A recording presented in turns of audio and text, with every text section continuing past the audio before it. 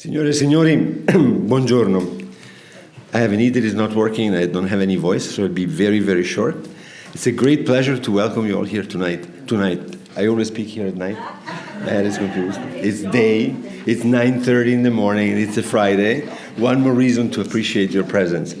As you know, this is part of a series of projects called the Global Dante Project of New York. This is the new cycle that we started today.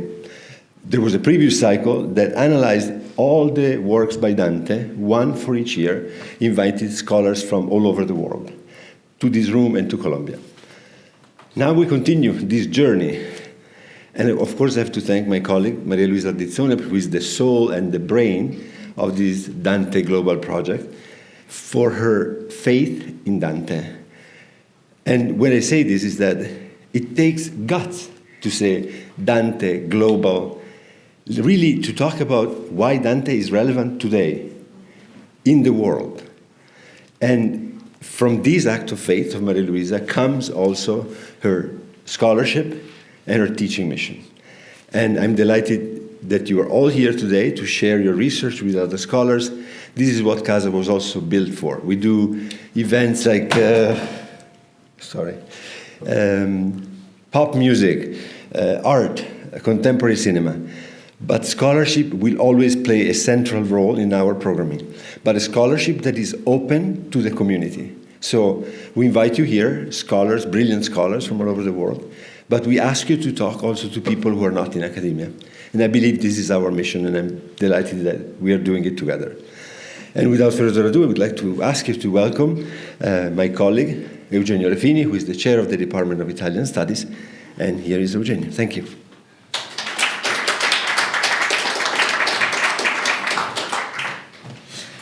Buongiorno, good morning everybody. I will be also very brief because we want to get to the papers and learn more about Dante and his contemporaries, the Stil Nuovo, poetry and poetics, thought and reception. I will be also very curious to engage later, possibly in a conversation on the discussion between using Stil Novo and Stil Nuovo. That's something which I'm very curious about. It's a small, perhaps, aspect of what's going to be a very interesting day of papers. Just as the chair of the Department of Italian Studies, I would like to thank my colleague, Professor Maria Luisa Ardizzone, for continuing this project, which is extremely important, not only to us in the department, but more broadly to the community of Italian studies, Dante studies.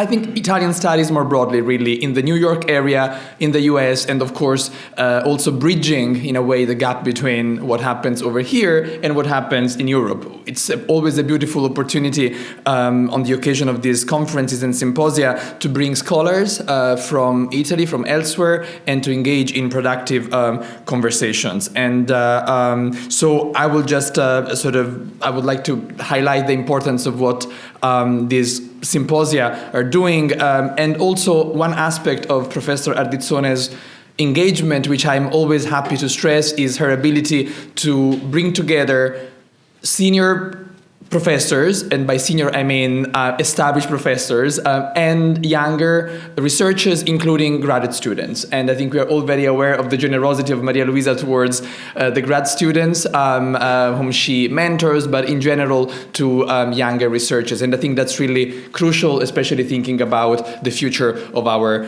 profession. So, let me conclude on this note, which to my mind is extremely important. So welcome to the Department of Italian Studies, to Casa Italiana. Thanks to Stefano Albertini for allowing us to do this kind of things with his typical generosity. And welcome and buon lavoro for this interesting conference. Please, Maria Luisa, let's welcome Maria Luisa to the podium.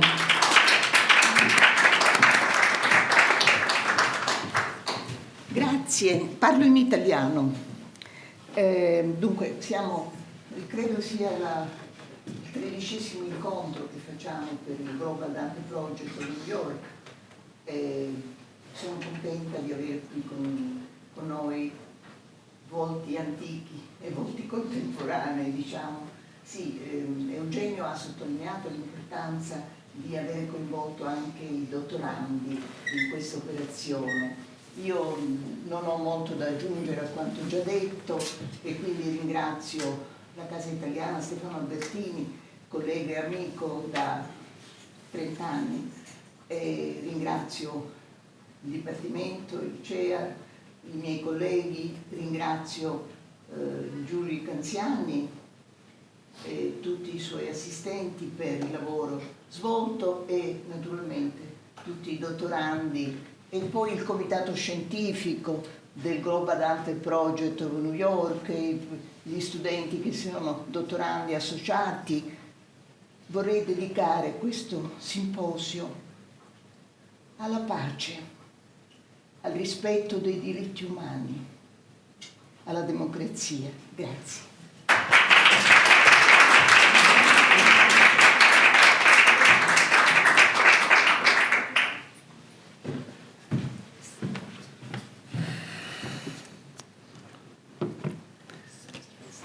All right. I'm very honored to present these two speakers this morning. So I will continue in Italian because I'm Fabio Caredda and I'm a PhD student here. I'm very grateful for this event and for Maria Luisa Argizzone, which is a great joy to be his student. Okay, so Donato Pirovano will be the first speaker. È professore ordinario di filologia e critica dantesca presso l'Università degli Studi di Milano. È socio corrispondente dell'Accademia delle Scienze di Torino. Nella sua attività di ricerca si è occupato di novellistica, di commenti danteschi, di Dante e della poesia italiana e delle origini, in particolare del dolce stil nuovo e dei poeti della corte di Federico II. Nel 2015 ha curato la nuova edizione criticamente rivista e commentata della Vita Nuova di Dante Alighieri nell'ambito della nuova edizione commentata delle opere di Dante, riedita in seconda edizione rivista nel 2023. Tra le sue ultime pubblicazioni si segnalano il libro Amore e colpa, Dante e Francesca, e il volume La nudità di Beatrice, Dante, Giotto, Ambrogio Lorenzetti e la nuova iconografia della Carità. Il suo intervento si intitola Dolce stil nuovo, fortunata formula storiografica o realtà poetica. Okay. Welcome, Donato Pirovano.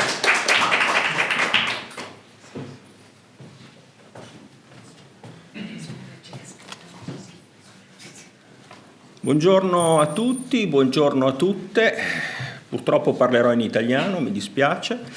E Maria Luisa, che dire?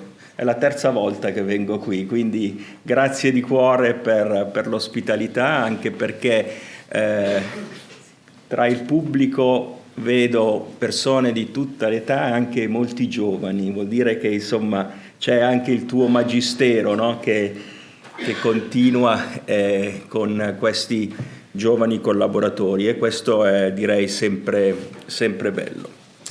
Allora, dolce stil nuovo, fortunata formula storiografica o realtà poetica. Questo, dunque, scusate.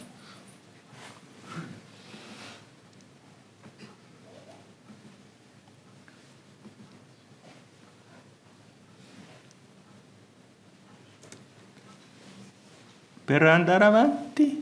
Grazie. Scusate l'imperizia. Allora, perfetto. Ok, benissimo. Allora, quella che vedete lì potrebbe essere la locandina di una cerimonia di un battesimo, perché in quel libro lì, La storia della letteratura italiana di Francesco De Sanctis, come vedete pubblicato a Napoli nel 1870, viene battezzato il dolce stil nuovo come concetto di storiografia letteraria. La formula è famosissima di questo dolce stil nuovo: il precursore fu Guinicelli, il fabbro fu Cino, il poeta fu Cavalcanti. La nuova scuola non era altro che una coscienza più chiara dell'arte. formula chiaramente non priva di un certo compiacimento retorico, come rivelano il parallelismo e la struttura triadica in asindeto, e una formula che colpisce perché, come vedete, manca Dante Alighieri. Perché?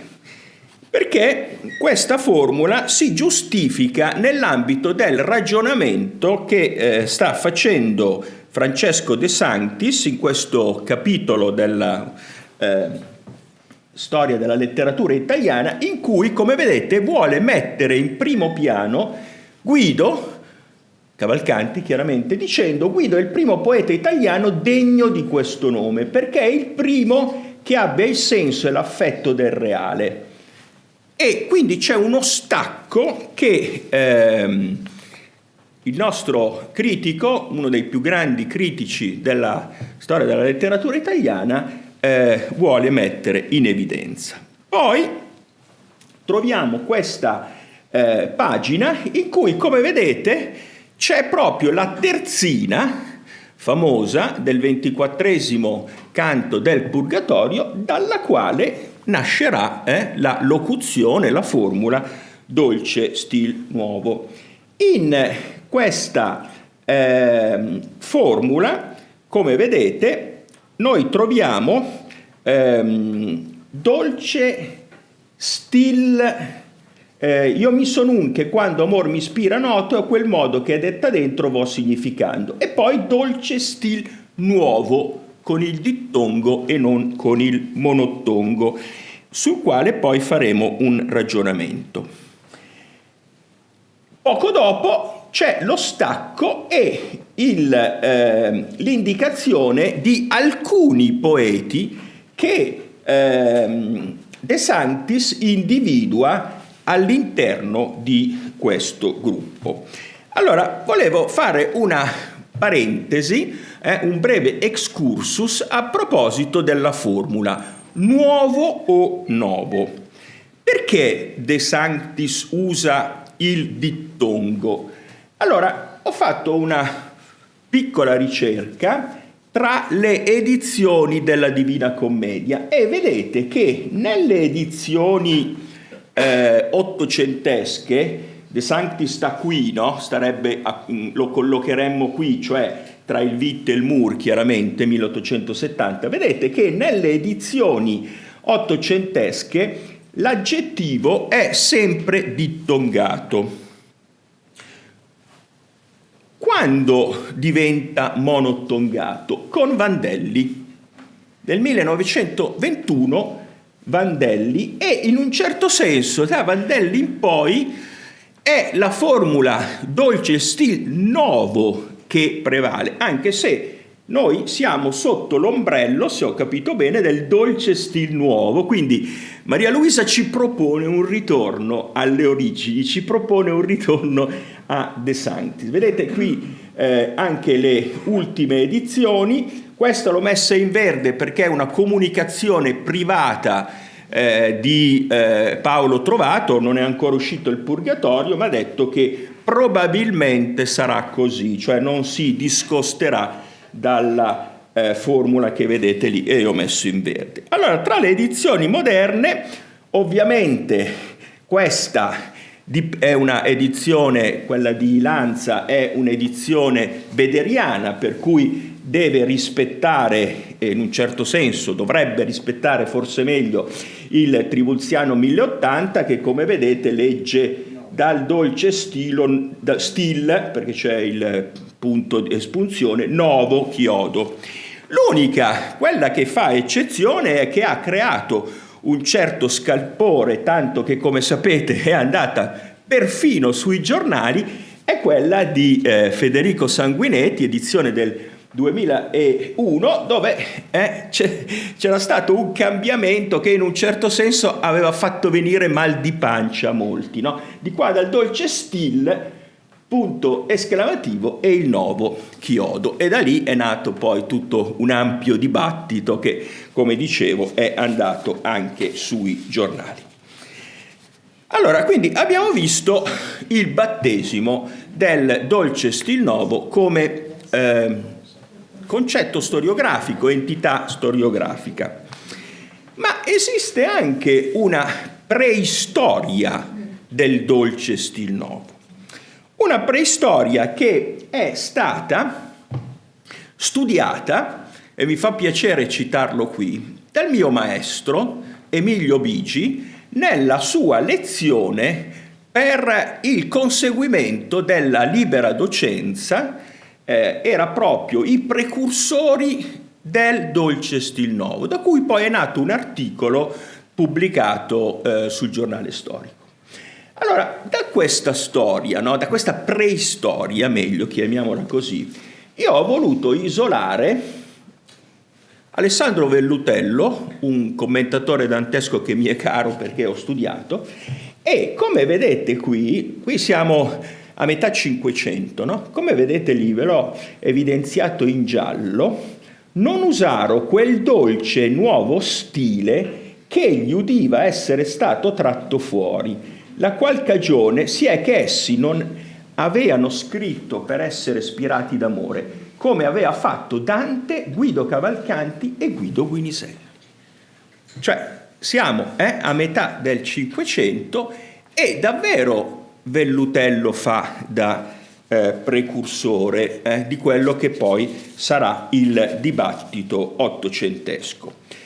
È un'intuizione la sua che però è stata recepita a grande distanza di tempo, cioè siamo all'Ottocento.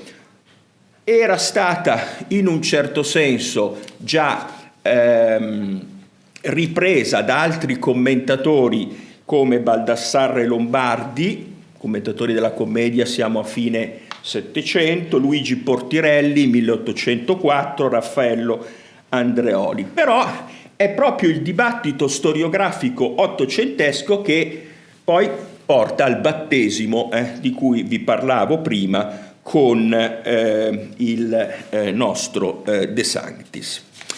Ora, la formula de Sanctisiana ha subito una certa fortuna. Vedete, i primi 2 secoli della letteratura italiana è il Bartoli che scrive, abbiamo veduto la lirica bamboleggiante, astrusa, accademica dei siciliani, salire per vie diverse fino alle speculazioni filosofiche del Guinicelli, il quale può dirsi come precursore della scuola poetica del dolce stil nuovo. Quindi, come vedete, De Sanctis comincia a influenzare il dibattito storiografico. Siamo a 10 anni di distanza dalla pubblicazione della storia della letteratura italiana. E anche un'altra famosa storia della letteratura italiana, il Gaspari, 1887, per opera di questi poeti la cerchia di idee che aveva introdotte per primo nella poesia Guido Guinicelli trovò il suo compimento tipico. Si mutò in un vero sistema, pure rimane sempre in questa nuova scuola fiorentina, eccetera. Quindi c'è un concetto storiografico che si sta affermando. Si sta affermando, ma non in modo univoco. E lo vediamo subito con un allievo di De Sanctis che è un allievo di De Sanctis che è Francesco Torraca. Leggiamo, è il commento alla Divina Commedia. Oggi, non senza abuso, si suol chiamare scuola del dolce stil novo, tra l'altro novo perché nella sua edizione, a differenza delle altre edizioni ottocentesche che abbiamo visto prima, vedete che sceglie il monottongo. Siamo prima di Vandelli, quindi Torraca prima di Vandelli già introduce il monottongo. Allora, oggi non senza abuso si suol chiamare scuola del dolce stil novo tutto un gruppo di poeti toscani, Dante, Guido Cavalcanti, Cino da Pistoia, Lapo Gianni e qualche altro. E quindi, come vedete, insomma, c'è una voce di dissenso e direi una voce di dissenso anche importante. Perché? Perché è una voce di dissenso che in un certo senso poi farà correre sempre fino ai nostri giorni una sorta di binario parallelo tra quelli che credono in un movimento del dolce stil nuovo e quelli che invece non credono in questo movimento. Ci sono anche voci abbastanza recenti, per esempio Corrado Calenda, in una delle storie della letteratura italiana diretta di Girolamo e Brioschi, che dice che lo stil nuovo come movimento letterario non esiste. Allora, però partiamo dalle origini, o meglio, vicino alle origini di questo doppio binario di cui vi stavo parlando. Allora, questo l'abbiamo visto, che è il testo di Torraca dove c'è appunto stil nuovo. Allora, direi che una voce particolarmente critica verso il dolce stil nuovo è quella che confluisce nella storia della letteratura italiana di Francesco Flora, che è allievo, come sapete, di Croce.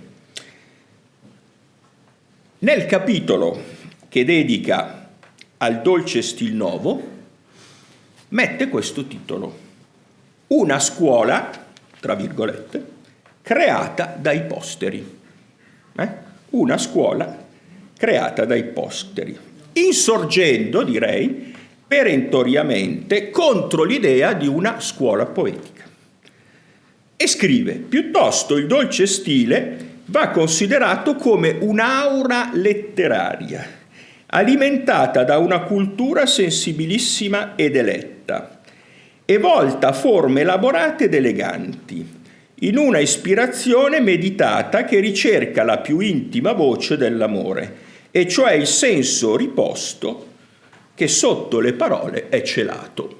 Questo Francesco Flora. Siamo nel 1940. Si arriva, nell'ambito di quella linea che corre a binario parallelo, a due testi di due persone autorevolissime che nel giro di pochissimi mesi, direi, hanno posizioni completamente opposte.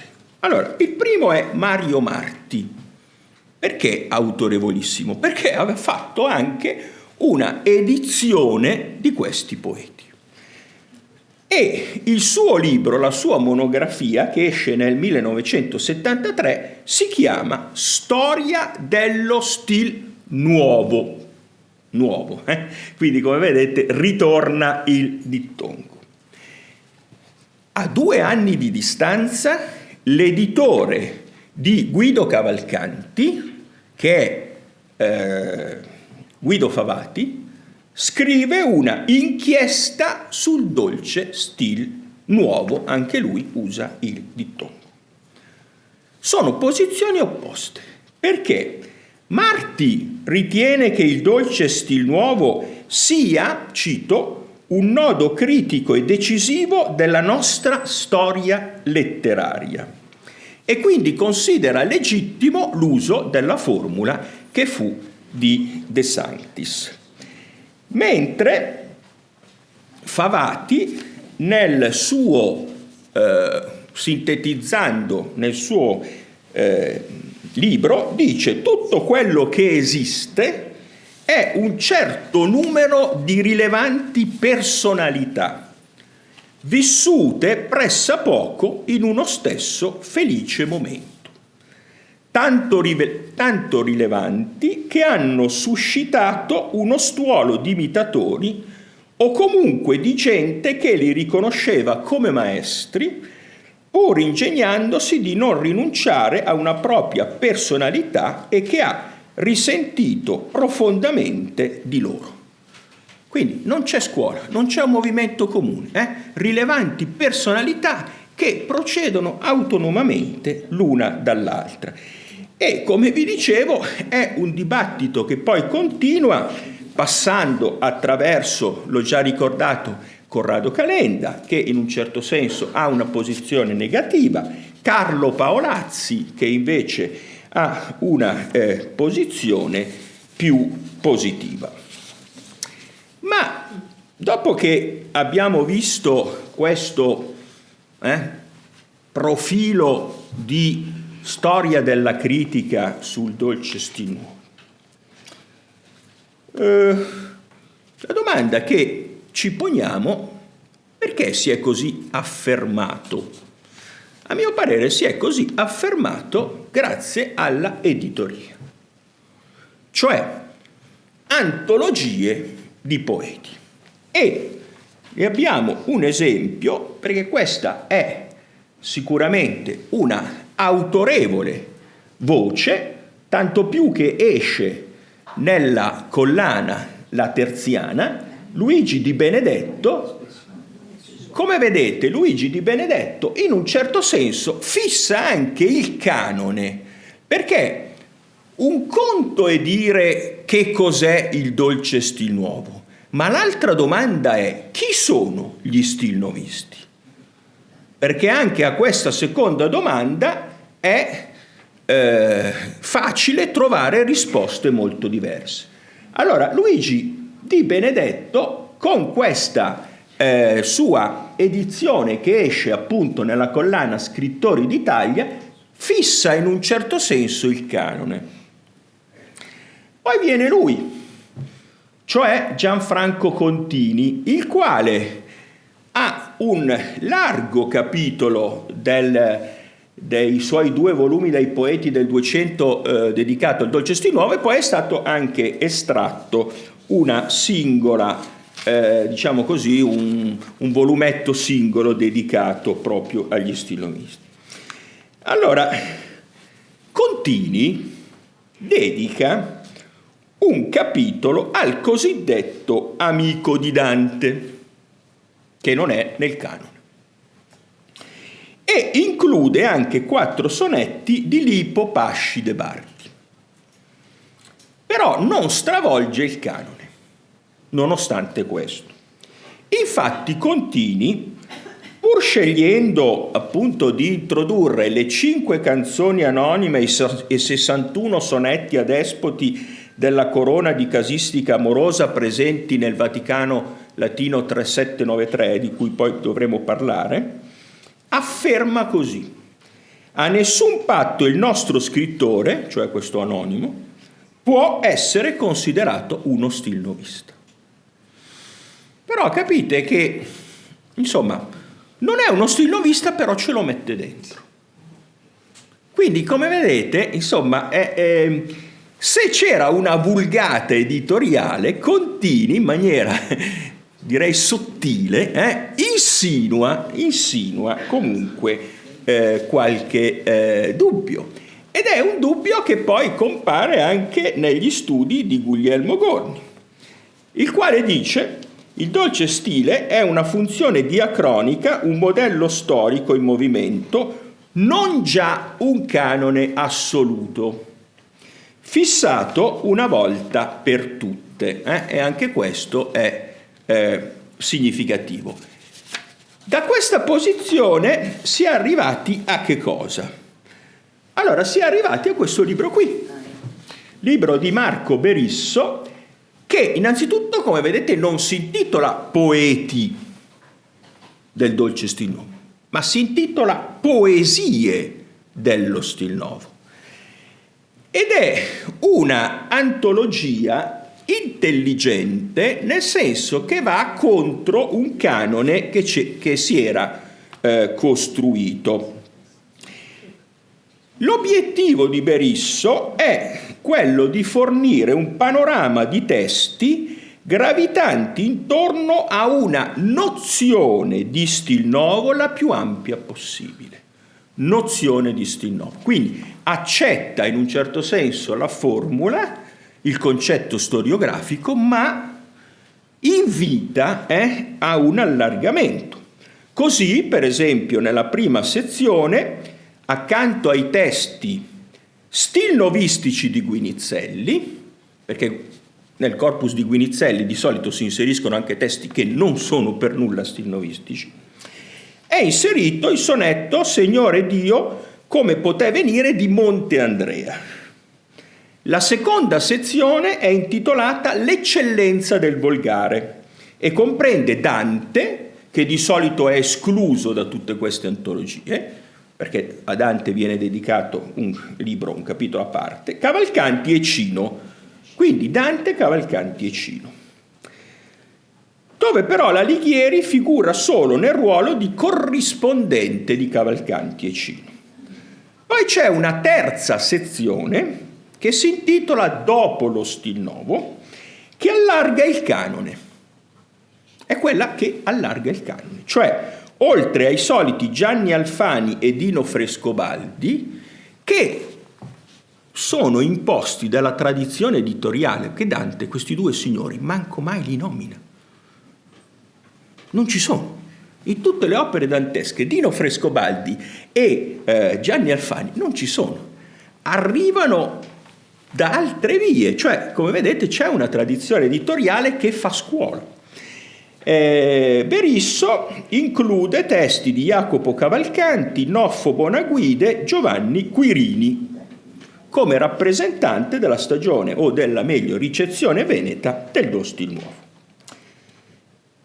E poi a conclusione del volume c'è un'appendice dedicata a Lapo Gianni o Lippo Pasci de Bardi, perché non abbiamo tempo ma bisognerebbe fare un dibattito ampio anche su questi signori, dopo gli studi di Gorni, il cosiddetto amico di Dante appunto è Lupo degli Uberti. Anche su questo si potrebbe aprire un ampio dibattito. Allora, che cosa ho fatto io? Permettetemi se parlo di me. Io sono tornato alla tradizione, cioè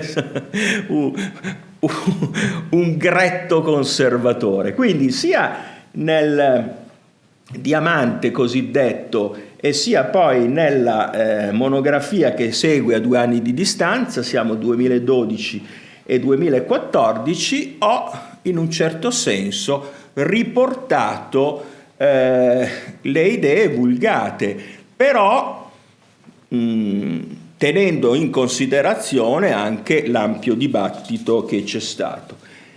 Cosa ho antologizzato là dentro nel libro rosso? Ovviamente Guinizelli, Cavalcanti, Lapo Gianni, Gianni Alfani, Frescobaldi e Cino da Pistoia. E il caro professor Segre, che mi ha recensito sul Sole 24 Ore, titolo che probabilmente non l'ha fatto lui, però I Magnifici 6 guidati da amore. Insomma un bel titolo per gli stilnovisti. Dopo questi c'è anche questo libro più recente, siamo nel 2020, di Paolo Rigo, il quale propone un'analisi del dolce Stil Nuovo. Fino a quando posso parlare? Poco. Non lo so precisamente, ma in tutto mezz'ora.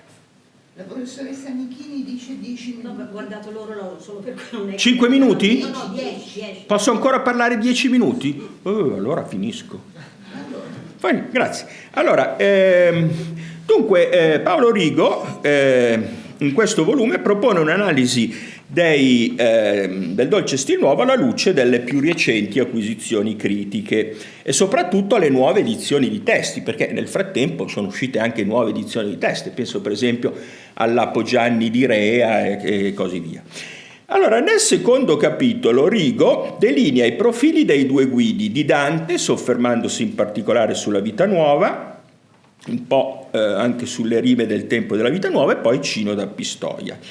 E nell'ultimo, nella parte finale, anche lui allarga il canone, perché oltre alla consolidata tradizione editoriale di cui stiamo parlando da un po', cioè Lapo Gianni, Gianni Alfani e Dino Frescobaldi, anche lui in un certo senso coinvolge Noffo Bonaguide, Jacopo Cavalcanti, il solito Lippo Pasci dei Bardi e Lupo o Lapo degli Uberti, e il cosiddetto amico di Dante.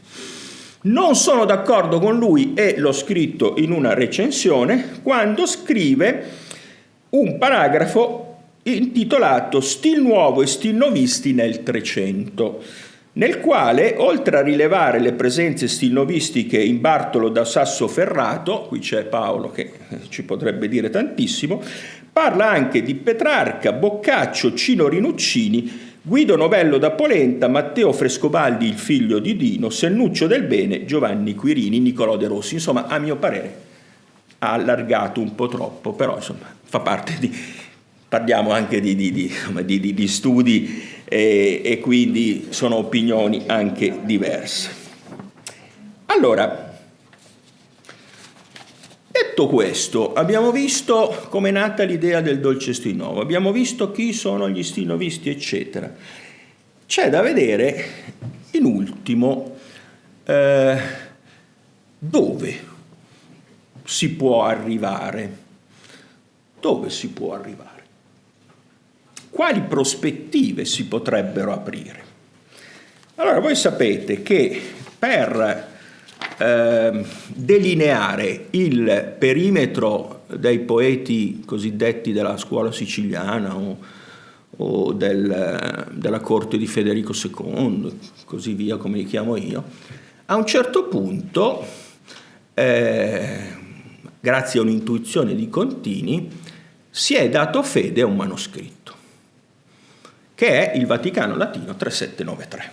È venuto qui anche Paolo 2016 Roberto Antonelli, ti ricorderai, c'ero anch'io, insomma, e lui in un certo senso ha portato avanti questo studio. Allora, nei manoscritti del 200, quindi nel Palatino, nel Laurenziano e nel Vaticano, c'è una sorta di firewall contro gli stilnovisti, che entrano a fatica. Pensate che c'è Donne che avete intelletto d'amore ma senza il nome dell'autore, no? C'è poi soltanto una Biltà di donna e di saccente core di Cavalcanti nel Laurenziano e fresca rosa novella che Contini definisce una lirica di schema e linguaggio arcaici nel Palatino. Quindi c'è una sorta di firewall. Quando si impone il dolce stilnuovo a livello manoscritto? Qua. Questa è una pagina del più importante codice del dolce stilnuovo, cioè il codice Chigiano L8 305.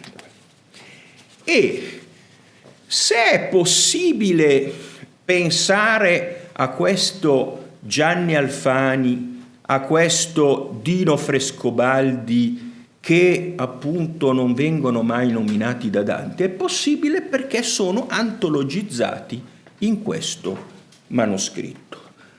Manoscritto tardo, in un certo senso, perché siamo intorno al 1340 e pare che la mano che ha esemplato quasi tutta l'antologia, c'è anche la Vita Nuova qui dentro, sia quella del copista principale dei Danti del Cento.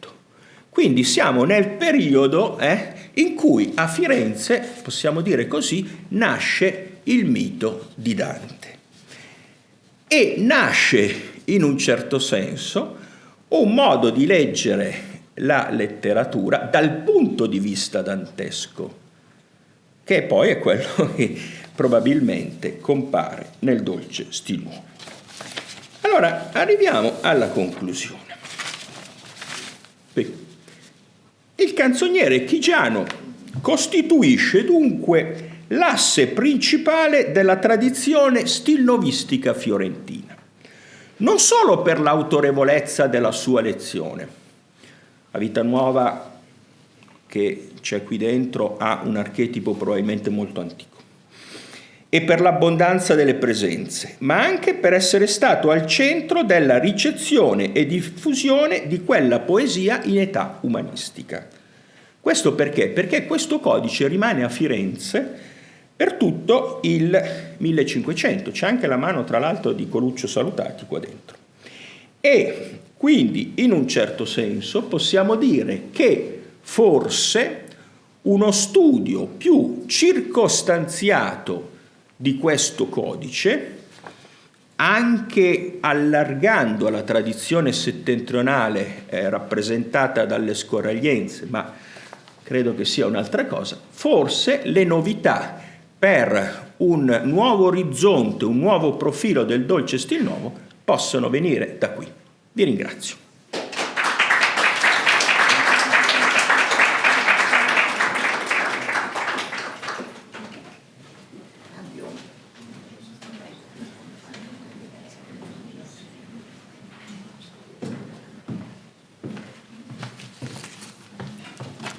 Grazie, grazie mille.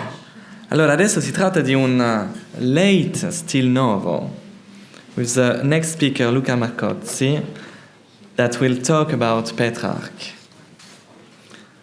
So, Luca Marcozzi is full professor of Italian literature at the Department of Humanities of the University Roma Tre. His research is mainly focused on Dante, Petrarca, and Renaissance literature. Among his recent books, Dante la Povertà and Bembo, he authored the entry Petrarca Francesco for the Dizionario Biografico degli Italiani. Among his editorial work, Lessico Critico Petrarchesco, Dante la Retorica, the commentary on the Commedia di Dante con figure dipinte in the National Edition of Dante's Commentaries, as well as numerous contributions to volumes and journals. Among the most recent, two dedicated to Canto 11 and Trenta of Paradiso, to the theme of justice in the comedy, to the role of the classics in Dante's literary culture, to Petrarch's poetic correspondence. The title of his presentation is Petrarch and the Late Stil Novo. Please.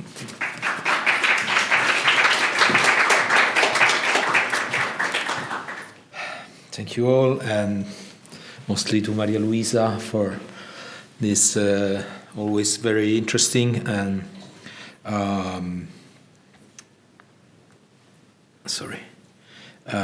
conference. I am not at the third edition as Donato, but only at the second, but I could appreciate also last time the very, can I say, challenging paths that we are going through, and I learned very much, and also the volume that has been published in the Studi Romanzi on last conference is extremely interesting. So, except my contribution, all the other ones are very, very profound. So just let me check the time, and I start. So there is something that we have to check after Donato's intervention, about Donato's presentation about the canon of the Stil Novo. I'm talking about late Stil Novo, and he probably would not agree. As for Stil Novo, I take this definition: the poets that around the shift between 12th and 13th century wrote about love in a new manner.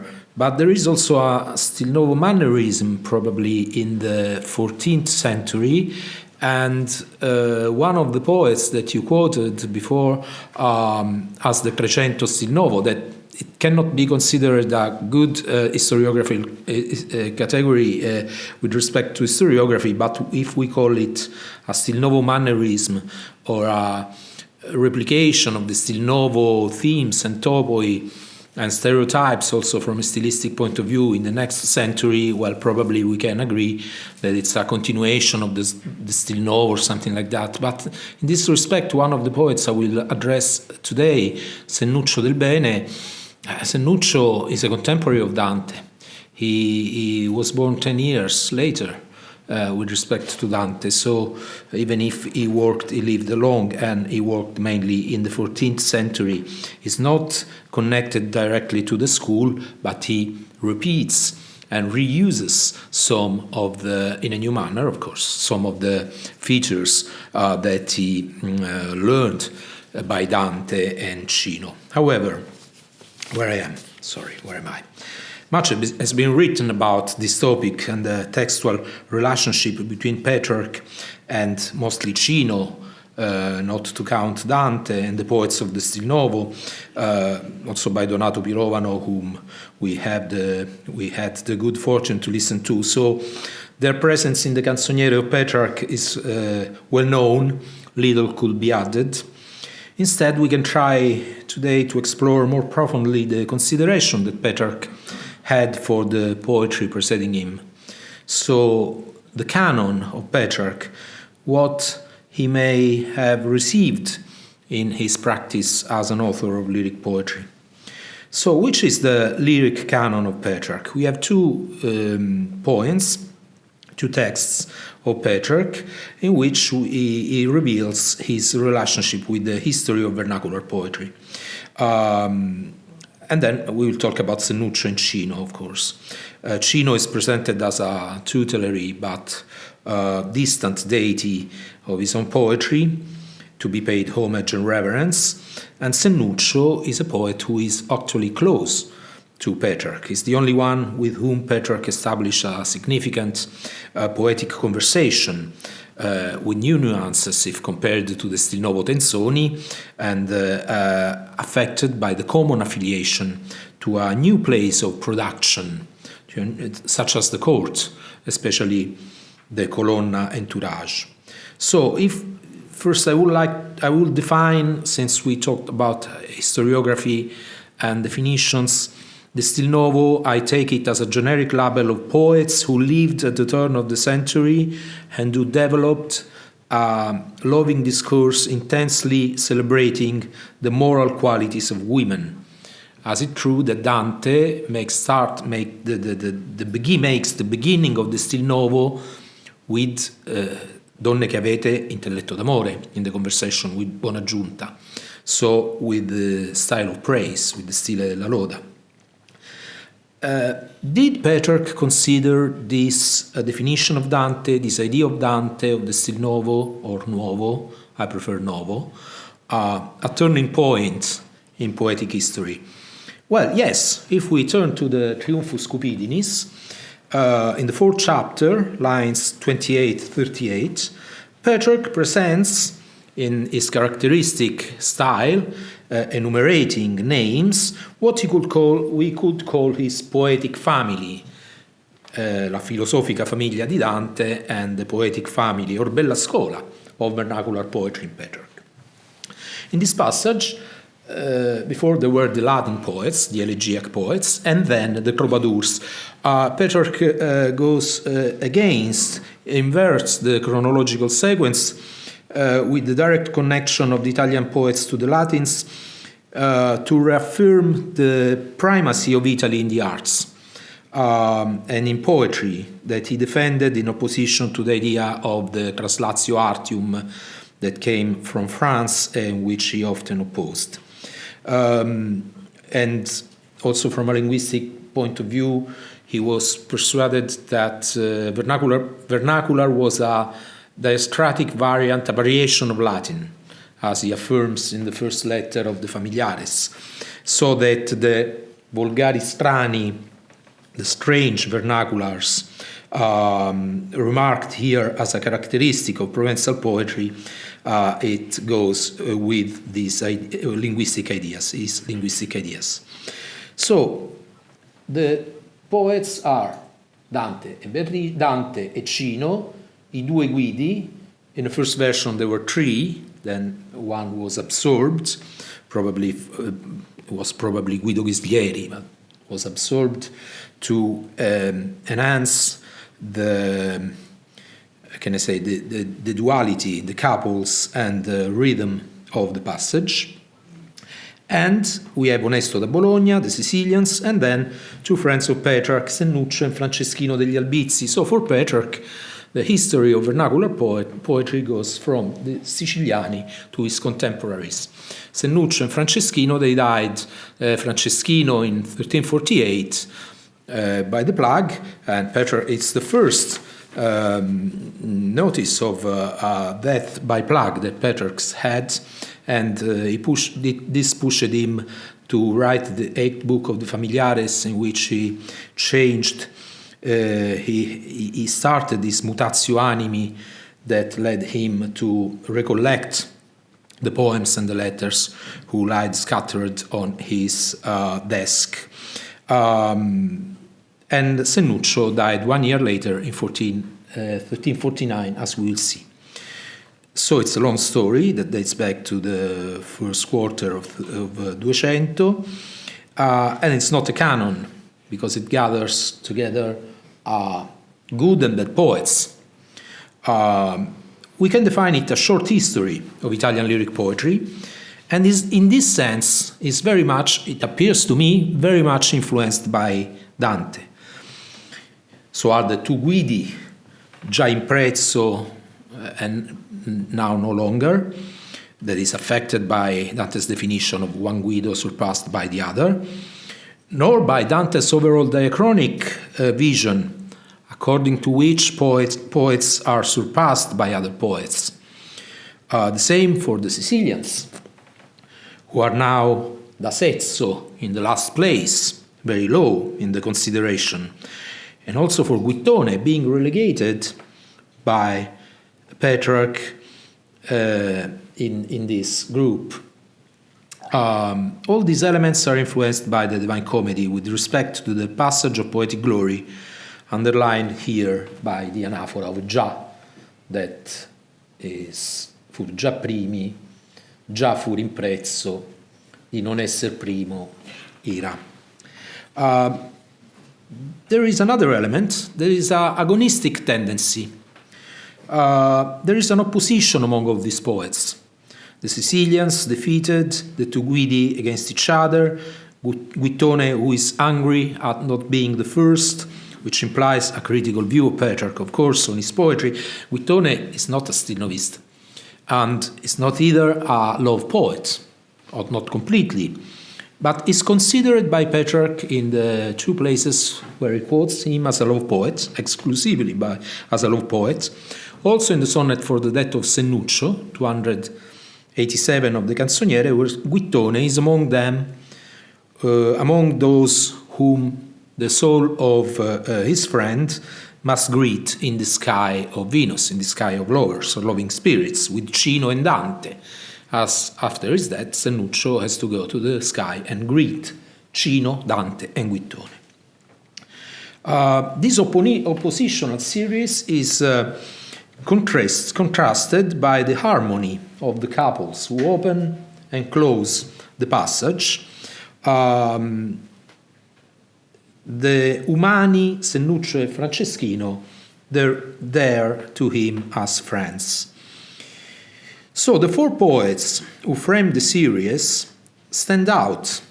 The first two, Dante and Cino, accompanied by their beloved, to whose name they have given glory. This is an important aspect for Petrarch, who had done the same with Laura, proudly claiming this aim. Blessed are the many voices that I, calling the name of my woman, I've shared. Rerum Vulgarium Fragmenta 61. But also because historically, Cino and Dante are the ones who have devoted the most attention to the segnale, to this technique. And from these, more than from the two Guidi or Guittone, Petrarch will have taken up the idea of glorifying the name of Laura. This is pivotal for their position in the opening. The two poets at the end stand out. They are remembered for their humanity rather than for their poetic value, and they enforce an idea of harmony, friendship, humanity, opposed to an agonistic frame, and they close the Poetica Familia. And then there is Onesto. Onesto here is a problem, or is also revealing something. Onesto is not we cannot consider Onesto in the highest rank of the canon as the other poets, even if, as Sweetener has shown, sometimes he's quoted by Petrarch also for metrical reasons.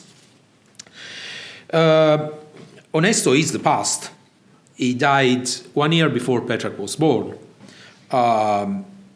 His presence could also reveal a memory of Bologna vernacular culture, with the lyrical ferments where Petrarch could have started practicing poetry and known his poems. And Onesto, as you know, dialogued with Cino in the last decade of the century, of the Duecento, in a series of exchanged sonnets in tenzone. I will report only the two opening. This is the sonnet for the death of Sennuccio and Guittone, Cino and Dante in the Sky of Venus. And these are the two sonnets of the first exchange between Onesto and Cino. The first tenzone. It's made by 8 other sonnets, even if there are some doubts on the attribution. However, Onesto doubts here the efficacy of the new poetic manner and disapproves it because it's too loaded with allegories, with spirits, with inner reflection, and reproaches Cino, like Bonaggiunta to Guinizelli, for going philosophizing in the terms proper to the new school. For your going philosophizing, you have tied whatever is the strongest, who hears your beautiful imagining. Che per lo vostro andar filosofando avete stanco qualunque il più forte, code vostro bel dire, immaginando.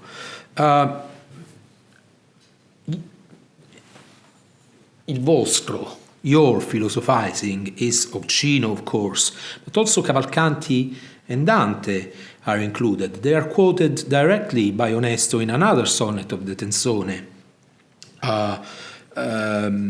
Onesto attacks the main characters of the tree. He's against the insistence on spirits, the use of personification. It's in short, an anti-Stilnovistic manifesto, which in the negative allows us to recognize the compact and unitary characteristics of that poetic experience. Cino's response, Amor che vien per le più dolci porte, that is not directed to Onesto himself, exalts the innovation, the innovativeness of his poetry compared to the mannered codification of the previous one, and says that it's outdated, and it defines the poetics of the new school, exalting interiority, inner self, rejecting overused comparisons, rhetorical devices, showing a finer sensitivity.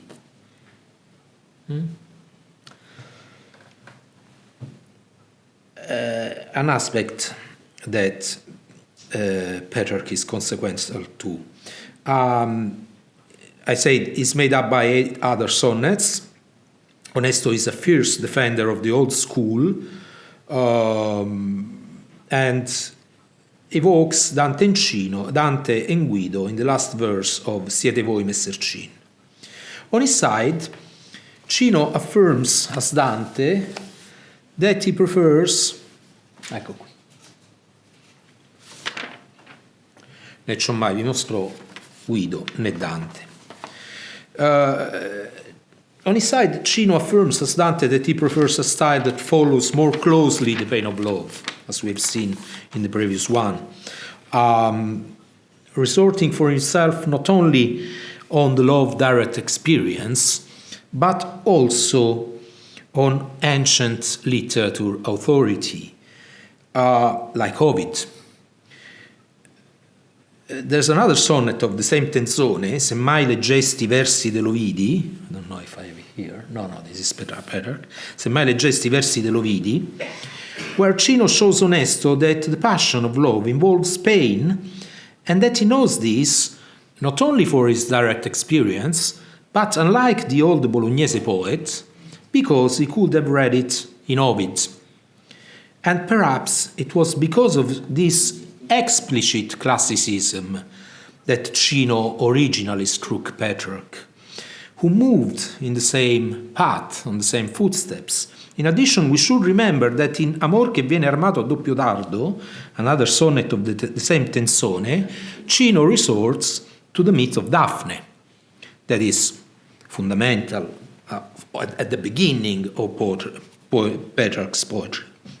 So, given the size of the duel between Onesto and Cino and the themes treated, it's effective to interpret the presence of Onesto in the list of the Triumphus Cupidinis as an archaic element superseded by the innovation. There's no distinction between the old and the new style in the passage of the Triumphi, but Petrarch knew well that Onesto was a conservative poet, indebted to the old school, and the fact that in the same line with the Sicilians could mean that he shares their destiny.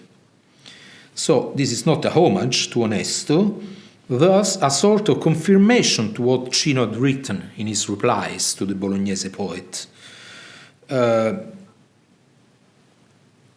So, giving the frame of the history of lyric poetry, we can say that Petrarch embraces the ideas of Dante on the sweetness of the poetry itself, those attributed to his father, not only, old and new,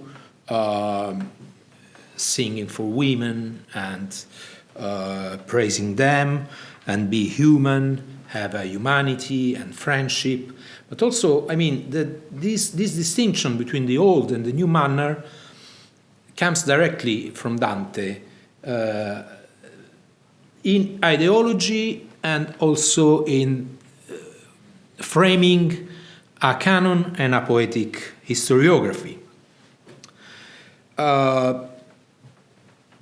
And also the sweetness of poetry that Dante those attributed to his father, Guino Gurizzelli, by Dante, padre mio e degli altri, che rime d'amor usar dolci e leggiadre. This verse of Dante, bearing a stylistic definition of the new poetry, resonates often clearly in at least two passages of Petrarch's Canzoniere, che quella voce fino al ciel gradita suona in parole sì leggiadre e care che pensar nol poria chi non l'audita, 193. And in the canzone Se il pensier che mi scrugge, where Petrarch states that he devoted himself to the new style since the beginning of his love feeling. So, since the starting. Dolci rime leggiadre che nel primiero assalto d'amor usai, sweet graceful rhymes that I used in the first assault of love. So, this is then another quotation of Dante followed by another one of Dante Pedroso, Questo mio cor di smalto, the Dante Pedroso that leads us to the other manifesto of Petrarch's poetic canon, the famous canzone Lasso me, which has with each stanza closed by a versus cum auctoritate. It's very famous, so I won't stand on it very much. But we can say that it's a tendency from Arnaud's amphibological strangeness. It's not from Arnaud, but Petrarch believed it's from Guglielmo de San Gregori, but Petrarch, as you know, believed that it was a canzone by Arnaud Daniel. Then we have Guido, we have the Dante Pedroso, where it is, and then we have Cino. So a passage from the strangeness and the clues poetry of Arnaud, through the philosophical poetry of Cavalcanti, through the Pedroso Dante, ending with the sweetness of Cino and the sweetness of Petrarch himself. Even if this can be palinodi of his canzone Nel dolce tempo della prima etade, we consider only the final lines, the chronological sequence, and if we look closer, we can find that this canzone is an homage to Dante too, because not only the poets quoted represent a poetic canon congruent with that of Dante as expressed in the Vulgaria Eloquentia and in the complex of his literary reflections, but also for the fact that this canon in Petrarch ends with Petrarch himself in a further homage to Dante. Petrarch represents himself as the fifth among so much wisdom as Dante has done in the Bella Scola with the classics.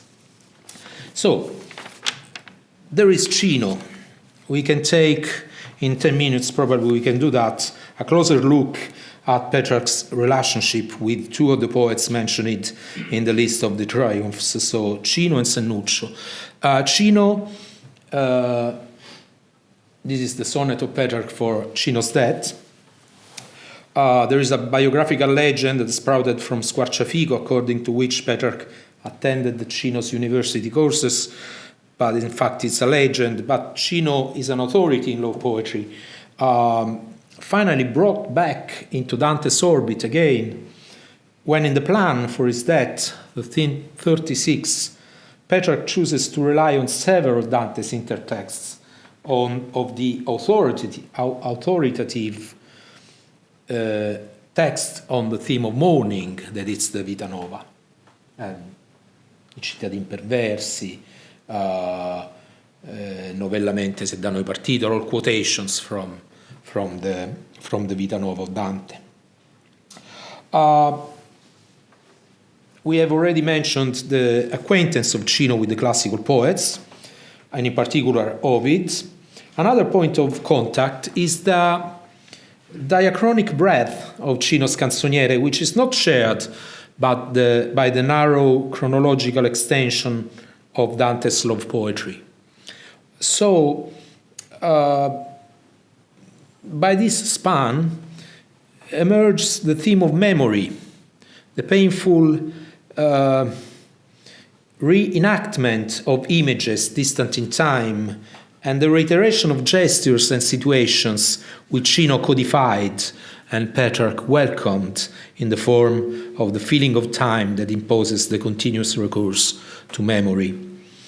From a stylistic point of view, Petrarch owes to Cino a certain sweetness of dictation, the tendency to syntactic clarity. It's difficult to identify the proper themes of Cino among those common to the Stil Novo, but we can say the most Cinian theme in Petrarch, borrowed by Cino from Cavalcanti, but softened, is that of weeping. As weeping as a phenomenology of painful love that will be central in Petrarch's Canzoniere. Cino is the most tearful poet of his time. He cries very often, even in the sleep, with painful weeping, dolorosi, dogliosi. He derives from love nothing but pain and tears, and of tears he dies. In Cino, crying, sighing, pain always go together, causing a disabling effect, piango, sospiro e doglio in ciascun membro. Weeping is so pervasive that it also distinguished the political side, so that the farewell of the song in death of Henry VII exalts the tearful motive. Canzon piena d'affanni e di sospiri, nata di pianto, and so on. Petrarch and Cino share a disregard for the philosophical and scientific investigation on tears. Cino is very ambiguous on this aspect, and not very on his side, Petrarch is inconstant in his physical description of weeping.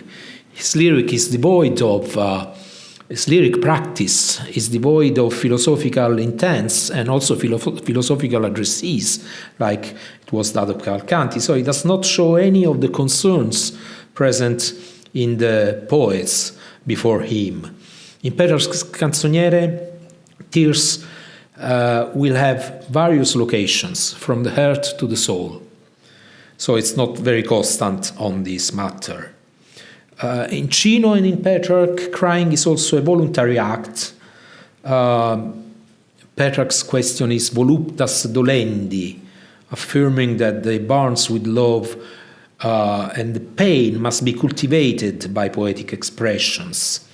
The voluptas dolendi as consoling traits, because two poetic and moral beacons of Petrarch, Ovid and Augustine, affirmed the first that there is pleasure in weeping, est quedam flere voluptas, and the latter that fletus sine gaudio non est, So weeping provided a mysterious comfort, mire lenitus, to Petrarch, to the afflicted soul.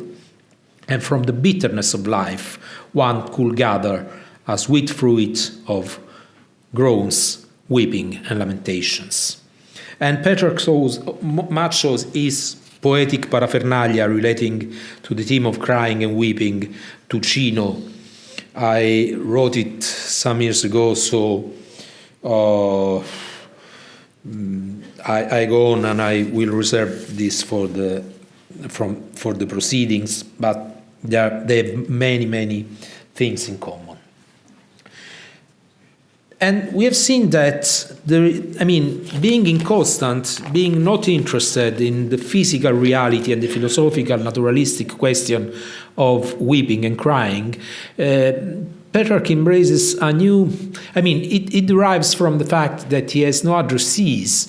He has not a real dialogue with poets interested in the same matter. So it all became a manneristic treatment of these themes without any direct participation in the research of the philosophical and scientific and naturalistic truth across the canzoniere. He could not dialogue with anyone. He could only have a dialogue, as I said, with Sennuccio.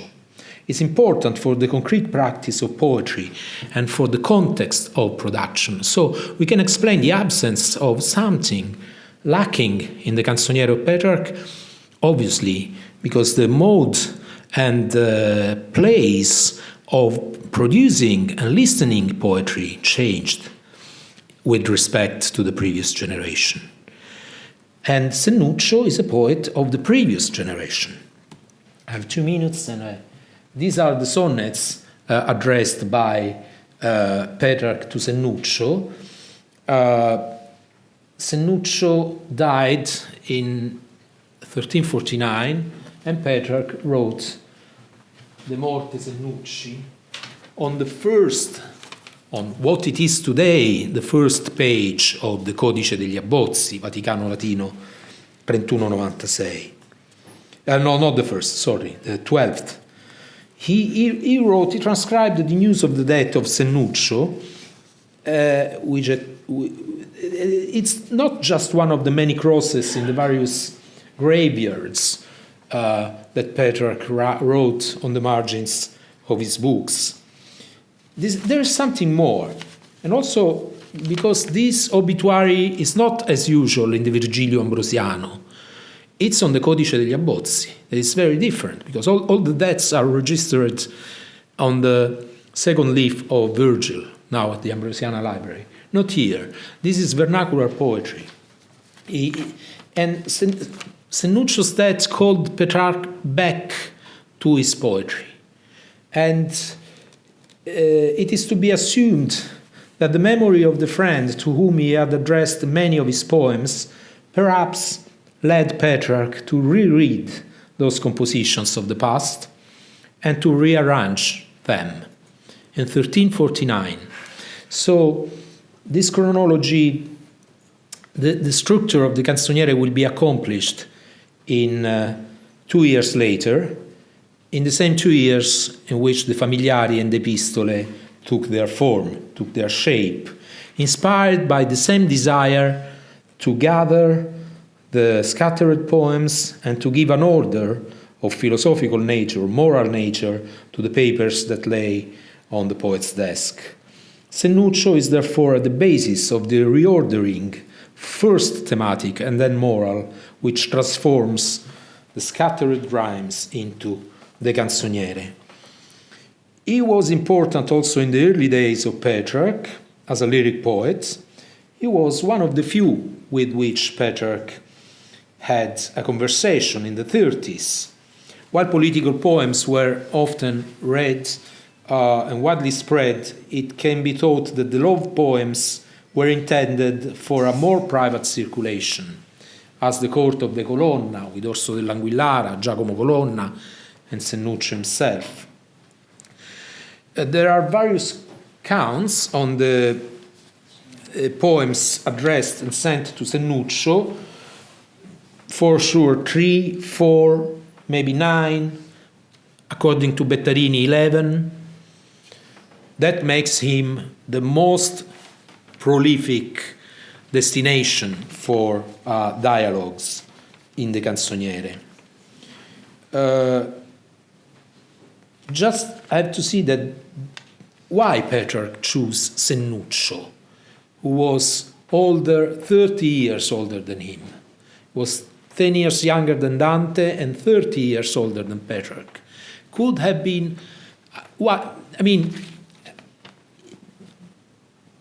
he was a friend of his father, Petrarco. Petrarch, when he came back from Bologna to Avignon in 1326, probably he had started a poetic engagement. I don't say a career, but he started writing vernacular verse according to my vision in Bologna. And then when he came back to Avignon, he couldn't find anyone who could follow him in this practice. He could not find other correspondents, so he had to address an older man. Not a lover anymore, even if Sennuccio confesses in a canzone to be a white-haired victim of love. And this makes us understand how the practice of love poetry between Carpentras and Avignon was not in vogue. So there were not anymore a living poetic practice as the Tenzone 30 years before, like that of Onesto and Cino. So there was only this old Tuscan poet lingering in the old fashion of his fathers, linked to the memory of Dante, and Petrarch could only dialogue with him, whose style was very close to the Stil Novo poets. I'm not examining only the first page of the Codice degli Abbozzi, where I close, that is entirely dedicated to the Colonna. There is a sonnet, Signor mio caro, addressed to the Cardinal Colonna. Petrarch was in that year in Parma. He tried to escape. He had loosened the ties with Cardinal Colonna, trying to go to live in Italy under Azzo da Correggio, and the things were going worse for the war in Parma. He had to escape, and he tried to get back to Avignone. So he addressed this sonnet to the Colonna Cardinal, and Sennuccio answered for Colonna. We are in 1345. Sennuccio responded with this sonnet and confirmed Colonna's good disposition to have Petrarch back with him. So this passage reveals that now the poetic correspondence does not concern philosophical questions anymore, or the delusions of love, but includes questions of a practical or political nature related to courtly everyday life. And therefore it shows, for lyric poetry, a totally changed framework if compared to that of the previous generation. Now we could not find anymore a participated and heartfelt dimension, so that the Stil Novo discourse and its dialogues and tenzoni only could survive in terms of imitation of style, in terms of mannerism. So if we want to define a late Stil Novo or a 14th century Stil Novo, we can go through this category of mannerism, in which I tend to include also Petrarch. Thank you for your attention.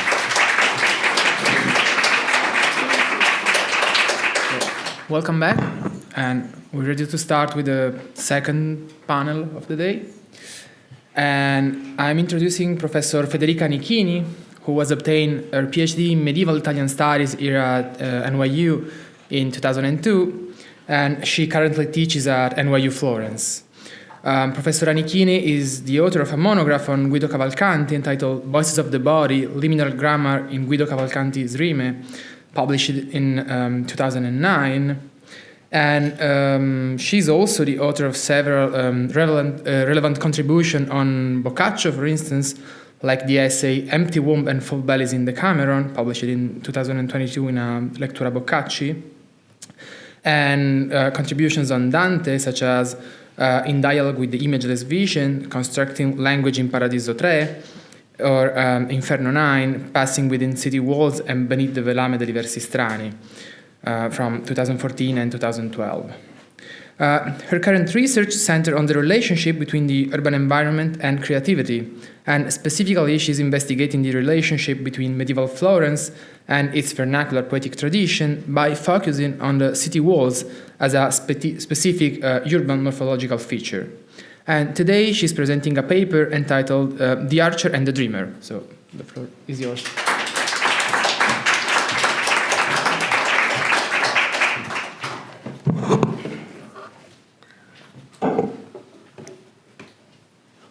Okay. Thank you, Luca, for the introduction. And thank Luisa and Maria Luisa and Stefan, of course, hosts and friends. I understand that my title is a bit cryptic. By looking at the other titles on the brochure, it seemed not complete. And so a possible subtitle could be, for instance, Guido and Dante's Uninterrupted Conversation. As a premise, my claim is not that Guido and Dante were not opposed at some point, but my point is that there was not this dead silence that some claim there was. The dissidio between Guido Cavalcanti and Dante is a fixed feature of the 1300 literary scene in Tuscany. The prima amicizia, which according to the Vita Nova bound together Guido and Dante, drastically collapsed over an unresolvable conflict a couple of decades later. The conflict is indirectly staged in the comedy, where Guido is famously evoked in a dialogue, defined communication, between his own father and the pilgrim in Inferno 10. The forse pronounced by Dante in the course of that dialogue is the word marking the divorce between the two former friends. Later, Guido is conspicuously absent in Purgatorio 24, the canto in which Dante lists the components of this new alleged poetic movement, as well as its antagonists. Guido and Dante's fallout stands against the background of the Stilnovismo. It is, in fact, almost instrumental to the group of poets converging upon a new style, in the sense that the Stilnovismo has acted like an echo chamber for the fracture between Guido and Dante, making it further into a fact. Having been, as we heard already, codified as a historical category since De Sanctis, the existence of an actual literary movement identified as Stil Novo is currently questioned. Some suggest that the notion of Stil Novo could be a product of either the historiographical frenzy of the 19th century or Dante himself, who might retroactively have forced the events to let this movement emerge from his own past. Incidentally, we should add that given the intense and polemic exchanges between the literary protagonists of the time, individualism and egocentrism rather than correspondence seem the dominant traits of the group. The reassessment of the Stil Novo historical legitimacy impacts also the prima amicizia between Guido and Dante. Is the conflict between Guido and Dante to be considered within the context of a tight group of poets, or as an issue concerning just the two of them? Does Dante, at a later stage in his career, look back at his previous production and create a literary movement as a further blow to his former primo amico? All questions open for discussions, and all questions that maybe will receive an answer by tonight. The major sources reporting on Guido's character agree on his intellectual primacy as well as on his singularity, introducing himself as a torch-bearer for a new poetic style when he describes his work as that of a vessel transmitting in poetic form what love has poured into him, amore ha fabbricato ciò ch'io limo. Guido seems also to naturally resist inclusion in any movement. His connection with Dante is, however, unquestionable. Questionable, perhaps, is the full estrangement of the two fellow poets. Dante is deliberately obscure in his treatment of Guido, his ambiguity emblazoned by the forse upsetting Guido's father in Inferno 10. The question is, how did that ambiguity turn into a clean breakup in the eyes of the readers? A question I'm not able to answer right now, although I find it quite compelling. My talk moves not from the divorce, but on the contrary, from the premise of a continuous connection between the two poets. Favati describes it in his Inchiesta as an umbilical cord. I searched for textual evidence of such connection in two voci minori, Onesto da Bologna and Cino da Pistoia. Pirovano qualifies them as two satellites. Two voci minori that have been already discussed, and so I'm quite happy that we are expanding the conversation here. The two voci minori that contribute to the repertory of allusions, relevant absences, and doppelgangers concerning the complex relationship of Guido, Cavalcanti, Amore, and Dante Alighieri. The appearance of the Vita Nova towards the end of the 1200s made waves, and that is a fact. It shadowed the poetic scenario by illustrating a new way of conceiving poetry making around the subject of love. Heated discussions around the old and the new maniera ensued. These discussions were carried out in poetic forms. Words and metaphors were used as weapons. Words and metaphors also created a web of connections and disconnections that outlined the status of the relationships among poets. The Vita Nova polarized the poetic activity. I'm saying something very well known, because it forced poets to choose between two opposing maniere separated by what Dante describes as a nodo. The Nova Maniera also divided the poets and established a contradictory group-individual dynamic. It demanded affiliation as well as distinction. The new was expected to connect, but also to resound as a single and unique poetic voice. Words and images became owned by one poet or another. And Cino, for instance, feels compelled to exculpate himself, responding to Cavalcanti's accusation of plagiarism, and that's the sonnet, "Qua sono le cose vostre che io vi tolgo." The explicit poetic manifestos of this intellectual scenario are the poems themselves. Allegiances and disloyalties are established on the grounds of language usage, including the swerves that let single personalities emerge in a time in which authoring a text meant less a work of original creation than one of a contribution to a collective enterprise. Guido, Cavalcanti, and Dante are the most relevant examples of single personalities emerging. They stand as poetic banners, and as such, they are employed as signs of opposing poetic factions stemming from a common root, although, forse, they have been partially constructed as enemies. The breakup is consumed between Guido's nomination as Dante's primo amico and his absence next to Dante in Inferno, an absence amplified by the allusion to Guido's possible death, lingering in the canto until the very end. Between the Vita Nova and Inferno 10, Guido wrote the Donna mi prega, most likely as a reply to Vita Nova, the document on Guido's part of the distance separating him from Dante. From that moment, Guido has traditionally been considered mainly in the context of his status as former amico. I touch upon a couple of observations to lay the ground for investigating the possible continuity in the dialogue between Guido and Dante. The lines that are usually indicated as the tomb of the friendship from Inferno 10, Dante's reply to Cavalcante, pivot around the terms forse and disdegno.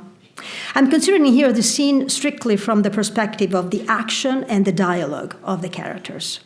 The forse seems to take the edge off the disdegno. It could hardly stand as a gesture of attention on behalf of Dante, trying not to hurt his father's friend.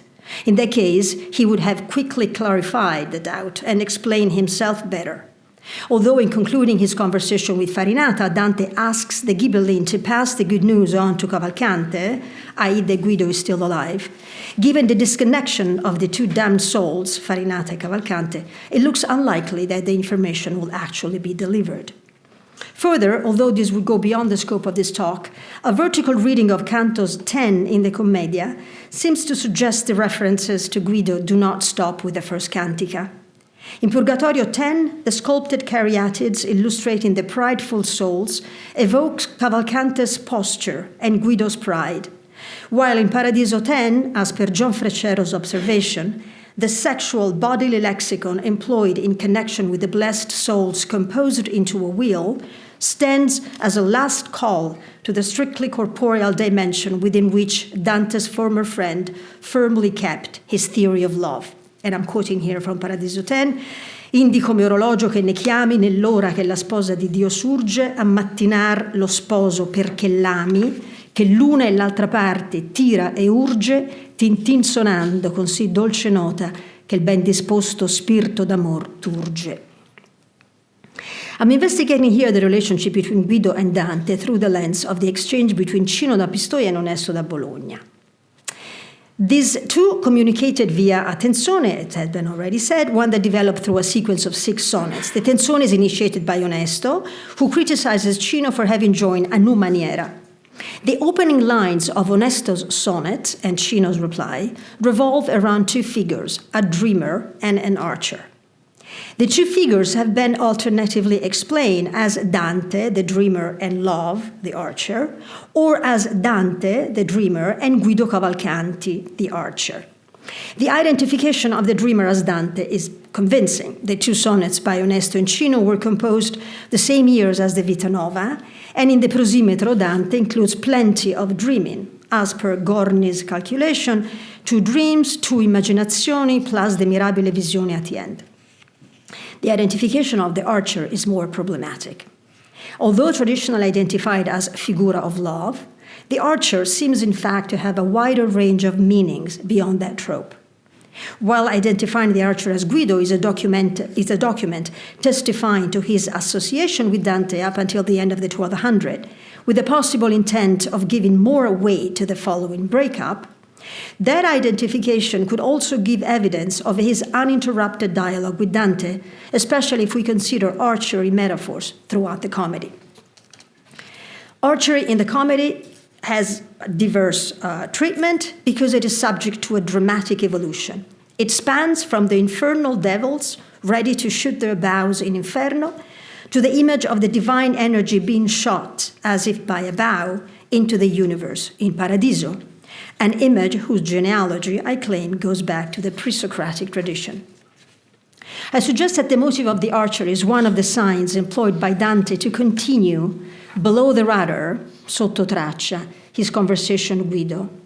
I suggest also that this conversation thread moves from the Onesto-Cino exchange, given that one of Cino's rhymes, carco, varco, arco, as we shall see, is echoed 5 times in the comedy, in one of which, at the end of the Purgatorio, the rhyme is associated with the archery metaphors and with tears, a theme that signals a connection with Guido, since the weeping soul of Filippo Argenti makes his appearance in Inferno 8.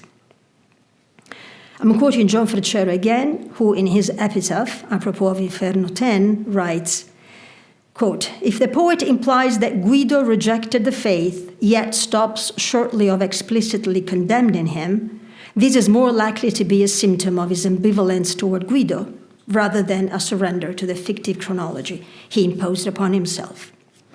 So, Onesto and Cino, the 2 poets were 1 generation apart. They met in Bologna after Guinizelli's death, where Cino moved to study law. He never became a notary, but a prestatore. And in Bologna, they engaged in sharp tenzoni that illustrate another phase of the clash between Toscan Stil Novo and the maniera bolognese. De Robertis write, con Cino vicino l'alta cultura universitaria fa il suo ingresso nella poesia italiana. In other words, they anticipate the more famous and consequential exchange between Bonagiunta and Guinizelli. Some readers find it difficult to clearly see the border separating the vecchia from the nuova maniera in the poems by Onesto and Cino. Some consider Onesto an initiator of a poesia del dolore and tout court as a pre-stelnovista. Notwithstanding the reciprocal attacks, Onesto and Cino seem quite close and loyal to each other, considering that in 1321, years after Onesto's death, Cino is still bitter at Dante, who did not include Onesto in the canon of the comedy. And that's a sonnet, infra gli altri difetti del libello che mostra Dante, signor d'ogni rima, l'un è che ragionando con Sordello e con molt'altri della dotta Lima, non fe motto a Onesto.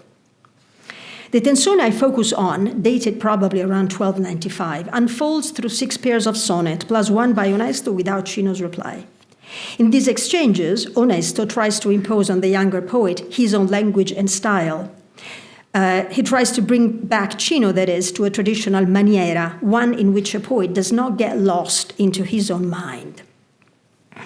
In mente ed umile, you've already seen the sonnet, in mente ed umile e più di 1000 sporti, Onesto, speaking in support of a material, physical conception of love, accuses Cino, with Guido Cavalcanti looming behind Cino, of showing off fashionable terms, mente, umile, spiriti, thousands of bags of them, and of dreaming, imagining, philosophizing. In other words, indulging in useless abstractions. Mente d'umile più di mille sporti, pieni di spiriti, eccetera. The same bad connotation attached to poets who take inspiration from the content of their minds, their dreams in particular, is in the sonnets I'm discussing here. And here you see the first one, which is by Onesto da Bologna, Bernardo quel dell'arco di Damasco, and the second one is this one, Bernardo quel gentil che porta l'arco. Onesto and Cino are communicating indirectly through another poet, Bernardo. Bernardo, who's also a correspondent of Guido Cavalcanti, a quella Morsetta Forosella. Barbie suggests that maybe the two sonnets are responding to a missing sonnet by Bernardo. Addressing Bernardo,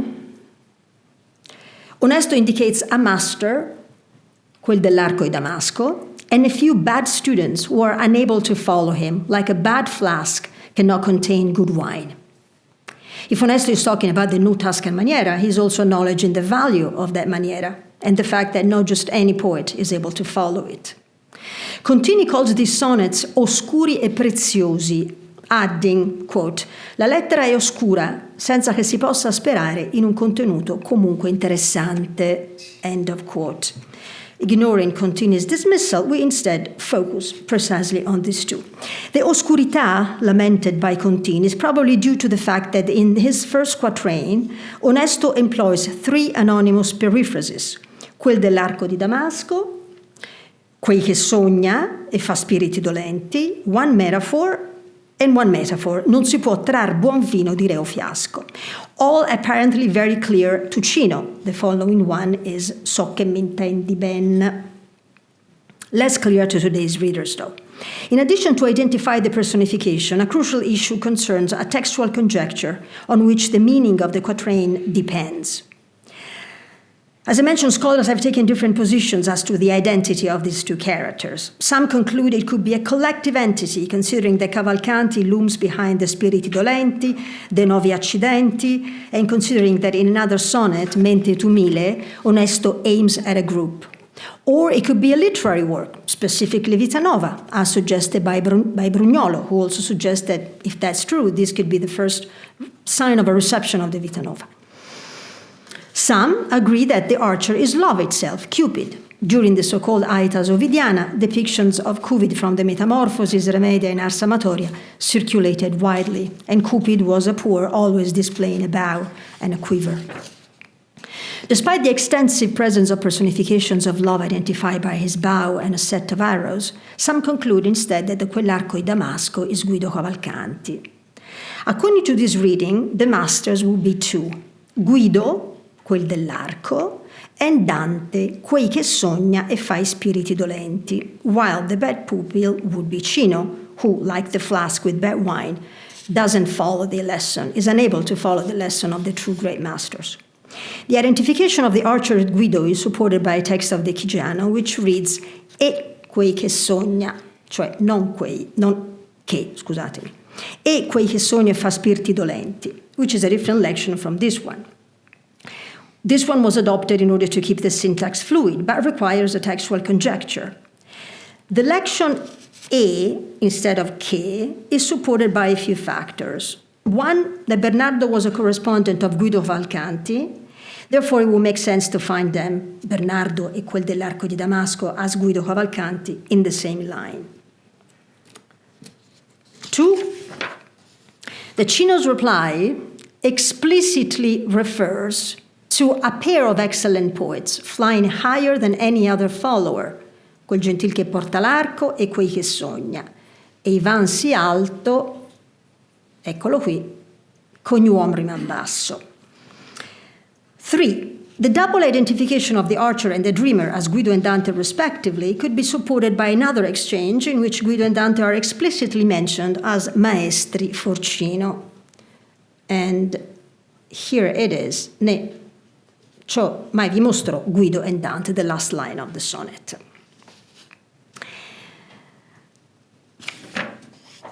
For the purpose of my reading, the identification of the archer as Guido is crucial, especially when connected with the fact that in the comedy, Dante employs archery imagery, not only imparting a semantic evolution to the theme, but also touching upon Cavalcantian marks, i.e. those traces that Dante leaves in the comedy and that creates a connection with Guido.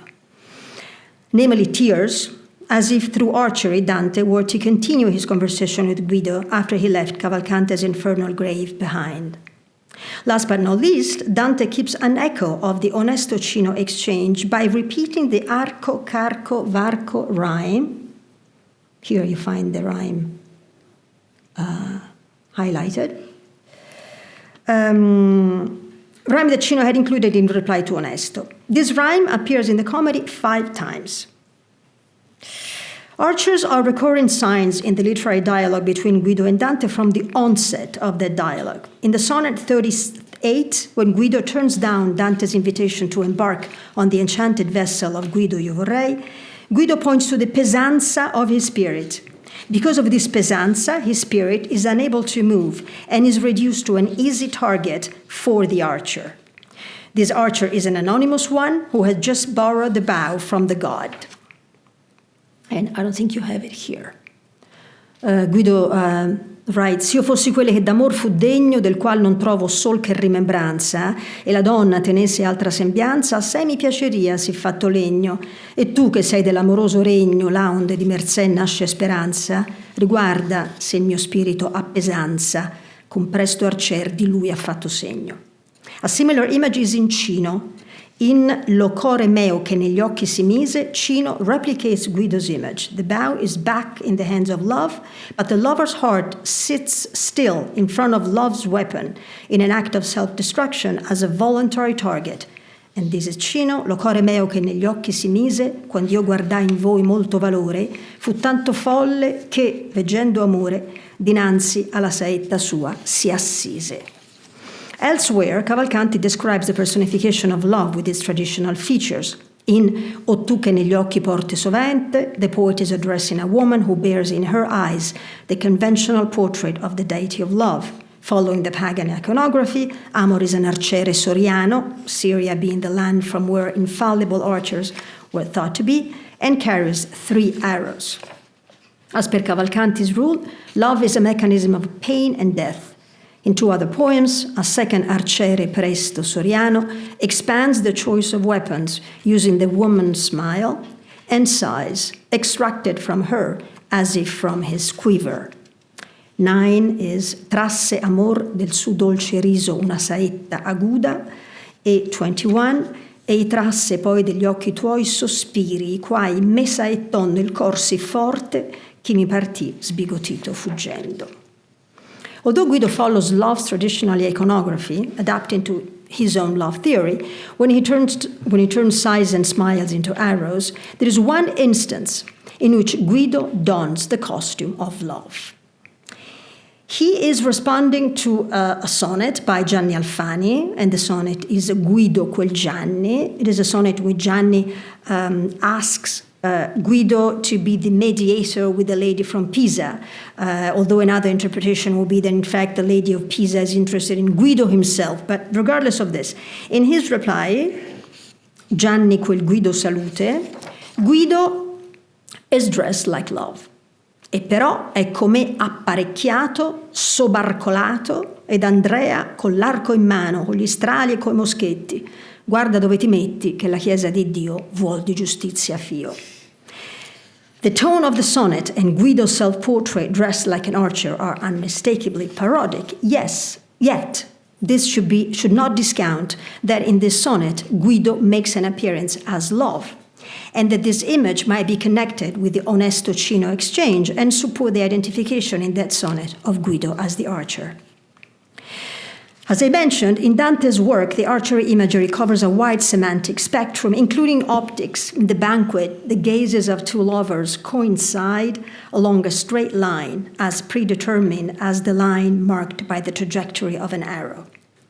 Focusing on the comedy, in the Inferno, arrows appear in the hands of the infernal guardians, the centaurs, aiming at Dante's body. That's Inferno 12. E l'un gridò da lungi: a qual martiro venite voi che scendete la costa? Dite il costinci, se non l'arco tiro. Still in the first cantica, arrows are metaphors for speed. In Canto 8, Dante describes the arrival of Phlege's boat crossing the Styx as fast as an arrow thrusted from a bowstring. Similarly, connecting archery to speed is another metaphor that makes Dante to cour into an arrow while moving against all physics laws throughout the realm of God's light. The first example from Inferno: corda non pinse mai da sé saetta che si corresse per l'aere snella come io vidi una nave piccioletta. And from Paradiso: Beatrice in suso e io in lei guardava, e forse in tanto in quanto un quadrel posa e vola e dalla noce si dischiava, giunto mi vidi over mirabil cosa, mi torse il viso a sé. Purgatorio and Paradiso are the cantiche counting the highest number of occurrences of the archery imagery. Saetta is mentioned as a figure of pain in the dialogue with Cacciaguida. Nostalgia for having left ogni cosa diletta behind is the arrow that the bow of exile shoots first. Tu lascerai ogni cosa diletta più caramente, e questo è quello strale che l'arco dell'essilio pria saetta. In more than one instance, more relevant to this talk, archery is used as a metaphor for internal pressure release. That is the case of Purgatorio 25, Purgatorio 31, and Paradiso 15. All three occurrences refer to the pilgrim and all of the act of speaking. The pressure, in other words, impedes Dante's utterance. In Purgatorio 25, Dante is cogitating after the encounter with the souls of the fellow poets, while Virgil encourages him to let the shaft of speech fly off. Scocca l'arco del dir, che infino al ferro hai tratto. In Purgatorio 31, Beatrice is forcing Dante to a confession before the Liti will erase his memory. He must acknowledge that he strayed from Beatrice, choosing other and wrong objects of desire. To Beatrice's pressing request, di se questo è vero, a tanta accusa tua confession conviene esser congiunta, Dante replies with a sì, which leaves his body with the mechanical necessary force of an arrow shot by a bow. Come balestro frangio quando scocca da troppa tesa la sua corda e l'arco, e come in foga l'asta il segno tocca, si scoppia io sottesso grave carco, fuori sgorgando lacrime e sospiri, e la voce allentò per lo suo varco. Finally, another instance in which archery is used in connection with speech is Paradiso 15, a canto I already mentioned in relation to the arrows as sign of speed. Cacciaguida lets out the language of his ardente affetto that was pressing him. Then he aims at Dante, bringing his speech down to the human level, nostro intelletto. E quando l'arco dell'ardente affetto fu sì sfogato che il parlar discese in ver lo segno dello nostro intelletto, eccetera. These examples point at one dominant semantic area linked to the archery imagery in the comedy, i.e., internal pressure impeding speech.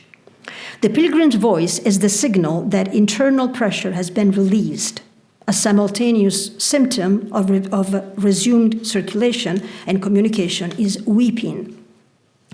Tears and archery happen to be relevant themes in the dialogue between Dante and Guido Cavalcanti. Both themes are possible threads of the connection with Guido that Dante keeps active beyond Inferno 10, a connection in which also the Onesto Cino exchange finds its space.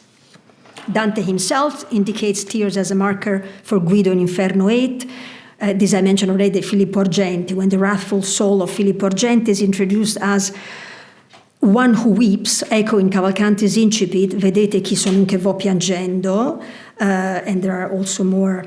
Cavalcanti's echo is also in Filippo's first line, chi sei tu che vieni anzi ora, and that recalls Cavalcanti's sonnet, chi è questa che ven cognom la mira, eccetera. Also Cino incidentally va piangendo, precisely in the sonnet with which he is defending himself from Guido's accusation of lexical theft. And I have this. I'm sorry, now I'm not. Eccolo qua. Vo piangendo, And here there is also the disdegno, ingegno rhyme that we find in Inferno 10.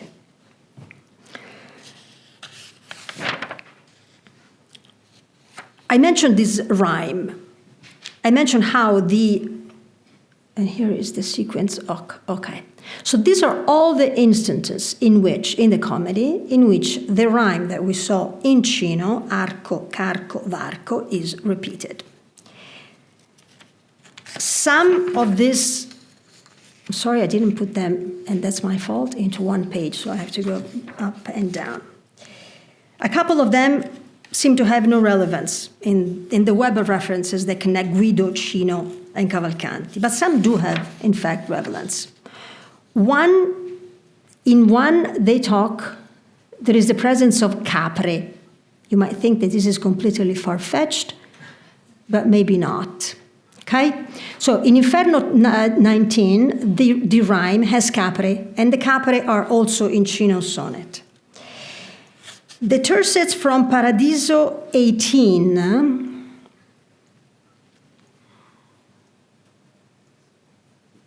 which now obviously, hold on a second, I'm sorry. The children from Paradiso 18, now let me see dove sono. Here they are, sorry. This one bear a connection, I claim, with Cavalcanti's ballata La forte mia nova disavventura.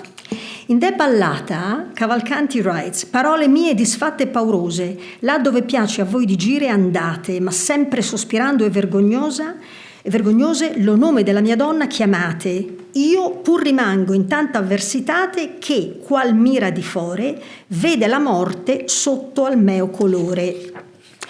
In the Sirma of the Canzone, Cavalcanti described his appearances by juxtaposing the color of life to the color of death, the latter visible underneath the former on his own face. The lover's shame and despair also affect his words. The words at least can reach the woman, unlike the lover who is almost dead. Shame, blushing, and pallor are the same terms we find in a very different context in Paradiso 18, this one, where the pilgrim describes his progress in the realm of light as a movement from the redness of the heaven of Mars to the whiteness of Jupiter, a movement as rapid as the mutation of colors on a female face. These tercets stand out in the sequence. The tercet I would like to focus on are the one from Purgatorio 31. Here it is, Come balestro frange. They stand out in the sequence because they combine all the elements: the arco, carco, varco, rhyme, the archery imagery, and the theme of tears. These lines contain Dante's Confessioris to Beatrice. Dante's voice is mixed with tears and sighs, but it is recognizable as a voice, unlike Cavalcanti's lover, who speaks a preverbal language, as we know, made of sighs and tears. In the case of Dante, sighs and tears do not replace his voice, but make a way, a varco, through which his actual voice can be heard.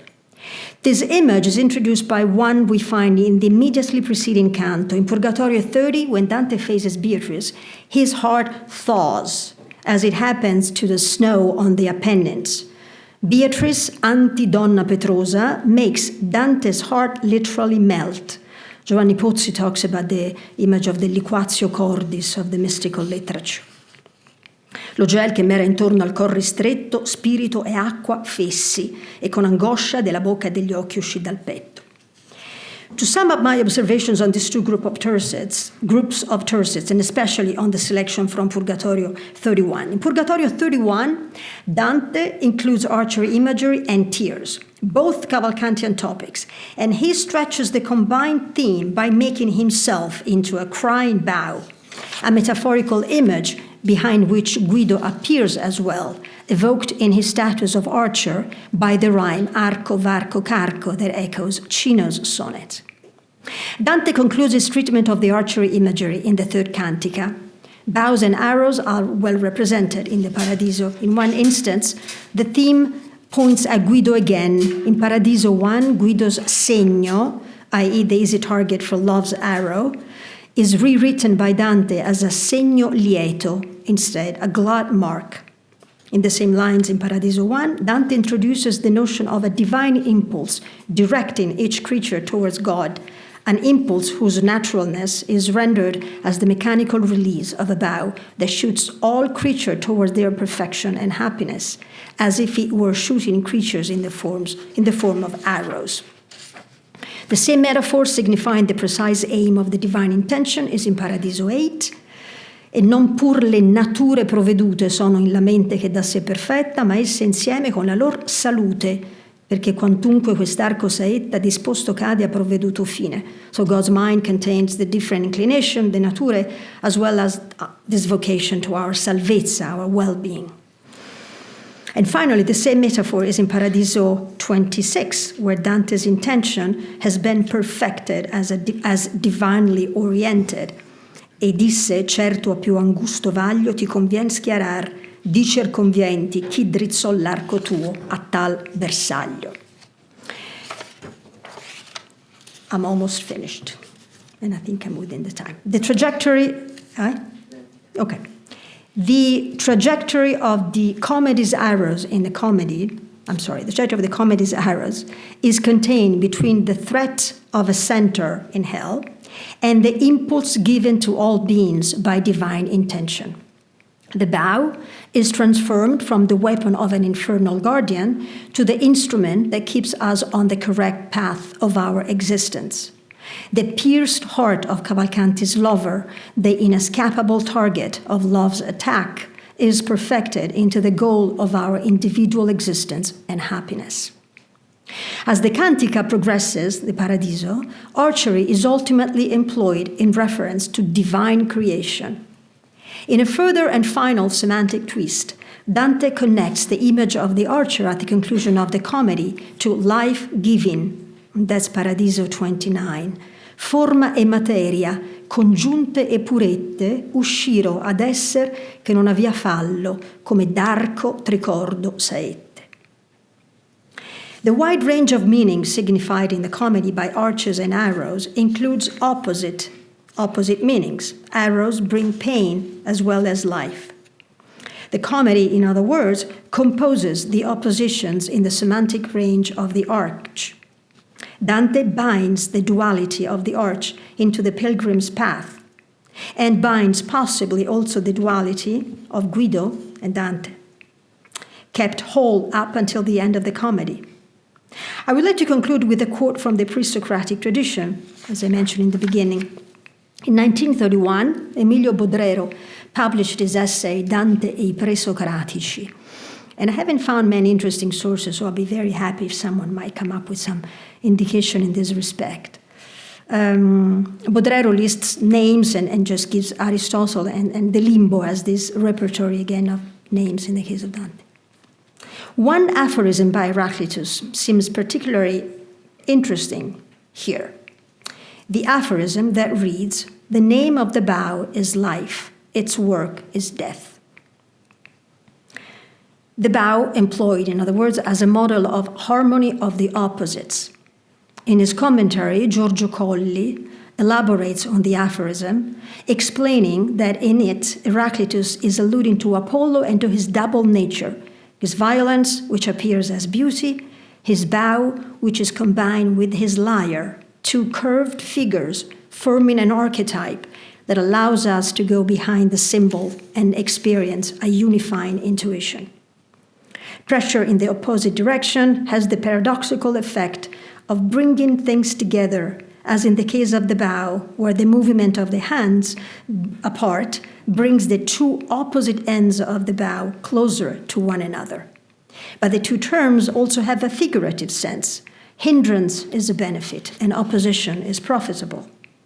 And this figura of profitable opposition, I would like to suggest, explains the two amici of the early vernacular poetry, a perspective of wisdom in which the negative term will always have a positive value. Thank you.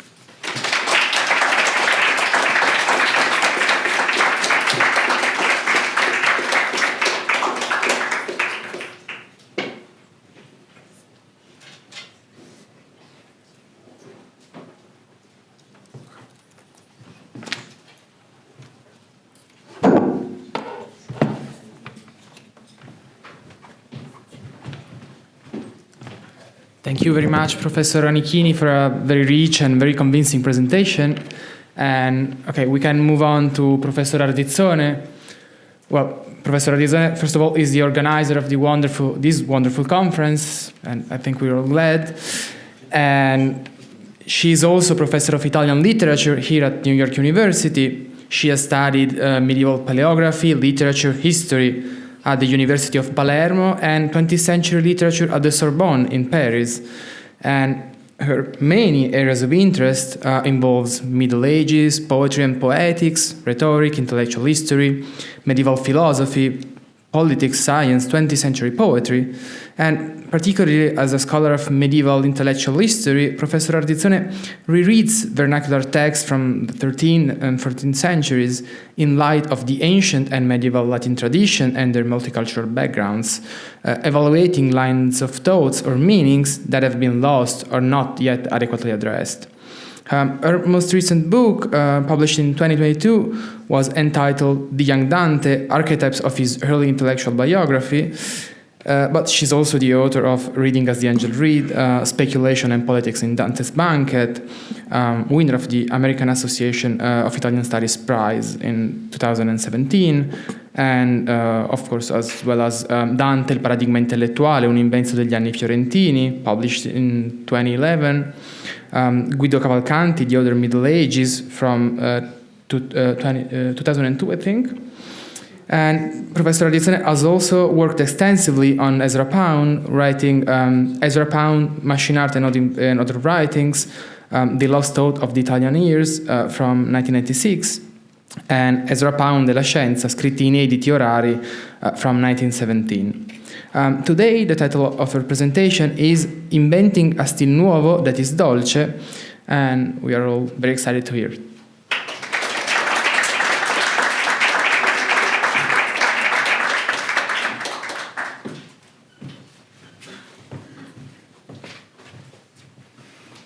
Grazie Luca.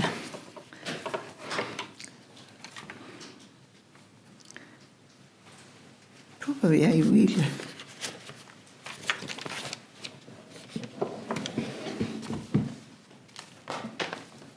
Okay, so the title is Inventing a Stil Nuovo that is Dolce.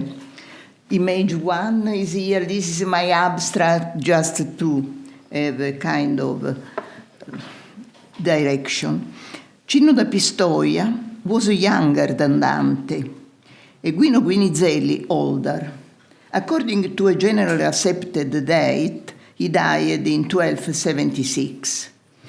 Guido Cavalcanti, in turn, was older and died in 1300. When Dante dedicates the Vita Nuova to his first friend Cavalcanti, Guinizelli was also very important to him, as the Vita Nuova testifies. There is no trace of Cino in the libello, but Cino becomes a protagonist in the De Vulgaria Eloquentia.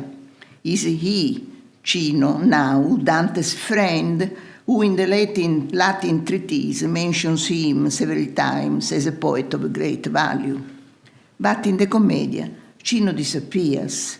The above recalled poets who are part of the so-called Dante Circle are those that my paper will consider. They are companions, a point of references for the young Dante, each in his own way, a witness of a renewal or modus novus of writing style from Stylus. In this paper, I will therefore recall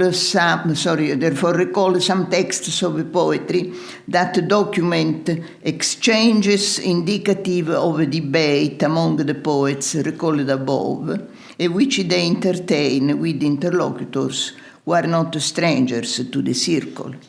Among the exchanges I include that of Guinizelli and Bonagiunto Orbiciani, Cavalcanti and Guittone, Cino da Pistoia and Cavalcanti, to arrive finally at Purgatorio 24 at the meeting of the Viator with Bonagiunta Orbiciani. A non-random relationality takes shape that can be grasped when Dante's proclaimed novelty is read in comparison with other proclaimed innovations, in a dialogue that is not always evident, but which is nevertheless possible to reconstruct.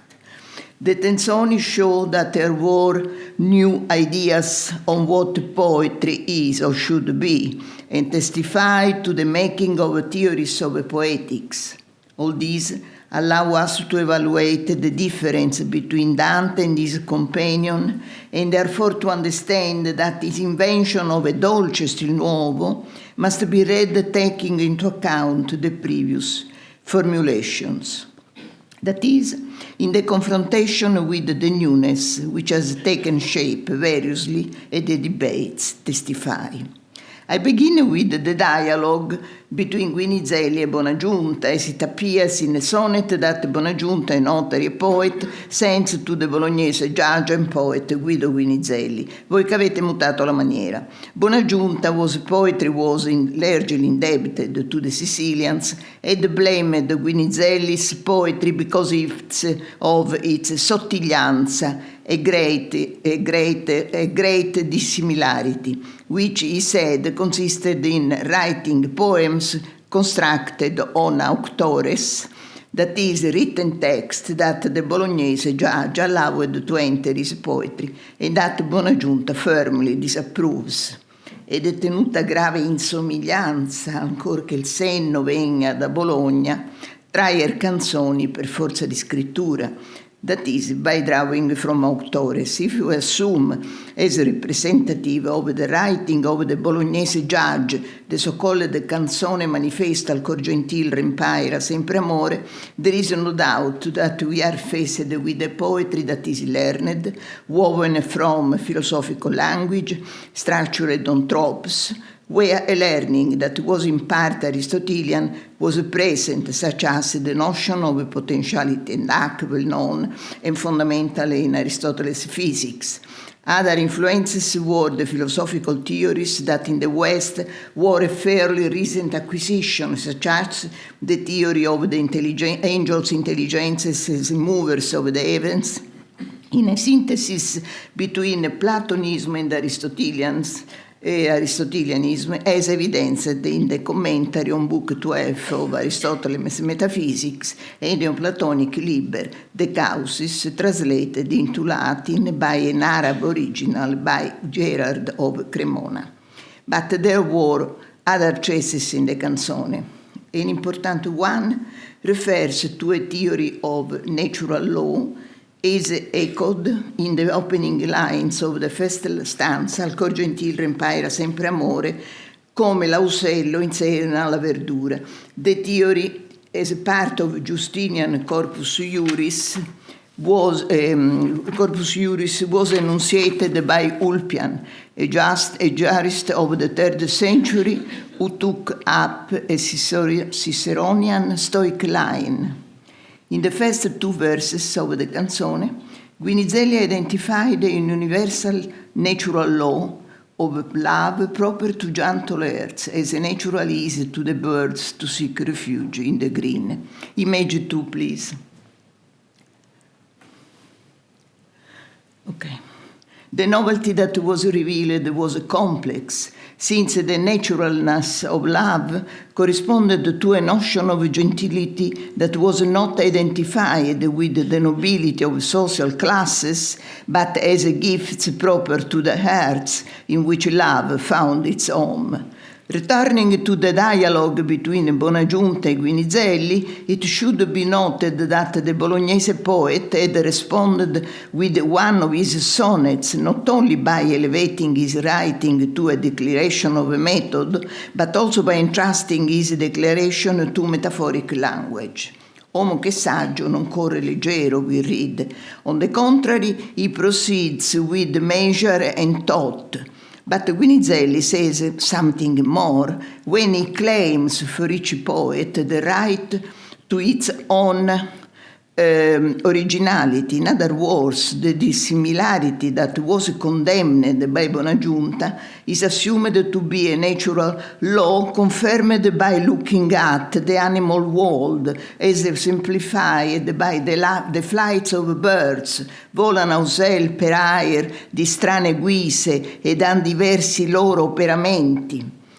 This is a diversity that is claimed as natural in Guinizelli's sonnet of response, and is not for case that nature is the reference point also in the Canzone Manifesto, so-called, al cor gentile. Here, nature is a key word that occurs 3 times in the first 3 stanzas. This dissimilarity of which Buonaggiunta condemns was the awareness of a discovery of a new idea of poetry, an idea that is introduced in the weaving of the text by utilizing and sometimes quoting different texts and auctoritates.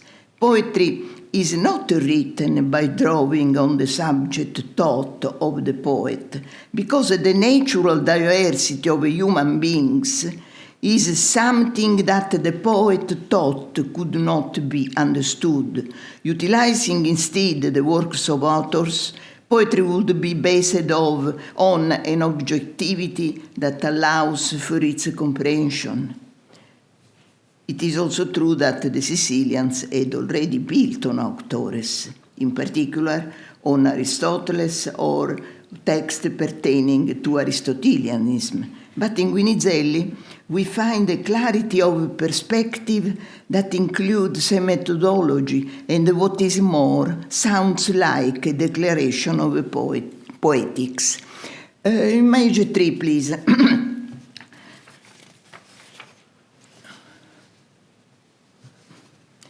Other sources testify to the entry of new ways of writing and thinking about lyric poetry.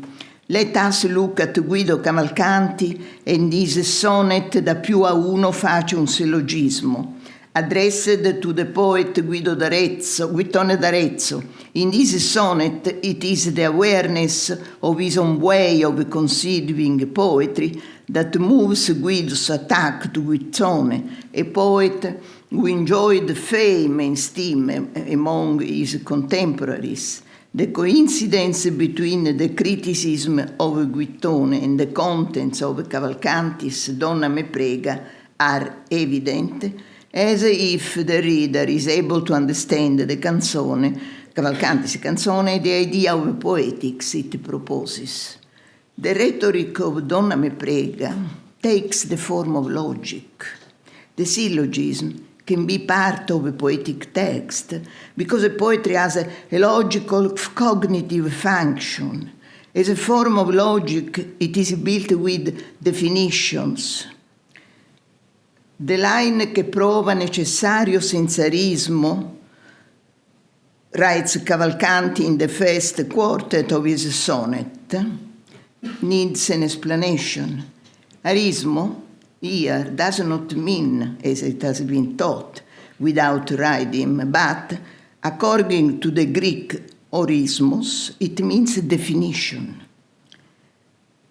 Cavalcanti perhaps thus is blaming Guittone for using an intimima, that is a defective or truncate syllogism, because the exclusion of the medium proposition among the 3. The line is in maggiore, minor, mezzo si pone, means this. The canonical all the men are mortals. Socrates is a man. Socrates is a mortal. What does, according to Cavalcanti Guittone, takes out Socrates is a man. This was used. And so that for Cavalcanti, the syllogism is empty. Okay? Instead of they were used mostly by poets. So that explain very well these lines of this sonetto. Guido's Donna me prega was built, Cavalcanti gave his definition, on the crucial definition of love as an accident. Accident in Aristotle belongs to physics and thus to time.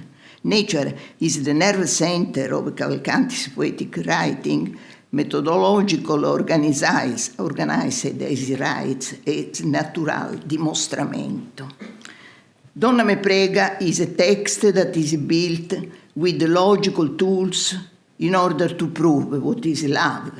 The canzone includes disciplines as optics, theory of the intellect as one for all human beings, or that of the animality of the human being elaborated by doctors and philosophers of the time. It is evident that Cavalcanti is a conscious advocate of a modus novus of conceiving poetry, its language, and therefore of his own novelty.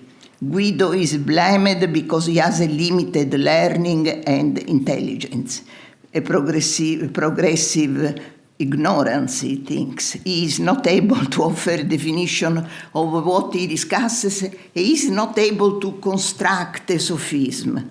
The meaning of sophism here is fundamental because the sophisms traditionally defined as a form of logical misleading had become instead the 12th century tools to convey knowledge. This is a topic of great importance. Image 4, please. Kreutzmann, I give here the definition of Kreutzmann, but it's one of the many. Cavalcanti in Donna Me Prega had introduced the sophism, this has been my idea, that he wove into his text as a part of a natural demonstration, logic applied to physics, and had defined as a reason that is logical reasoning is a discussion of love. It is not a case that, as we read in Boccaccio, Decameron, day 6, 9, Cavalcanti was thought to be one of the greatest logicians of the world. There is no doubt that Donna Me Prega, if read as the text requires, is a mirror of plural learnings, logic, physics, theory of intellect, theory of pleasure. Guido's sonnet to Guittone thus strengthens and indirectly clarifies the poetics that Donna Me Prega builds and that other poems of Cavalcanti confirm. Let's now move to the sonnet sent by Cino da Pistoia to Cavalcanti. Quali sono le cose vostre che io vi tolgo? Probably written in response to one by Guido that has not come down to us, but that from the text of Cino can be taught as containing an accusation of plagiarism. Cino's self-defense, which turns into an attack on Cavalcanti for being incapable of graceful and light verses, the Provençal leggeria, introduces an awareness that signals a novelty. While confessing that he is not an artist, and thus he is entrained in the canonical arts of trivium and quadrivium, Cino nevertheless declares that his poetry is made by squaring his verses when writing about love e in fronte of love. I quote: queste cosette mie dove io le sciolgo, ben le sa amor innanzi a cui le squadro. The Encyclopedic Dictionary tells us that squaring means to put on square, to delimit or cut out in order to obtain a figure, rectangular or square, with right angles, and the right, thus, is intrinsically linked to the straightness, rectitudo in Latin, dirittura in Italian, as it relates to the Provençal, drecciura. Cino's poetry is therefore a poetry that practices a linguistic drecciura or rectification of words or vocabulary that is, as far as we know, unprecedented.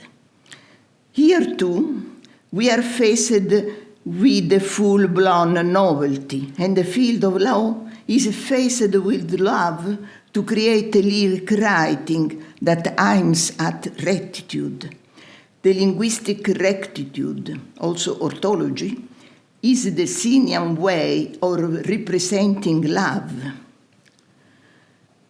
The attention to terminology that emerges from this context must be related to what was taking shape in the field of law in the age of Dante, especially in Bologna. Meanwhile, the law traditionally linked in the curricula studiorum to rhetoric and to the artes dictandi had been constituted since the 12th century as an autonomous discipline, and Bologna was traditionally important for the study of law. There arose the increasing importance and development of the theory of proprietas terminorum, a theory proper to the debates among philosophers, for instance, Peter of Spain, Summum Logicales, but which Accursius, the important jurist, had brought into the field of law in his Magna Glossa to the Codex of Justinian, and which Aldofredi Denari, another jurist, his rival, innovated when he theorized that the proprietas terminorum must be used not to isolate the terms, but to evaluate them within the fabric of all commentaries on the Codex. In Cino's words, one can hear the echo of the controversy between artists and jurists, whom the artists reproach for being devoid of logic. In the liberal arts, it was called dialectic, but also rhetoric and poetics in the curricula studiorum, already circulating in Europe and the Mediterranean, were part of logic. We also know that in later years, Cino will try to respond to these accusations during his last stay in Bologna. Andrea Padovani, Insegnamento del diritto a Bologna nell'età di Dante. Therefore, the rightness of a vocabulary that is preached and which must enter poetry's language of love probably refers to the importance of using a right terminology in lyric love poetry. In the De Vulgari, Dante will assign to himself the role of cantore of rectitude, drittura, and will assign to Cino that of cantore of love. But Dante's rectitude was that of the will, and therefore linked mostly to ethics, according to what we read in Convivio, which was more or less synchronous with the De Vulgari.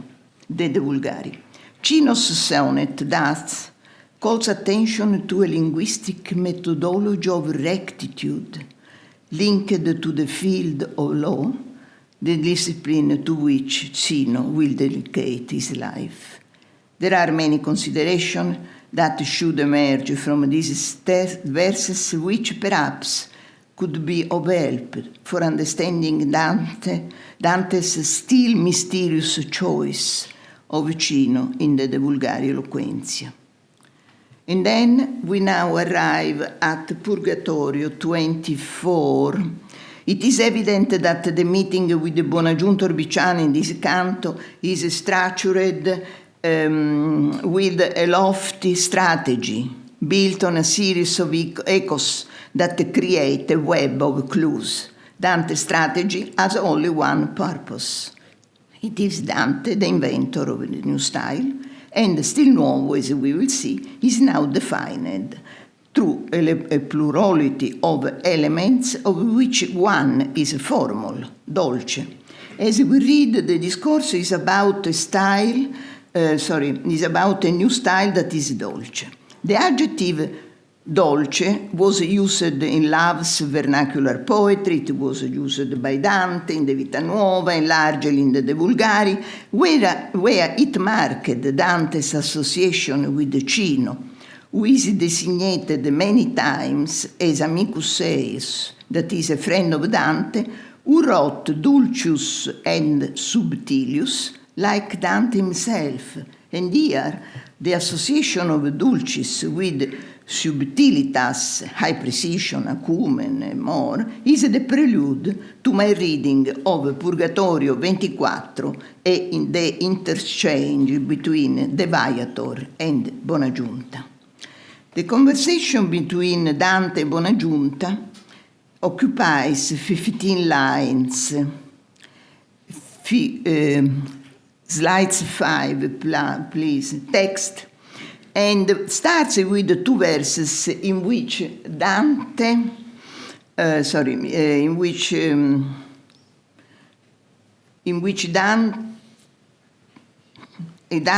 recognized by Bonagiunta as he who wrote new rhymes. Here, Dante's canzone Donne che avete intelletto d'amore, vita nuova, is recalled. Dante answer, io mi sono un che quando amore mi ispira, noto e come dita dentro il vostro significando, signals not only the awareness of a novelty, but also in what the novelty itself consists.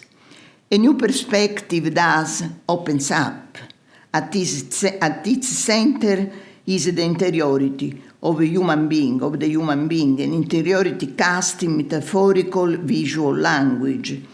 The love that inspires and dictates inside is assumed to be responsible for an internal event that the poets notes, that is, Dante takes notes and transforms them into alphabetic signs, noto e vo significando.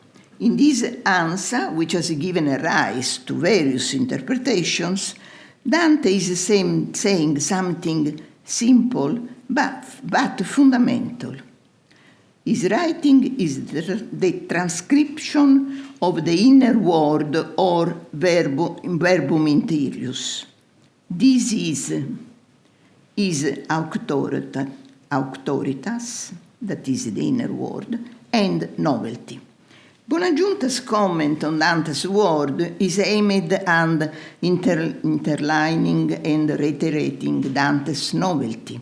The expression dolce stil nuovo is introduced here, o frate issa veggio di selle il nodo, che il notaio e Guittone e me ritenne di qua dal dolce stil nuovo che io odo.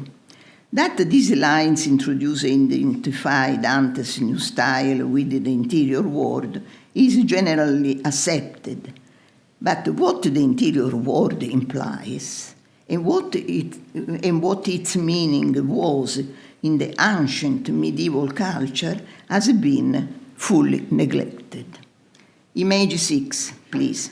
It is my claim that its understanding is fundamental to grasping the meaning of Dante's Dolce Stil Nuovo.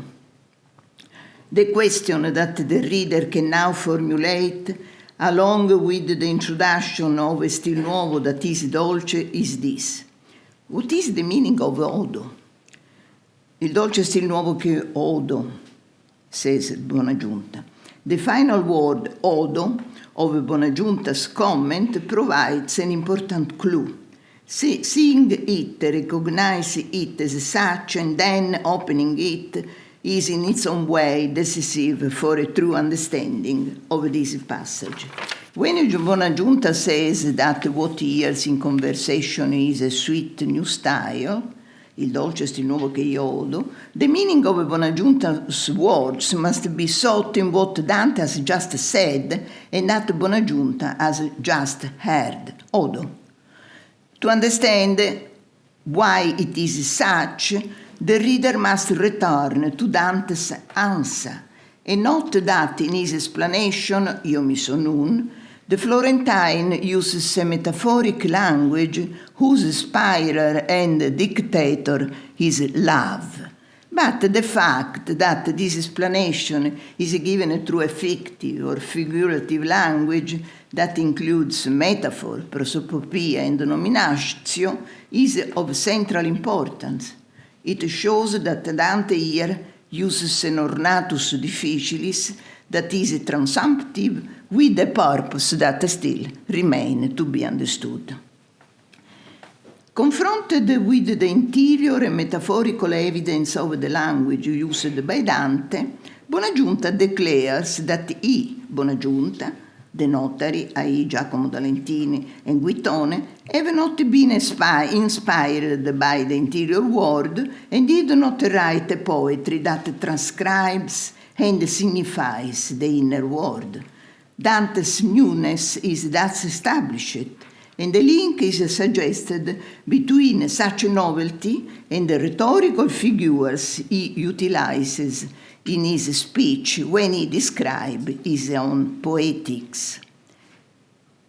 Odo war tropos, according to what? What is important and remains to be explained is the adjective dolce, and if it is possible to link it with what has been underlined until now. For the explanation of this word, I recall Augustine, who in his De Doctrina Christiana, a work of rhetoric for which he is recognized as the Christian Cicero, speaking of the tropes of the Bible, Augustine wrote that some tropes that were difficult to understand required on the part of the reader a strong intellectual effort.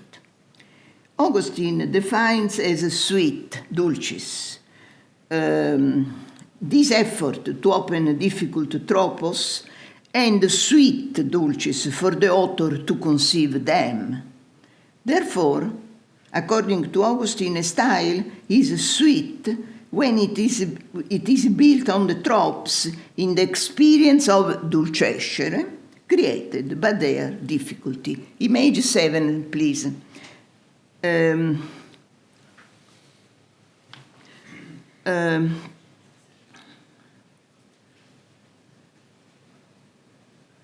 The dictating love that inspires from within is nothing other than the inner world that belongs to our inner self by virtue of our likeness to the divine being. In this, the dicta dentro translates the dicta interius of a Victorine text very well known after the studies of Mario Casella and Gervais Dumas. We are in the 30s and the 50s.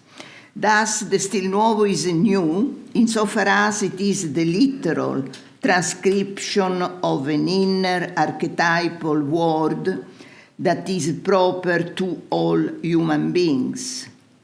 The important link we have underlined between tropes and the interior world, which is identical to thought, has its root again in Augustine's theory of inner world as given in his De Trinitate, on Trinity.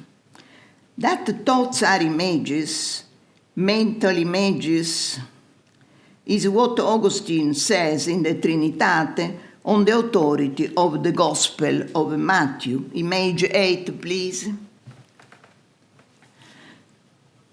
Hans Arens, a linguistic scholar, has explained Augustine's theory of the interior world. Augustine, he writes, takes from the patristics the doctrine of a human world as confronted to the divine logos. The theory is founded on the idea of an archetypal world that is independent of the verbal language and, as a part of our inner knowledge, is identical to thought. To transcribe the inner world, therefore, requires proper rhetorical tools and deep rhetorical awareness. Augustine's image 9. Augustine's theory of interior discourse and the whole debate about it in Latin were new. See Panaccio, a scholar of interior world, from Plato to Occam. But with Dante, the interior world enters the vernacular poetry of the lingua of Si. The interior world is associated by Dante with tropes because their figurative language can render the visual essence of this world, which is also taught. If poetry is woven from tropes that are images, and images are the natural language of human thought, then the language of poetry is the natural language of human mind. Thank you.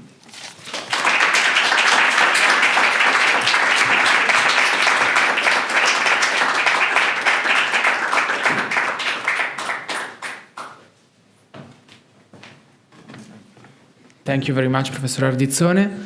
I think we can open the floor to discussion. How do we know? Come facciamo? Ok, sarebbe il momento delle domande. Poi tu gestire... Sì,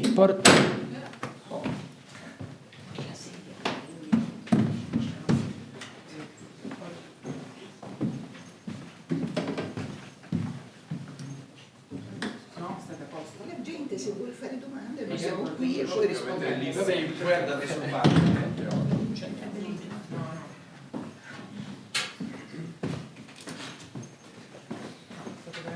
No, io non vengo.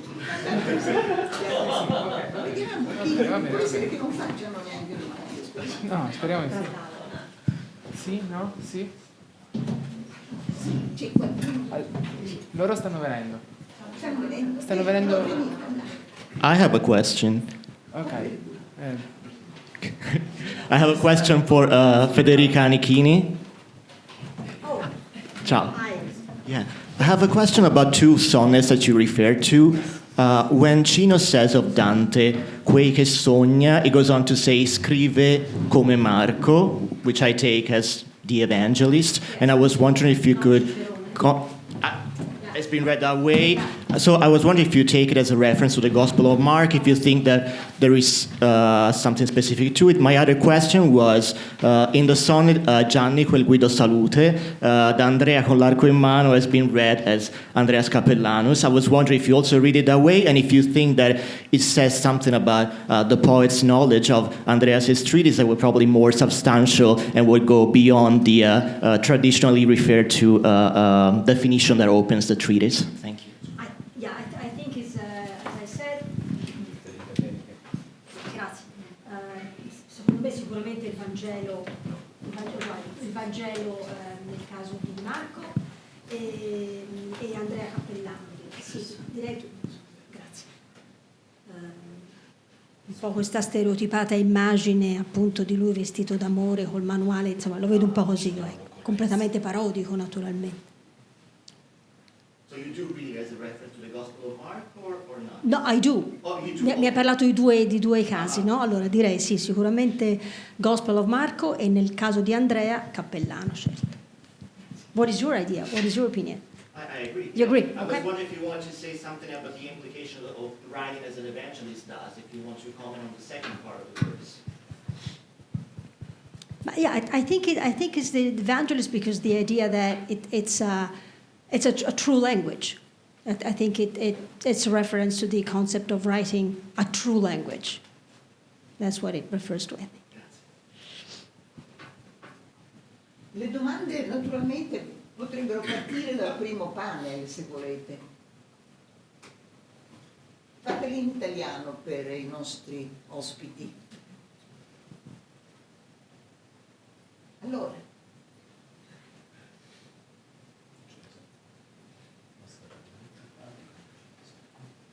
Non ci sono domande?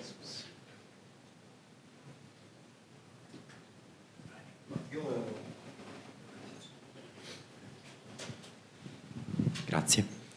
Avrei una curiosità più che una domanda. Mi chiedevo se il ruolo innanzitutto confesso il mio imbarazzo nell'avere a che fare con gli elenchi e i trionfi, su tutto quello lì della seconda metà del quarto trionfo d'amore. Quanto dobbiamo leggere, insomma, siamo autorizzati a leggerlo come una piccola storia della poesia volgare, anche il fatto che metta prima, come dire, i poeti in lingua di sì e dopo i provenzali, se questo ha un significato, anche perché la mia impressione, almeno, credo di non essere il solo, che soprattutto nella sezione dei provenzali a un certo punto i nomi dei poeti vengono messi da Petrarca lì un po' come dei riempitivi per certi versi, tranne chiaramente Arnaut che ha un ruolo di spicco. No, mi chiedevo appunto quanto siamo, la mia è una domanda più metodologica, direi, quanto siamo autorizzati a leggerle come dei canoni, e soprattutto se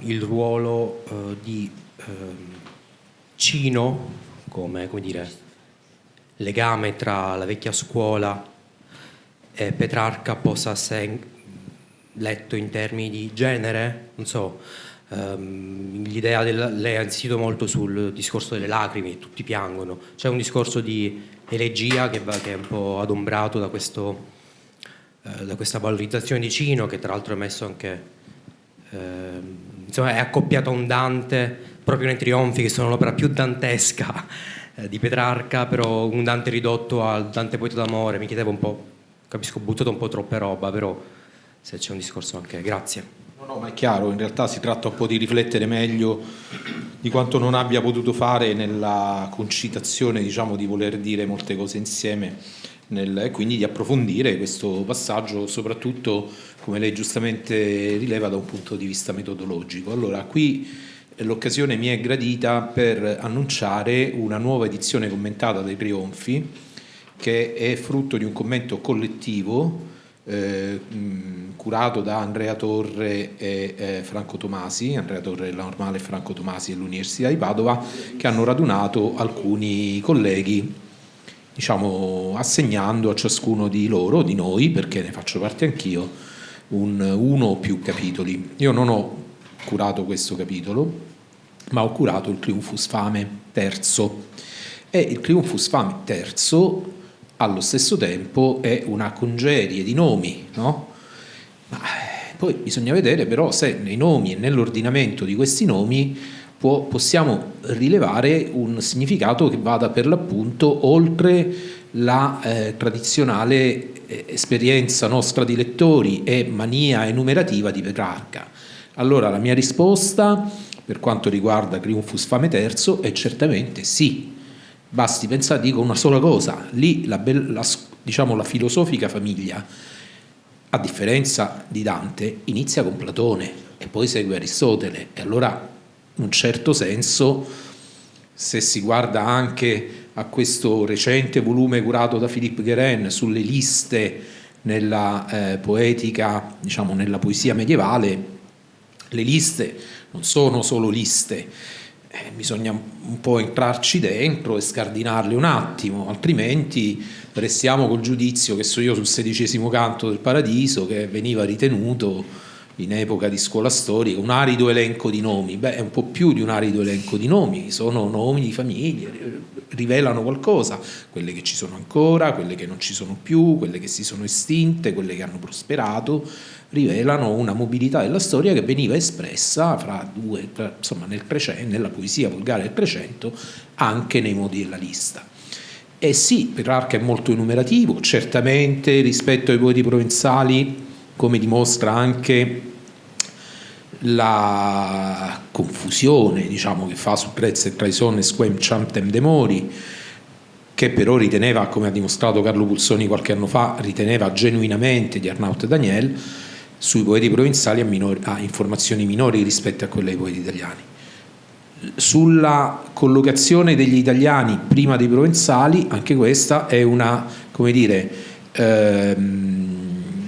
non cronologia, ma come si dice, un'ucronia, no? una cronologia sbagliata, un'infrazione cronologica deliberata, per le ragioni che ho cercato di dire, cioè, e questo ci pone anche, ci dà anche qualche indicazione in più sulla possibile datazione dei trionfi, perché questo elemento filo italiano, diciamo così, non è sempre presente in Petrarca, inizia dagli anni 50 in poi, dal 52-53, dall'ulteriore ritorno ad Avignone prima di andare a Milano, quando non sopporta più davvero, ha dei momenti piuttosto negativi con la corte papale e inizia a far suo questo sentimento antifrancese, diciamo così, perché il Triumphus Cupidinis IV può essere datato fra il 1349, morte di Sennuccio, perché Sennuccio è morto lì,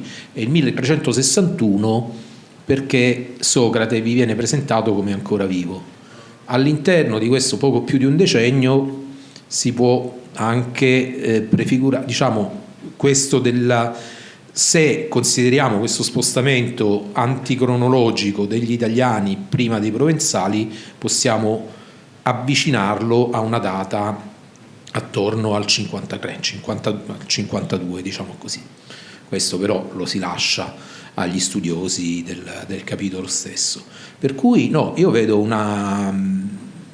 all'interno di una lista un disegno deliberato, un disegno più, al di là, di leggere in essa un deciso omaggio alla storiografia dantesca, al prima e il dopo, a chi ha cantato in un certo stile e chi no, al di là del mistero di Guittone poeta d'amore, che lo è stato certamente, è significativo però che Petrarca consideri Guittone solo poeta d'amore. Però vi vedo anche un'adesione, appunto, metodologicamente, io penso che sia, che sia da prendere, da grattare un po' l'idea della lista, sì, è una lista, sì, è vero che in qualche caso i nomi possono seguire, no? Non so con chi di voi dicevo prima, perché Selvaggia prima di Berrice, però Berrice e Dante sono nello stesso verso, e Selvaggia e Cino sono in enjambement, però lì possono subentrare delle questioni, di resa del verso, di tenuta complessiva della terzina, però credo che all'interno della lista si celi una visione piuttosto determinata. Questa era la domanda. Ce n'era un'altra? Il discorso della questione dei generi, la possibilità di ricondurlo a un genere elegiaco. Beh, certamente I trionfi, il discorso fino al trionfo d'amore. Sì, sono proprio attaccati agli elegiaci che stanno subito prima, che io adesso non ho messo tutto il pezzo, c'è una continuità nel genere elegiaco, senz'altro. Anche qui Dante è poeta d'amore, ma Dante poeta d'amore a Petrarca va benissimo. La familiare 21-15 a Boccaccio, che somiglia molto all'epistola ai Giovanni del Virgilio a Dante, in cui dice tu scrivi questi arcani celesti, ma poi guarda stai attento perché li leggono, no, nelle taverne e nelle osterie, come dice proprio Petrarca. A Petrarca il Dante lirico, il Dante perroso sta benissimo, lo ritiene nell'epistola senile 5-2 a Boccaccio, ancora non dice proprio palesemente che è il primo, ma dice che occupa uno dei primi due posti. Anche lì c'è un discorso molto sottile. Boccaccio sarebbe terzo, ma Petrarca non dice palesemente Dante il primo, io il secondo nella lirica volgare. Dice ci sono due posti, ti cedo il mio, così non sei più terzo, però non dice chi è primo e chi è secondo fra loro due, con molta perfidia. Però quel Dante gli va benissimo, non c'è nessun problema, una poesia elegiaca, l'armoiante, va assolutamente nelle sue corde. Lo dico proprio nell'opera in cui Petrarca parla solo di amore, nei trionfi, anzi. Beh, nel Triumphus Cupidinis sì, però. Lì sì. Quindi lì restano.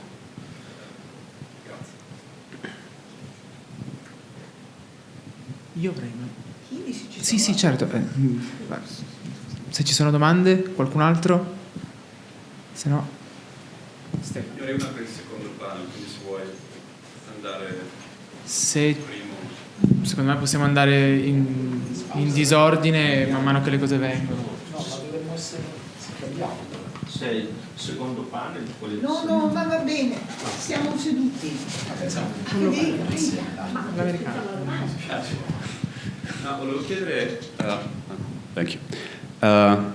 Allora, la professoressa Ardizzone ha parlato di come Sant'Agostino abbia cambiato la tradizione in cui vedeva una dicotomia tra parola interiore ed esteriore e abbia aggiunto praticamente un primo elemento, quindi rendendola una tricotomia, cioè questa vaga interiorità della parola interiore, ancora prima che sia parola mentale.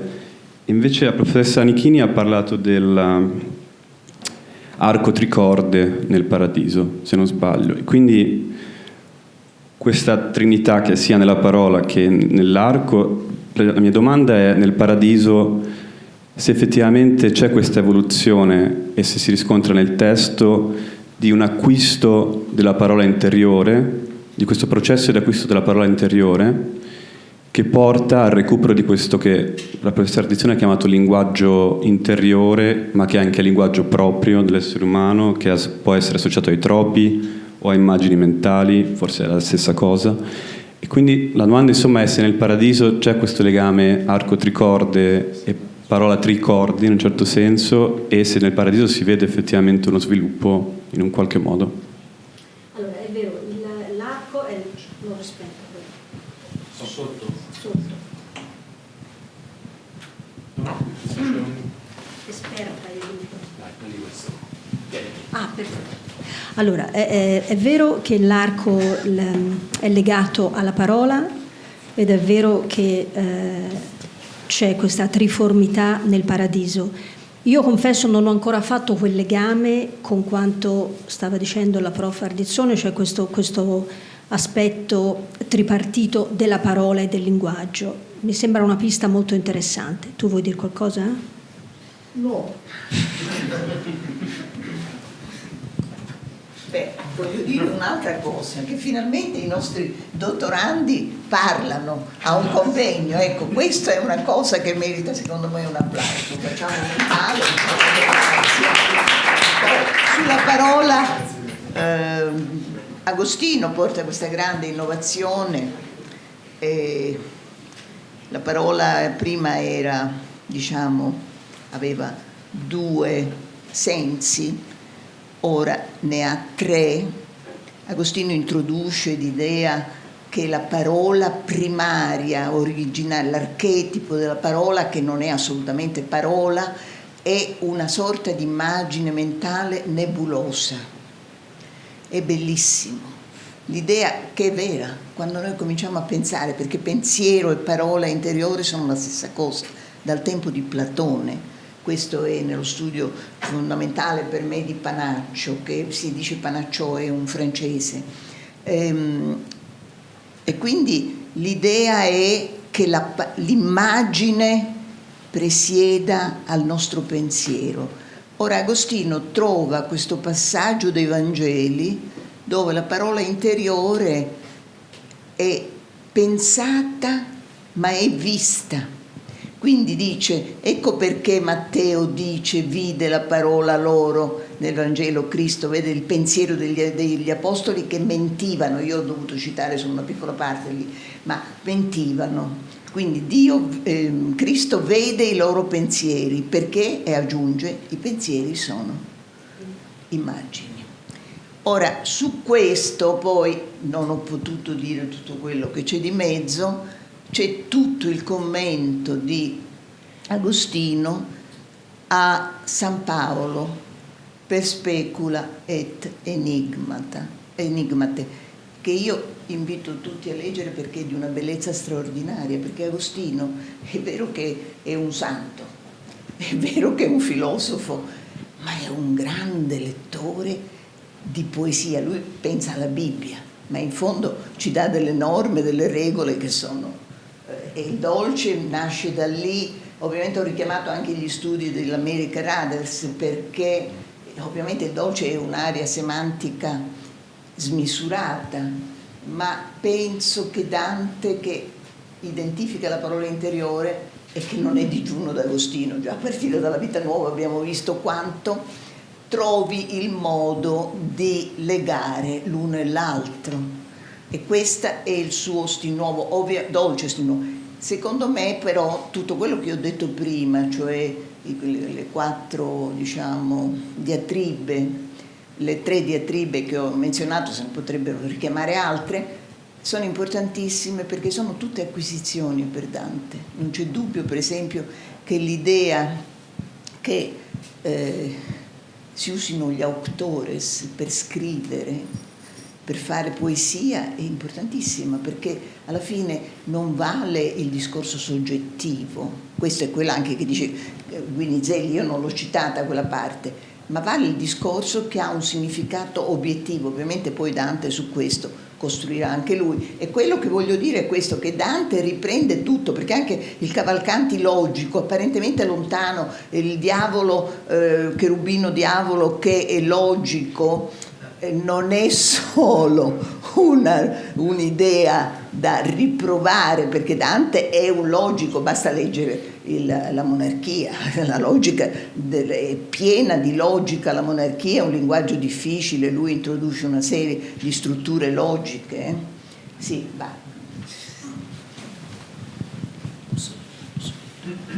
Ovviamente io so benissimo che il mio collega Pirovano ritiene che non è vero che autores, sì, no, lo so bene, e quindi io, ovviamente io però ritengo che quello sia vero e quindi ho dovuto metterlo. Mi piacerebbe che tu dicessi qualcosa su questo. Su? No. Cioè che non sono, tu dici no, Guinizelli quando non dice che vuole attingere agli autores. Sì. Tu hai fatto questa accusa, cioè che praticamente il testo che dice che lui prende sottiglianza eccetera, che prende eccetera, non è, com'è dunque, non è Per forza di scrittura. a forza di scrittura non implica gli autores. Ovviamente io ero consapevole, però ora non potevo fare polemiche, perché, però se tu vuoi dire qualcosa su questo, perché evidentemente è una cosa su cui tu hai riflettuto. Sì, lì è, vabbè, innanzitutto ha riflettuto prima di me Gorni, bisogna anche riconoscere come dire, Allora perché, qual era la posizione di Gorni? Perché non ce la racconti? E la posizione di Gorni era forza di scrittura e la scrittura biblica. Ecco, questa è una teoria che ho già sentito di Gibellini e io l'ho attaccato. L'ho attaccato perché questo è un modo di limitare i testi. Scrittura non significa fatto solo scrittura libera. In un autore del XIII secolo, biblica, in un autore del XIII secolo. Io devo dire una cosa, mio caro Donato Pirovano. Io ti ho invitato 3 volte. Ho invitato il nostro Marcozzi 2 volte e vi ascolto con grande interesse. Devo dire però che, visto il mio stato di esiliata e immigrante americana, ho formulato una forma di critica per la critica italiana, perché vedi, se tu leggi i commenti c'è una grande sapienza filologica, tanto di cappello, però trovo molta, come dire, incapacità di affrontare un testo per quello che il testo ci dice. Questo non c'è. Io non trovo un commento, i commenti, quelli linea per linea, e vorrei fare, non faccio nomi di grandi maestri, che qual è il significato di quel testo? Noi quando leggiamo un testo, soprattutto così lontano da noi, e di cui la Corti disse abbiamo perso le chiavi di quella cultura, io dico, noi dobbiamo cercare di capire di che cosa parlano questi qua. Ora se noi diciamo che è scrittura, ma dov'è, scusa, la scrittura biblica nella canzone? Parliamo di quella, Manifesto. Dov'è? C'è di tutto, ma c'è anche, ma è in diretta, ma ci sono 1000 cose che non sono Bibbia. Come facciamo a dire questo? No, ma su questo siamo d'accordo. Allora, siccome tu l'hai citato come fonte, e quindi autoritas, tanto per restare... No, io avevo messo, essendo un commento comunque non particolarmente scientifico, ma era un commento divulgativo, perché non importa. I diamanti, ho citato anche Gorni tra le varie posizioni possibili. Ah, quindi tu non condividi quell'idea? Ah, grazie. Tutta la mia filippica non serve a niente. Scusami allora. No, io non credo che lì sia solo la scrittura, ma io credo di averlo anche messo in luce, insomma. nell'altra monografia, quella del dolce stil nuovo. Però, siccome comunque Guglielmo Gorni è un grande maestro che ha avuto un impatto notevole sulla cultura, sulla critica, mi sembrava giusto citare anche la sua opinione. Soprattutto è un filologo Gorni. Sì.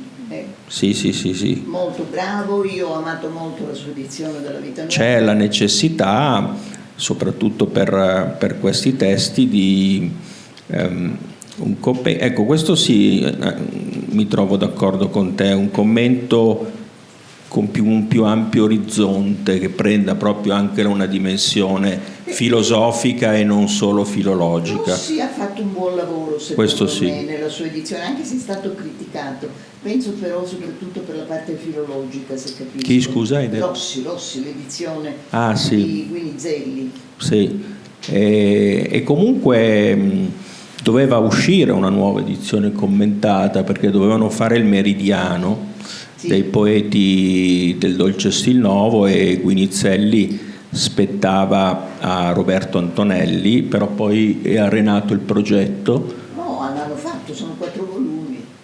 Del dolce stil nuovo? Sì. No. Sì. No, del dolce stil nuovo, la chiamano Poesie dei Siciliani, però gli ultimi sono molti poeti. No, lì dovevano mettere Guinizelli, Cavalcanti.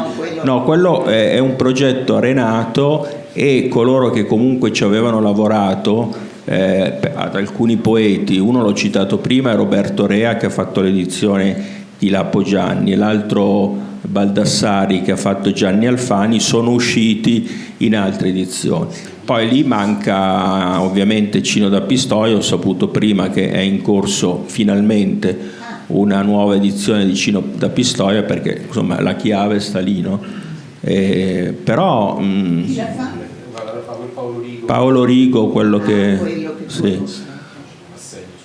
Però essendo ripeto, il Diamante è un testo divulgativo, cioè e quindi a mio parere meritava di essere citato anche Guglielmo Gorni, perché la sua comunque è stata un'interpretazione che ha avuto un certo seguito. Io non credo che sia però solo la scrittura lì, cioè c'è un linguaggio aristotelico. Possibile. Sì. C'è un linguaggio, c'è di tutto. Se no non si spiegherebbe il fatto che il senno viene da Bologna, cioè... Sì, bravo. No. Ecco, questo è cioè quella è la chiave, secondo me, per interpretare quella sì. scrittura, anche perché sì, riferimenti biblico-teologici ce ne saranno pure, ma insomma ma sono un po' in secondo piano rispetto a quelli naturalistici, rispetto all'interesse alla scienza naturale, diciamo così. C'è anche da riconoscere comunque il ruolo di certi maestri che hanno avuto nel corso, e Gorni è uno di questi, che nel corso io ovviamente, come sapete, non condivido la sua vita nuova eccetera, però insomma c'è il riconoscimento del lavoro dei maestri, questo va fatto, a mio parere. Ok, grazie. C'è ancora qualche domanda? Forse io una a te, faccio una piccolissima integrazione a questo, no, siccome ho qua l'aureo diamantino, allora leggo la nota aurea di Donato Pirovano. Tolgo gli occhiali perché è scritto talmente piccolo che non lo vedo, però. Allora dice, facendo comporre una canzone, probabilmente al Cor Gentil, facendo leva su immagini e concetti desunti dai testi dottrinali e filosofici. Punto. Poi aggiunge appunto cavallerescamente e magnanimamente, da rilevare anche Gorni, Lockchit, che spiega a colpi di stile scritturale, in quanto scrittura sarebbe per antonomasia la Sacra Scrittura, ma questo lo aggiunge come una linea ulteriore. Allora, siccome Era, come ha detto, vorrei ripetere la parola dell'amico Giuseppe, cavallerescamente mi sembra che sia giusto. Anche perché era forse mancato da poco, però ripeto, allora, come sapete io e Guglielmo Gorni adesso vabbè non c'è più, abbiamo un'idea molto diversa di vita nuova, però credo che nella comunità scientifica, no, insomma, anche se non si hanno le stesse idee, sia opportuno. In quel caso lì io ho messo anche la sua interpretazione, ma la mia viene prima, che è uguale alla tua. Grazie. Ci sono altri? Lui ti deve fare una domanda. Io volevo una questione, diciamo, volevo approfondire, cioè volevo che tu approfondissi per noi la questione della dolcezza, della dulcedo agostiniana, perché è anche nell'esegesi scritturale di Agostino il frutto della penetrazione dei sensi nascosti della lettera. Dice Agostino, magis atque magis inventa dulcescit, cioè questo dunque, adesso vediamo se ricordo il passo così a memoria no, però insomma quando Agostino parla di esegesi scritturale, torniamo alla scrittura, ma di esegesi in generale, esegesi scritturale, quando parla di cortex e medulla, quando parla del significato nascosto all'interno, asserisce che le cose, diciamo, prompta vilescunt, cioè le cose, i significati facili sono vili, ma quello che si ritrova con difficoltà dulcesci. E questo pensavo che potesse essere anche un po' adattato alla scoperta dell'interiorità da parte di Dante e dei poeti dello stil nuovo, cioè voi ripetete una serie di stanche metafore, restie, di reiterati tropi, mentre invece a me addolcisce, cioè tu devi riconoscere in me che la scoperta e l'interiorità, che è una scoperta difficile, è dolce. E anche renderla linguisticamente. Sulla questione linguistica, grazie, perché sono proprio è bellissima questa cosa che ci hai mostrato, davvero interessante. Volevo sapere se potrebbe, se si può percorrere anche quest'altra strada. Diciamo che lo ripete ancora nelle confessioni questo.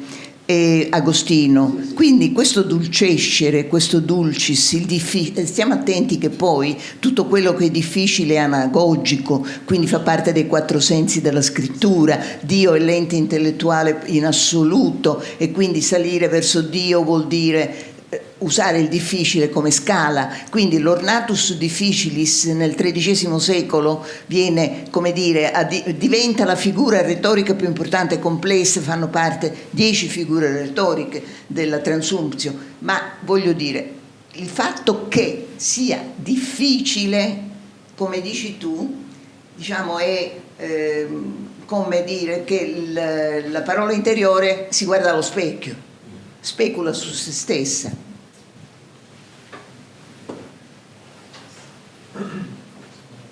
Allora, ci sono altre domande o forse abbiamo domande? Risposte? Dunque qua c'è Paolo Borsa che avrebbe da dire sicuramente qualcosa su Donizetti, lo aspettiamo al varco. Sì, dopo professor Paolo Borsa dell'Università di Friburgo, e grazie per essere qui perché lui viene dalla Svizzera, quindi è un'altra cosa ancora. Più o meno ho fatto la stessa strada che a Milano. Sì, da un'altra parte, forse è venuto da Milano. Sono venuto da Milano. Però tutta la statale lo rimpiange, tutti quelli che vedo lo rimpiangono. Non gli hanno dato la cattedra alla statale. Vuoi che ti parlo della statale? Io ora rimpiango un po' meno di fatto se loro rimpiangono. Credo che sia l'ora di pranzo. Grazie.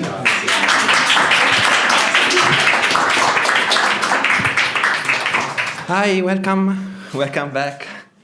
I hope you had a refreshing break.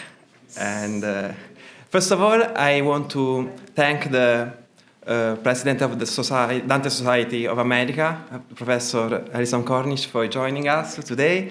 So a warm applause for having her here. Thank you.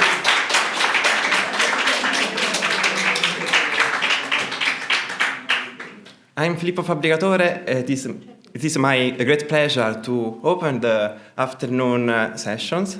I know that the post-lunch panel could be a tricky one, but we are lucky because we have very engaging discussion ahead.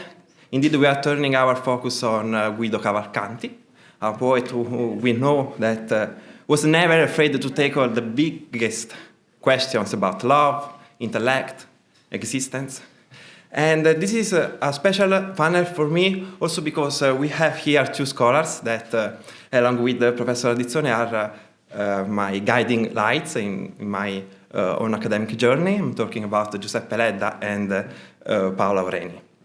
The first speaker will be the Professor Paolo Aureni. Professor Paolo Aureni is Associate Professor of Italian at the City University of New York. She teaches at the College of Staten Island at the Graduate Center. She received her laurea in Italian literature from the University of Florence, Italy, and her PhD in Italian studies from New York University. Her main areas of interest are Dante, medieval philosophy, medicine, and poetry.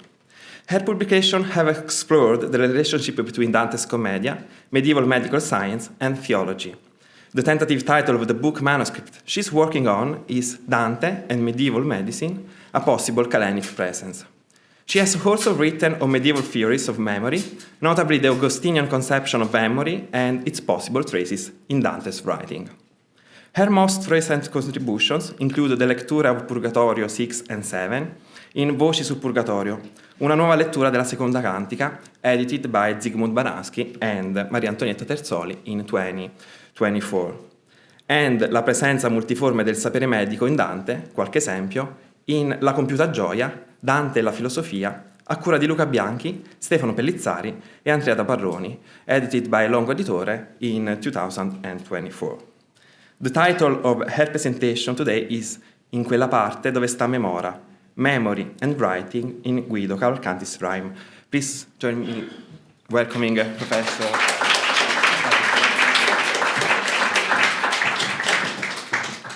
Okay, thank you. Thank you, Filippo, so much, and thank you to Professor Ardizzone for including me to the Department of Italian Studies and the Casa Italiana. So, in his well-known answer to Guido Orlandi's Per troppa somiglianza il fil si rompe, Guido Cavalcanti highlights Orlandi's exclusion from là dove insegna amor sottile e piano di sua maniera dire e di suo stato. As pointed out by Donato Pirovano, a dichiarazione di poetica emerges in these lines, where Cavalcanti's defense of the refined intellectual ability and linguistic aptitude to clarity necessarily distinguishes the authentic expressions of love's essence and ways of existence. The rejection of Orlandi's critique of love's personification points at the specifically Cavalcantian use of prosopopeia that Maria Luisa Ardizzone has uncovered as the mark of a way of writing where the poet's self is acted upon by its own sensibility, and where, I'm quoting, the personae are the parts of the ego's sensibility endowed with the capacity for speech. What Ardizzone defines, therefore, as a rhetoric of passion translates Cavalcanti's own ornatus, that is the direct expression of what happens within the poet's inner self. Federica Anichini has investigated this kind of rhetoric as well, a corporeal language in the rime, at the intersection between medical science and grammar. Now, one of the traits possibly identifying then the new love poetry of the Stil Nuovo establishes a direct connection between the poetic word and the poet's inner life. This entails the understanding of the scienza de anima in all its declinations introduced by the strong impact of the Aristotelian natural philosophy, and therefore the attention to the faculties of the soul and their function emerges as relevant to the formation of the new poetry. By creating his own rhetoric, Cavalcanti unveils his selective dialogue with the contents of the science of the soul. From this starting point, as part of the consideration of the soul's epistemological path reflected in Cavalcanti's poetry, today I will focus specifically on the faculty of memory. Explicit references to memory are infrequent, and the lexicon related to the memorial activity is not extensive in Guido's rime. Nonetheless, a few occurrences invite the investigation of a broader, less obvious presence, which takes shape if we consider memory as participating in the mind's definition and activity, and therefore in connection with the other faculties, that is, the internal senses, to which I will go back. While I will focus mainly on the so-called rime minori, the first incentive to further investigate the presence and function of memory clearly stems from line 15 of Donna Me Prega. Answering the first of the 8 questions which structure the natural demonstramento, Cavalcanti determines the seat of love as quella parte dove sta memora. Although this line functions to unmistakably locate love in the anima sensitiva, where all the internal senses belong, the reference to memory is specific and expresses a precise choice by the poet, which makes us wonder about its relevance in Guido's conception of both love and writing. Guido Favati, in his Inchiesta sul dolce stil nuovo, already isolated the occurrence of memora and highlighted how, while it does neither elaborate nor organizes images like imagination and cogitation, memory is able to perceive time and its continuum, and therefore stores the phantasmata according to their spatial temporal perspective. From here, Favati infers the importance of memory insofar as it guarantees the continuous obsessive thought of the object of love, which feeds love on its way to pathological manifestation. While aspects of love sickness are undoubtedly present in Cavalcanti's writing and has been highlighted by the reading of the Canzone by Natascia Tonelli, for example, and more recently by Aurélien Robert, and while the obsessive lexical repetition that occasionally marks the rhetorical level throughout the rime parallels the obsessive passion of the soul, the relevance of memory overcomes the possibly pathological dimension of love in order to become an additional tool that reveals the content and style of Cavalcanti's poetry. The attention to the faculty of memory can help us to further investigate the concept of love and therefore of human being. In this sense, memory becomes a watermark for the inquiry into the epistemological path structured according to a progressive abstraction from sense perception to the image formation process and its completion or lack thereof, and the final intellective actualization of the phantasma. Through the circulation of the spirits, and I'm repeating known concepts here, the internal senses interiorize and elaborate in the brain the external sensorial perception, which is first received by imagination, whose contents are then selected and collected by cogitation and kept by memory. The memorial faculty represents, therefore, the last expression of the sensitive process and can offer a key perspective on the connection between sensitive and intellectual, especially when considering the Aristotelian distinction between memory and reminiscence. In the philosopher's De Memoria et Reminiscentia and in Averroes' commentary on this treatise emerges the fundamental double ontology of the memorial faculty, that is, the distinction between memory and recollection. According to Averroes, memory is the cognition of something already known after the knowledge thereof has been discontinued. Recollection is the search for this knowledge when it is not present and the exercising of the cogitative faculty in order to reinstate it. This double ontological manifestation of remembering will be one of the backdrops against which I will consider some examples from Cavalcanti's writing. The other backdrop will be necessarily the interaction between memory and the other internal senses during the mind's path of understanding. This interaction clearly signals the fundamental connection with the imaginative activity that provides the contents to be kept and recollected. But the other relation that I would like to propose as relevant to Cavalcanti is the one between memory and estimation. And for this I will refer mostly to Avicenna's elaboration in the De Anima. In his essay on the intricate and very nuanced development of the theory of the internal senses, Harry Austin Wolfson marks the introduction of the virtus estimativa among the internal senses, which from 3, imagination, cogitation, and memory, becomes 5 with the addition of common sense and estimation, and highlights this faculty's double aspect depending on its belonging to animals or human beings. As Wolfson clarifies, estimation distinguishes itself from cogitation inasmuch the latter is the pure judgment of what is to be pursued or to be avoided, while the former is the actual pursuit of avoidance. In humans, it can be deliberativa and rationalis, and concurs to the imaginative process after the cogitativa has collected the contents of imagination. In animals, it is only sensitiva. Both the immediateness and the sensitive, we could say instinctive, characteristics of animal estimation induce Avicenna to call it natural faculty. Chapter 3, part 2 of Avicenna's De Anima shows an interconnected and parallel consideration of estimation and memory, mainly rooted in the distinction between the sensitive and rational aspects of both faculties. Avicenna opens the first quotation, Avicenna opens the discourse on memory and estimation by highlighting the relation Osquam iam perscrutatis humus dictionem dispositione immaginative et formalis, debemus loquide dispositione memorialis, et quid intersit inter ipsam et cogitativa in hora estimandi. So here, speaking also, including in the discussion, the cogitativa as well. What immediately follows is the intertwined analysis of the human and animal act of performing estimation as well as remembering, a parallel distinction rooted in the divergence between the human deliberative act of pursuing or avoiding something as well as recollecting on one hand, and the animal involuntary retentive memory as well as the immediate instinctive estimation on the other.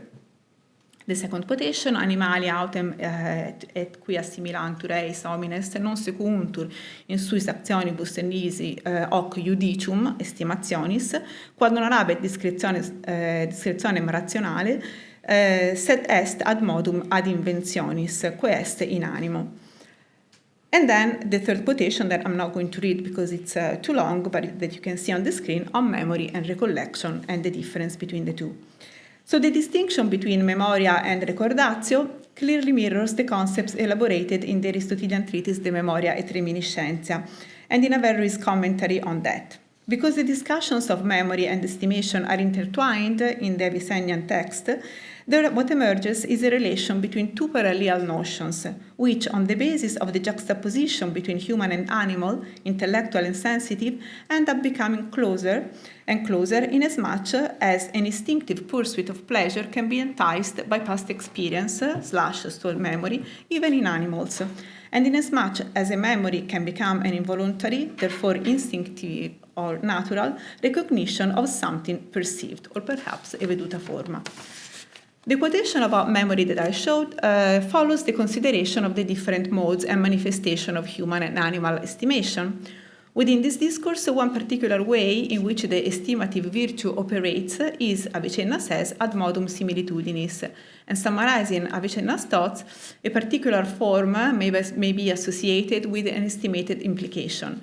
When a new form is perceived that has some but not all the qualities of the original, the implication may still be drawn. Even though today I'm referring to Avicenna's text, in parentheses, I would like also to briefly observe something about the order of the internal senses, which shifts often according to the different philosophers, and in particular when the new faculties are added.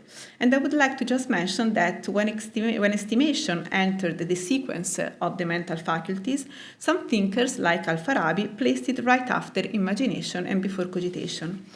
Now, moving on to possible traces of Avicenna's reflection on these faculties in Cavalcanti and to the poet's possible incorporation of the Avicennian contents intertwined with other references and notions, Donna Me Prega marks the initial root of love's arising and its nature with the lines 57-58, de simil tragge complessione sguardo che fa parere lo piacere certo. Scholars have identified in this line the reference to a mutual recognition that happens through the gaze and that originates the process of love. The initial moment of this process is therefore based on sharing a similar psychophysiological structure that is complessione. Other scholars have been cautious about interpreting simile as similar, therefore as implying a similarity in the complexio which induces love, and have been inclined instead to interpret simile as tale, this complexio, that is the melancholic temperament. Now, while keeping these cautions in mind, Cavalcanti's rime infer a conception of love as blocked by the boundaries of a sensitivity which allows only physical, often suffering manifestations of a subject acted upon by passion. As a consequence, the process of image formation is also often blocked and thus incomplete. The allusion to the initial moment of love as generated by a physical affinity, therefore, does not seem to me contradictory, especially since the mutual recognition, we could say the reciprocity of love, is explicitly confined within the biological limits indicated by the term complessione, which reaffirms the corporeal ontology of Guido's discourse on love. The mutual physical recognition alluded to by the poet as the initial root of the experience of love implies an instinctive pursuit of pleasure whose definition is enriched by a possible reference to the Avicennian sensitive estimation. On the basis of the close interaction between memorativa and estimativa, we could perhaps say that the temperamental affinity becomes in this sense a sort of biological memory, expressing the only aspect of the memorial faculty that is not doomed to fail, because not voluntary like recollection, and correspondingly defining the common dimension of existence of that memory and of Cavalcanti's writing. In other words, if love is a natural pursuit of pleasure, where the subject is acted upon by a passion that prevents intellectual fulfillment to the point of often impeding even the complete formation of the phantasma, and therefore the failure of the highest memorial activity that is recollection, I wonder if throughout Cavalcanti's rime one can identify a space where the corporeal dimension of love includes a corporeal, non-recollective, simply retentive memory, the same dimension where natural sensitive estimation belongs. Therefore, to follow the Aristotelian distinction between memory and recollection leads to an identification between, on one hand, the declared limits of memory as mirroring the limits of understanding, and on the other, the presence of a text that records the sensitive life of the subject of love. The double ontology of memory will be reflected on a double reading of Cavalcanti's poetry. The declared imaginative failure implies failure of memory. Again, Averroes highlights how in the temporal sequence of the activity of the internal senses, the defective condition of the preceding faculty will affect the following and not vice versa, while the simple recording of what happens in the poet's corporeal existence reflects the correspondent possible existence of an imageless memory. Furthermore, an imageless memory can acquire a positive meaning when possibly linked to estimation in relation to the initial moment of love. The temperamental affinity, the simil-complessione, expressed by Donna Me Prega, is rooted in the visual exchange that marks the beginning of the experience of love. As it is known, the element of the eyes of the woman is central in Guido's rime, where the effect of the woman's gaze reaches the interiority, usually the heart, of the poet through the circulation of the spirit that starts with the spiritus visivus. If we connect the repeated presence of the sguardo that the poet receives and that starts the experience of love with his desire for the woman seen with the Avicenian theory of estimation memory, we may add a further nuance to the reading of some moments within the rime. For example, Veggio negli occhi della donna mia starts on a positive note as the spiriti d'amore circulate a piacer novo from the woman's eyes through the poet's eyes to his heart. The novelty of the piacere novo signifies its initial moment, and the terms piacere and core indicate the sensitive dimension where the poet pursues pleasure as a consequence of the visual sense perception, that is the sight of the lady. The pursuit of pleasure is guaranteed by natural estimation, retained by memory, and can be conveyed by language.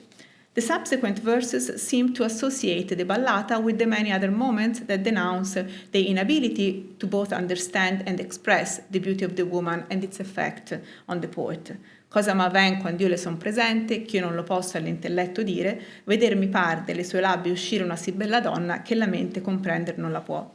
It is a moment of difficulty in the process toward knowledge that, as Maria Luisa Ardizzone highlights in her analysis of the ballata, is overcome by the following lines that mark the continuous process toward abstraction and consideranza.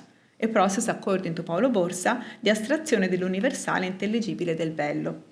Ardizzone again links the imaginative process toward consideranza with the first lines of the ballata, as they represent a condition of harmony at the physical level. The harmony of the physical level evokes the notion of the body balance and therefore that of complexio. The first lines of the ballata seem therefore to concretize the theoretical point of Donna Me Prega about the initial moment of love, the simil tragge complessione sguardo. Furthermore, at line 6 here, the verb dire, related to intelletto, while expressing the moment of difficulty in the process of abstraction of the image, marks the last moment in the sensitive part toward intellection, that of the communication of the imagined content to the intellect, which happens through memory recollection. If the many references to the mind include the activity of all the internal senses comprised of memory, the imaginative process clearly is pervasive because crucial to understanding. Nonetheless, within the pervasive presence of the imaginative dimension and together with imagination, moments like the lines I'm showing you can perhaps include a clearer reference to memory. The canzone Io non pensava che lo accorgia mai presents the parallel blocked process of knowledge and writing. Di questa donna non si può contare, che di tante bellezze adorna vene, che mente di qua giù non la sostiene, sicché la vede l'intelletto nostro. And quando il pensier mi ven che voglia dire a gentil cor della sua virtute, io trovo me di sì poca salute che io non ardisco di star nel pensiero. Here the intellectual actualization of the veduta forma is impeded not by a general inability of the mind, but by its inability to sostenere, to hold an image, where sostenere carries a nuance of duration. Sostene seems to describe an action closer to the memorial activity closer to the memorial activity than to the other internal senses, and marks perhaps a veiled reference to this precise faculty. Similarly, the poet cannot endure the thought of poetic creation. On the thread of lexical anaphora, Novo plager appears in Posso degli occhi miei novella dire, and introduces in this ballata a significance simile to veggio negli occhi della donna mia. Lines 4-5 connect the pleasure with the visual perception of the lady, and the Novo plager reaches the heart here as well. The same is repeated at lines 11-13, where line 11 indicates no, you don't have them, so I have to read them. Io veggio che negli occhi suoi risplende una virtù d'amor tanto gentile, con ogni dolce piacer vi si comprende. Where line 11 indicates that it is the reciprocity of the sguardo, io veggio negli occhi suoi, that generates ogni dolce piacere. So, from Novo plager to dolce piacere, according to an uncommon terminology in Cavalcanti, that of dolcezza, which characterizes this poem. Line 3 overturns the usual sighs of anguish into love's sighs generated and expressing sweetness. The whole line, as De Robertis notices, corresponds, cambiato di senno, to farene di pietà piangere amore, in poi che di doglia cor convenchio porti. Now, while the allusion to memory is usually included to the references to mente, or even pensiero, where the mind includes the interconnected activity of the internal senses, a manifest occurrence of the vocabulary of remembering appears in Era in penser d'amor quando io trovai. Here, the Foresetta pietosa, who speaks to the poet, introduces the possibility of memory. Il tuo colpo che nel cor si vede fu tratto d'occhi di troppo valore che dentro vi lasciarono uno splendore che io non posso mirare. Dimmi se ricordare di quegli occhi ti puoi. From the physicality of the signs of love, that is the wounded heart, the Foresetta retraces the experience of love endured by the poet and asks him if he can remember the woman's eyes that wounded him, announcing the shift from the visible signs of love to the poet's mental dimension. Guido's answer admits a partial memory, which conveys the visual experience and the consequent wound. E mi ricorda che in Tolosa donna m'apparve, accordellata e stretta, amor la qual chiamava la mandetta. Giunse sì presto e forte che fin dentro alla morte mi colpì gli occhi suoi. It is a dialogue manierato e cortese, as Marcello Ciccuta has highlighted in his commentary. Indeed, memory carries concrete details about the dressing of the woman, accordellata e stretta, rather than her, for example, exceptional beauty or claritate. The chiastic structure of the dialogue between the Foresetta and the poet places the expression "e mi ricorda" in an initial announcing position. Remember, it pertains to that cortese dimension of the poem, seems to me. What follows is the object of memory. The fact that the woman appeared more a chronicle, seems to me, than the inner work of the internal senses. The narrative rhythm continues with the fact that the lady's eyes wounded the poet's inner self. Clearly, fin dentro introduces that psychological dimension related to the experience of love, which seems, however, limited to the reproduction of the external appearance of the woman rather than her splendore, alluded to by the Foresetta. The splendore sits dentro and alludes to what has penetrated to the mutual grace, the interiorized content that in the poet's answer is substituted by the simple recording of the appearance of the external object. Moving toward the conclusion of this paper, I would like to briefly ponder on a few last instances of a possible emphasis on memory within Guido's consideration of the mind and its internal senses. In La forte e nova mia disavventura, after the woman has left l'anima distrutta, lines 7-10 once again express the mind's insufficiency. Non è rimaso in me tanta balia che io dello suo valore possa comprender nella mente fiore. Marco Berisso points out that this specific reference to the mind's insufficiency indicates a memorial incapability that follows the departure of the lady. Looking at other lexical occurrences throughout the ballata and that appear in other poems as well, and connecting the reference to memory at line 10 with the terminological anaphora of disfare, disfatto, disfatta, in the sense of the opposite to fare,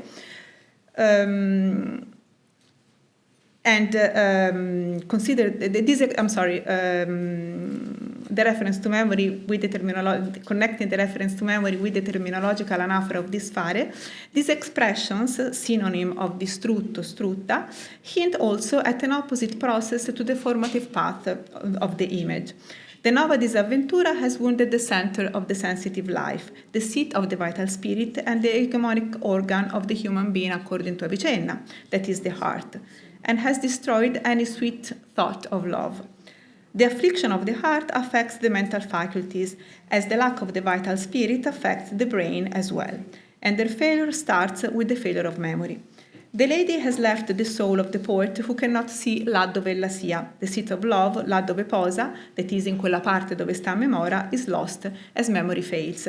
In parallel, at lines 25-26, the poet's words are also disfatte and paurose. You don't have it here, but I'm just briefly mentioning the terminology chosen by Cavalcanti. So the parole are disfatte and paurose and without direction. Furthermore, the relationship between the loss of the vital spirit and the suffering of the brain is among the causes of both pathological and non-pathological states of stupor mentis, because the inopilazione that I had the occasion to investigate, but in reference to Dante, because the inopilazione either of the blood vessels or of the nerves will cause loss of the vital or animal spirits and ultimate cerebral suffering. Allusions to sbigottimento recur in Cavalcanti's rime and indicate a condition which leaves the poet or his soul blocked in his mental faculties as well as vis motiva.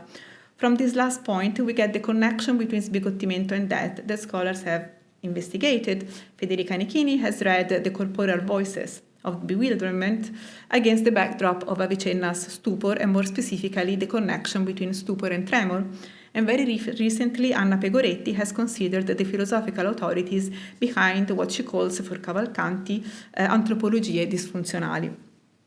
In Io non pensava che lo accorgia mai as well, where the poet discusses the inadequacy of his internal senses with a possible specific reference to memory, line 35 synthesizes the effects of love on the poet with the verb sbigottire, for example, which alludes to the blocked imaginative process and the inability to remember and convey the beauty of the woman.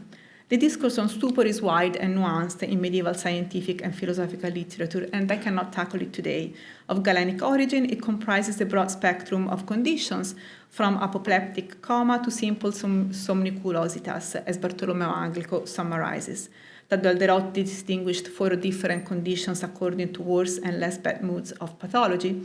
Nonetheless, medical texts are often precise in relating the various conditions of stupor to the suffering or the suspension of the internal senses.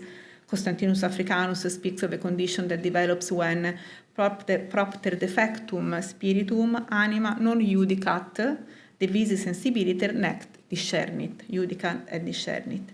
While, again, Bartolomeo Anglico speaks of loss of memory as the result of an apostema in the posterior part of the brain. Thank you.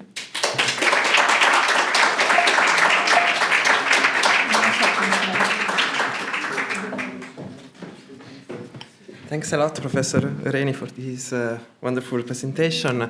Next speaker will be Professor Giuseppe Ledda. Giuseppe Ledda is Professor of Italian Literature at the University of Bologna.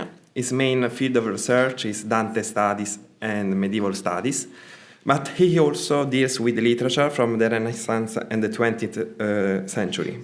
He's the author of numerous essays and articles in volumes and journals both in Italy and abroad, as well as several books on Dante, the most recent of which are La Bibbia di Dante, 2015, Legge la Commedia, 2016, Il Bestiario dell'Aldilà, Gli animali nella commedia di Dante, 2019. He's also the co-editor of the journal L'Alighieri and a member of the executive committee of the journal Studi Danteschi. The title of his presentation today is Ineffabilità e inconoscibilità nella poesia di Guido Cavalcanti. Please join me in welcoming Professor Giuseppe Ledda.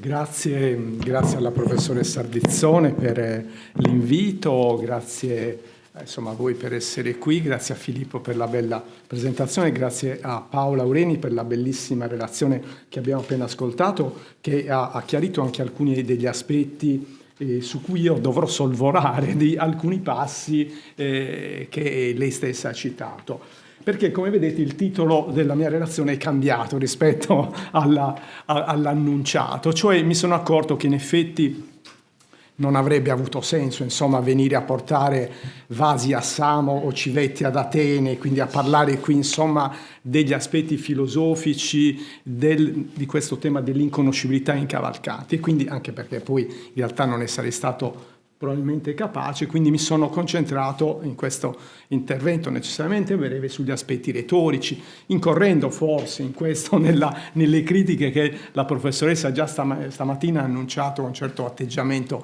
dell'accademia e della critica dantesca e medievistica italiana, però insomma c'è anche una realtà, che questi aspetti retorici forse proprio nel caso di Cavalcanti sono stati un po' trascurati davanti alla importanza, anche alla evidenza della problematicità filosofica che ha avuto appunto autorevolissimi studiosi che l'hanno approfondito come Ardizzone e altri studiosi, mentre invece gli aspetti retorici forse sono stati meno approfonditi. L'ineffabilità in fondo è anche un topos retorico, io lo studierò più da questo punto di vista. Ora, questo tema dell'ineffabilità appunto è un topos letterario di lunga durata che nella tradizione lirica in particolare è risultato funzionale alla retorica dell'iperbole in direzione sia dell'esaltazione delle bellezze dell'amata, sia per quanto riguarda invece la manifestazione degli stati psicologici del soggetto poetante, l'amore provato, la gioia e soprattutto il dolore. È un elemento che si trova ovunque nella lirica duecentesca, tuttavia, come è evidente, questo topos riceve un'attenzione particolare, una presenza nuova nella poesia stilnovistica. Ora, nel senso più ristretto, la poesia stilnovistica in realtà è quella che coincide con le 9 rime dantesche, quelle dello stilo della lode, che vengono citate nel canto 24 del Purgatorio, a partire dalla canzone Donne che avete intelletto d'amore. Ebbene, qui, in queste 9 rime, il ricorso all'ineffabilità è massiccio. Si inizia fin dalla prosa che precede appunto la canzone Donne che avete intelletto d'amore, con questa paura di cominciare, con questa materia troppo alta rispetto a me. Poi la prima stanza di Donne che avete manifesta questo topos della lode impossibile, la lode necessaria ma impossibile, non per chi io creda a sua laude finire, e poi utilizza anche questo tema molto importante e nuovo in Dante dell'ineffabilità come impossibile convenienza, quindi una indicibilità di tipo retorico, non di tipo assoluto. Poi naturalmente abbiamo l'introduzione ecco, nel sonetto Negli occhi porta la mia donna amore, abbiamo l'introduzione dello scacco della memoria, che in termini così precisi è una novità, e anche le 2 ineffabilità di quel che la par quando un poco sorride non si può dicer, né teneriamente, tutte grandi novità che ora sto soltanto citando rapidamente, e poi invece nel famoso sonetto tanto gentile che intendere non la può chi non la prova, e naturalmente qui è la riformulazione di questo topos legato alla dulcedo mistica.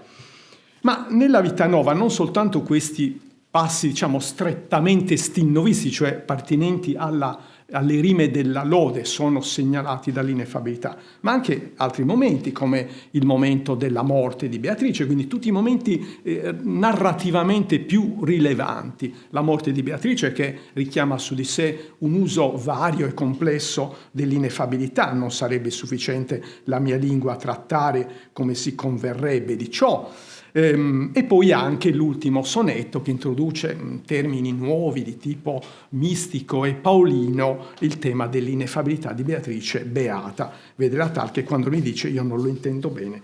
Ma anche fuori dalla Vita Nova, diciamo, un testo che pur per la donna gentile, pur con tante altre complessità, mette in azione la retorica, diciamo così, stilnovistica, come Amor che la mente mi ragiona, appunto è tutto costruito nelle prime stanze sulla retorica della lode impossibile, e il testo in prosa del Convivio si incarica proprio di riportare l'uso dell'ineffabilità e della lode impossibile alla funzione retorica della lode, cioè l'impossibilità della lode è la lode più alta possibile e quindi è funzionale alla lode stessa. E poi, vabbè, nella commedia l'uso dell'ineffabilità è molto vario, complesso, ricco, ma infine, ecco, circolarmente l'ultima occorrenza riferita a Beatrice riporta alla ineffabilità come legata alla riflessione sulla lode e alla retorica della lode. E quindi se tutto quello detto finora su Beatrice fosse conchiuso tutto in una loda, beh, non basterebbe neanche questo, poca sarebbe ancora la lode impossibile dall'inizio alla fine. Ora, gli altri stilnovisti, così come il nostro Lapogianni, mostrano in effetti di cogliere le novità dantesche e anche quelle cavalcantiane che ancora non abbiamo visto, ma insomma le possiamo forse ricordare, e quindi Lapogianni ha un uso abbastanza insistito della retorica dell'ineffabilità, con appunto tentativi di riprendere, forse un po' superficialmente, ma comunque in modo interessante, le novità dantesche cavalcantiane. Quindi abbiamo almeno due occorrenze molto forti, una è questa qui e l'altra è soprattutto forte in questa ballata fresca, rosa, novella, con questo Dil tuo amor, che insomma è un'eco cavalcantiana molto forte. E lo stesso Petrarca si mostra ben consapevole della forza, dell'interesse, della efficacia di questo topos della lode impossibile, tant'è vero che introduce nei primi due testi del canzoniere, che cercano di articolare la poetica della lode, introduce proprio il tema della lode impossibile con echi danteschi molto interessanti nel sonetto 5 e nel sonetto 20. Quindi ecco, c'è una linea che effettivamente va da Dante, arriva all'Apogianni e arriva sino a Petrarca. In mezzo ecco, l'ho saltato perché insomma non abbiamo delle slide, perché non ce n'è, e abbiamo il nostro Cino da Pistoia, che nonostante il suo corpus esorbitante non utilizza mai. Attualmente, venendo dopo Dante e Cavalcanti, deve fare un po' delle scelte, un po' spaventato secondo me dall'uso che dell'ineffabilità hanno fatto Dante e Cavalcanti. Vabbè ragazzi, quello l'avete fatto voi, io faccio altre cose.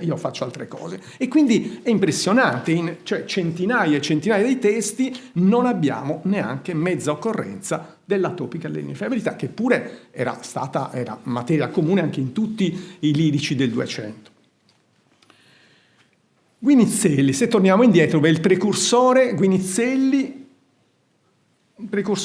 neanche di lui, ecco torniamo su, neanche di Guinizelli abbiamo delle slide. Perché non abbiamo delle slide? Perché anche Guinizelli non ha tracce di ineffabilità. Perché non abbiamo?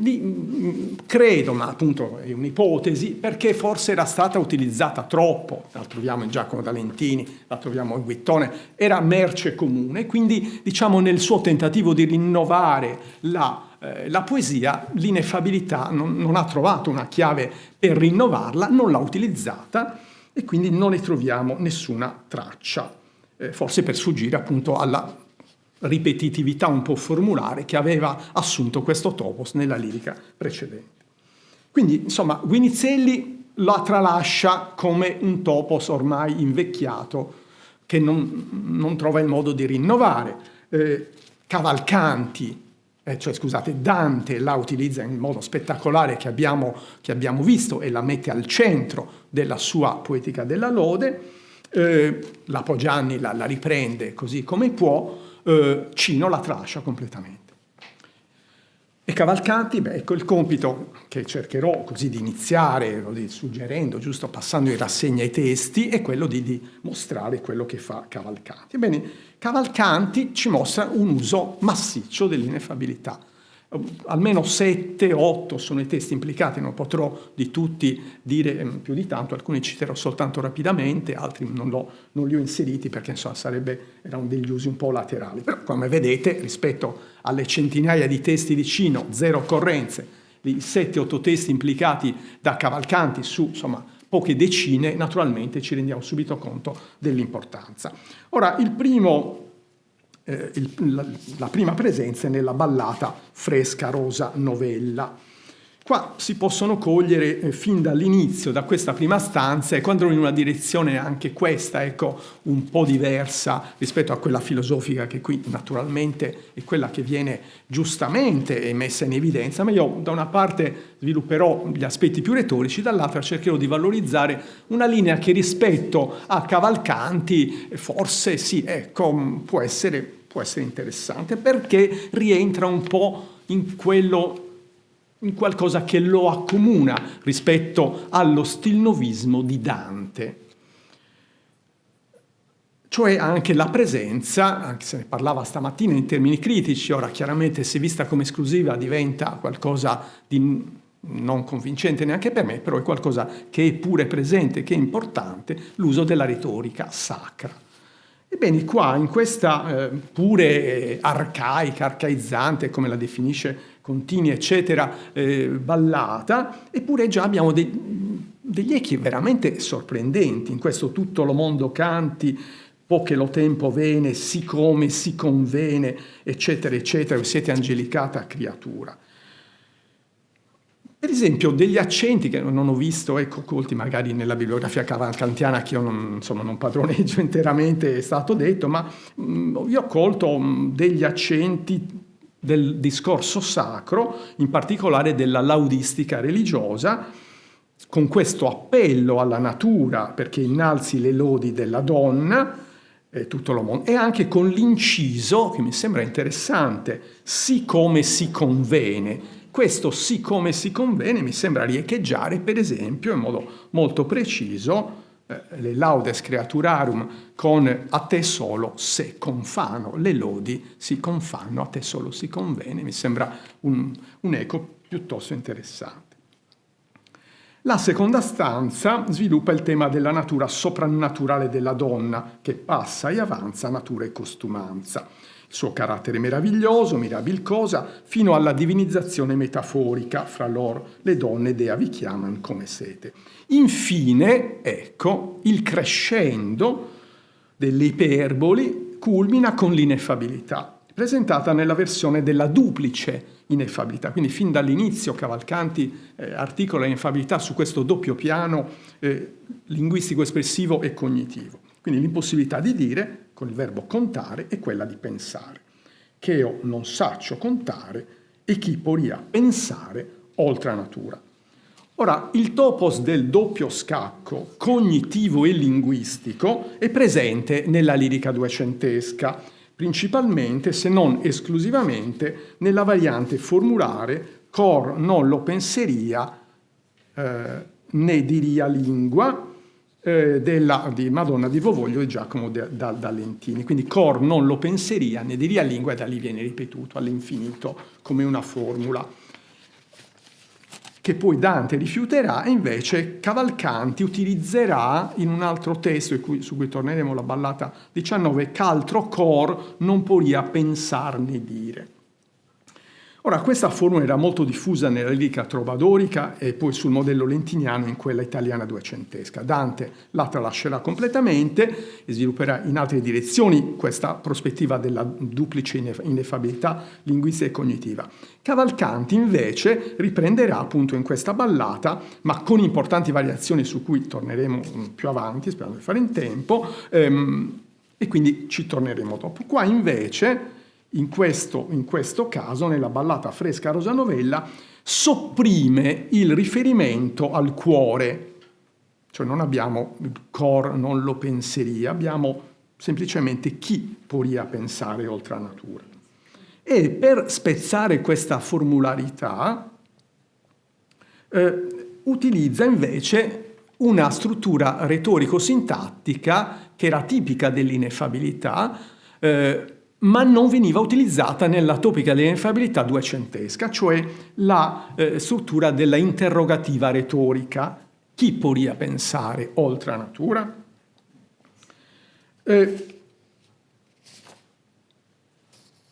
Si tratta, ecco, per esempio, vi ho messo qualche esempio, spero che ci sia, ecco, qualche esempio che vi fa cogliere l'importanza, l'autorevolezza, la cultura che c'è dietro l'uso di questa interrogativa retorica applicata all'ineffabilità. Passi virgiliani, passi biblici, tra l'altro in un contesto di lode, e anche passi della innologia laudistica medievale. Invece, è molto interessante, la interrogativa retorica applicata all'ineffabilità manca nella lirica duecentesca. Quindi Cavalcanti, questa cosa apparentemente semplice che ha fatto anche da un punto di vista retorico, sembra ripetere, in realtà mette insieme una formula, o meglio vivifica una formula tradizionale innovandola con un apporto, con una memoria più autorevole e in qualche modo anche autorevole e sacrale, come vedete era fortemente legata anche alla dimensione della retorica sacra, biblica e innologica.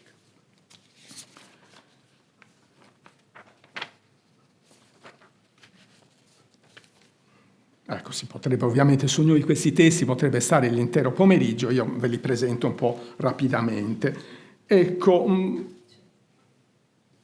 perché abbiamo questo? Perché vi vorrei parlare del famoso sonetto Chi è questa che ven? Ma questo sonetto Chi è questa che ven, per abitudine storiografica, didattica, eccetera, va sempre insieme ad altri due sonetti, perché in qualche modo costituiscono una triade di sonetti che mostrano alcuni delle acquisizioni, delle modalità dello stilnovismo da Guinizelli a Cavalcanti a Dante, cioè il sonetto Io voglio del ver la mia donna laudare e naturalmente il sonetto Tanto gentile tanto onesta pare. Ora, il sonetto di Guinizelli, ovviamente come tutto Guinizelli, non presenta il topos dell'ineffabilità, mentre procede alla sacralizzazione della donna, come ci ha insegnato Paolo Borsa nel suo libro, insomma, sua nuova poesia di Guido Guinizelli, tramite un uso nuovo delle comparazioni con gli elementi della natura. Poi nelle terzine invece hanno spazio quei temi che diventeranno topici, insomma, per la poesia stilnovistica, del passaggio per la via, la gentilezza, il saluto, gli effetti miracolosi di conversione morale e religiosa provocati non solo sull'amante, ma anche su chiunque entra in contatto spaziale, visivo o verbale con la donna. Nel sonetto invece Tanto gentile tanto onesta pare, poi inserito ovviamente nella Vita Nuova, troviamo l'ineffabilità già nella ragione che precede il sonetto, una dolcezza onesta e soave tanto che ridicere non lo sapeano. E poi ecco questa ineffabilità esplicita e chiosa invece l'uso implicito dell'ineffabilità con la famosa formula una dolcezza al cuore che intender non la può chi non la prova. Nel sonetto di Cavalcanti gli elementi teofanici e ierofanici dell'apparizione della donna sono pure, come nei casi precedenti, una dimensione universale. Cognom la mira, parlare null'uomo pote ma ciascun sospira, e provocano l'impossibilità di esprimersi se non attraverso sospiri. Ma la prima occorrenza vera e propria dell'ineffabilità lo troviamo nella seconda quartina e riguarda l'aspetto della donna, in particolare il suo sguardo, o Deo che sembra quando gli occhi gira, dica l'amor chi non savria contare. Ora, uno schema non infrequente del topos dell'ineffabilità è quello che prevede, a fronte dell'impossibilità di dire da parte del locutore, la richiesta di aiuto alla divinità o il demandare alla figura divina il compito di dire ciò che per il locutore risulta indicibile. È un modulo presente in contesti che vedono solitamente la combinazione dell'ineffabilità con l'invocazione. Quindi nell'impossibilità di dire, il poeta chiede alla divinità, solitamente alle muse, o aiuto, oppure addirittura di sostituirsi al poeta nel compito di dire. Cavalcanti ne fa anche qui un uso innovativo. Per prima cosa, la divinità invocata a cui viene affidato il compito del dire non sono le muse, ma è amore. E questo avrà un grande impatto e sarà subito ripreso in ambito stilnovistico, poi avrà un enorme impatto anche su Boccaccio, per esempio, ma in ambito stilnovistico si può registrare in diretta proprio la ripresa da parte di Lapo Gianni, abbiamo visto prima nella seconda ballata citata, e poi anche in un'altra ballata incerta fra Dante e Cino, Io non dimando amore. Ma soprattutto l'appello alla divinità non implica, come avveniva invece nel modello classico, ineffabilità più invocazione, non implica il superamento della difficoltà grazie all'intervento divino. Qui Cavalcanti infatti continua a ribadire l'indicibilità per altri aspetti dell'apparizione. In questa prima occasione l'ineffabilità è declinata nella modalità più debole, come incapacità personale, chi non savria contare, io.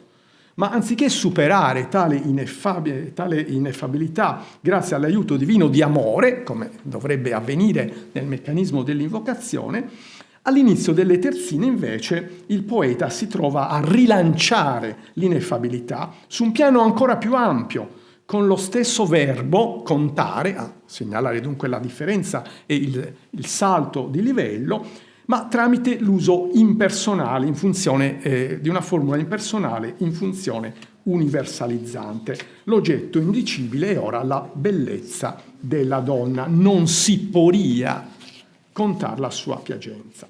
Infine, con ulteriore intensificazione della negatività, anche attraverso l'anafora del non, il processo di universalizzazione dello scacco viene reso esplicito tramite l'uso dell'aggettivo nostro. Non fu sì alta già la mente nostra. Qui la facoltà coinvolta dallo scacco è la mente nostra, il cui scacco è indicato attraverso la metafora della insufficiente altezza. Non fu sì alta già.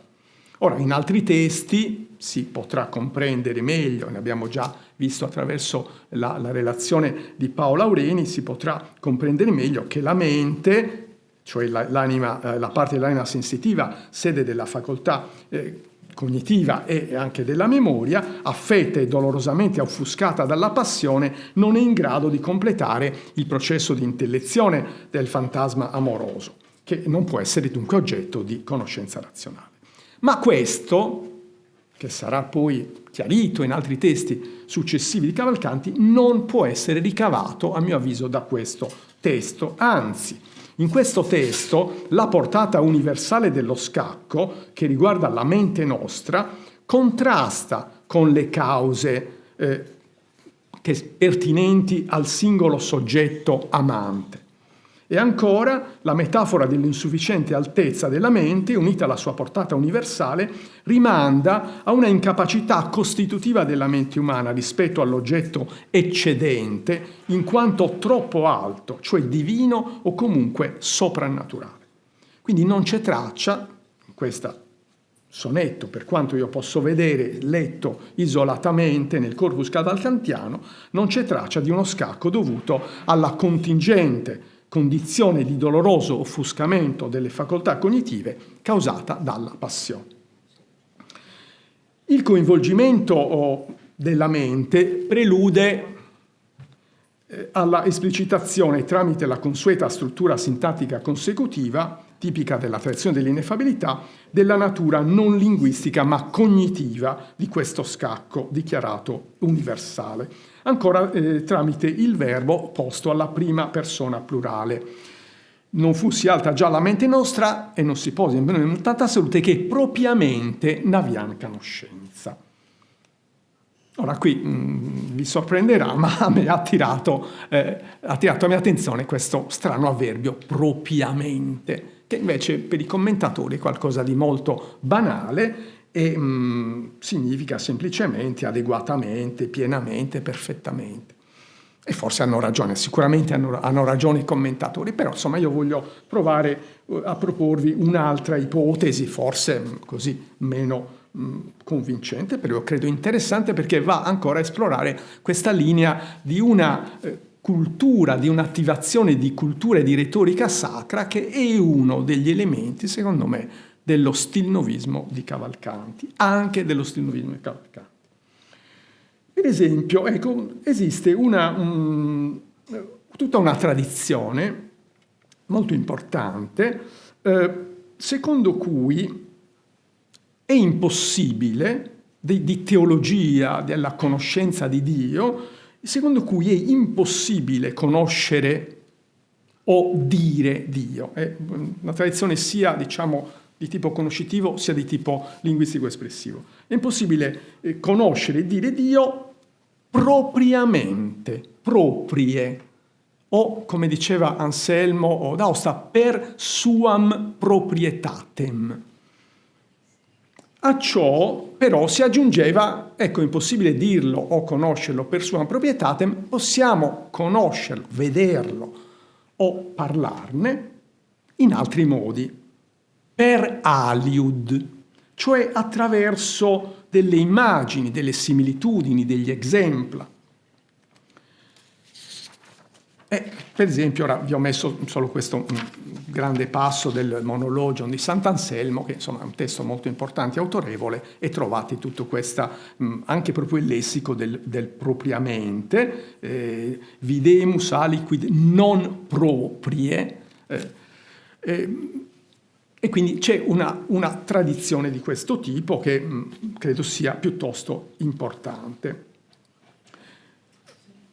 Ora, questa tradizione però è poi accompagnata dalla possibilità, ecco, non possiamo dirlo propriamente, ma possiamo, anzi dobbiamo, se vogliamo in qualche modo alludere alla divinità o accostarci per passaggi, per speculum et in enigmate, anche il passo paolino viene inserito in questa tradizione, possiamo avvicinarci attraverso il linguaggio figurato, le immagini, le metafore, le similitudini.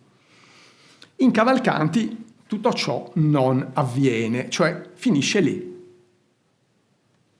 Non si pose, che propriamente ne abbiamo conoscenza. Non c'è, ecco, non possiamo conoscerla propriamente, proprie, per suam proprietatem, e quindi dobbiamo accontentarci delle immagini, delle metafore. No, finisce lì, finisce con lo scacco non in qualche modo superato neanche parzialmente dal linguaggio.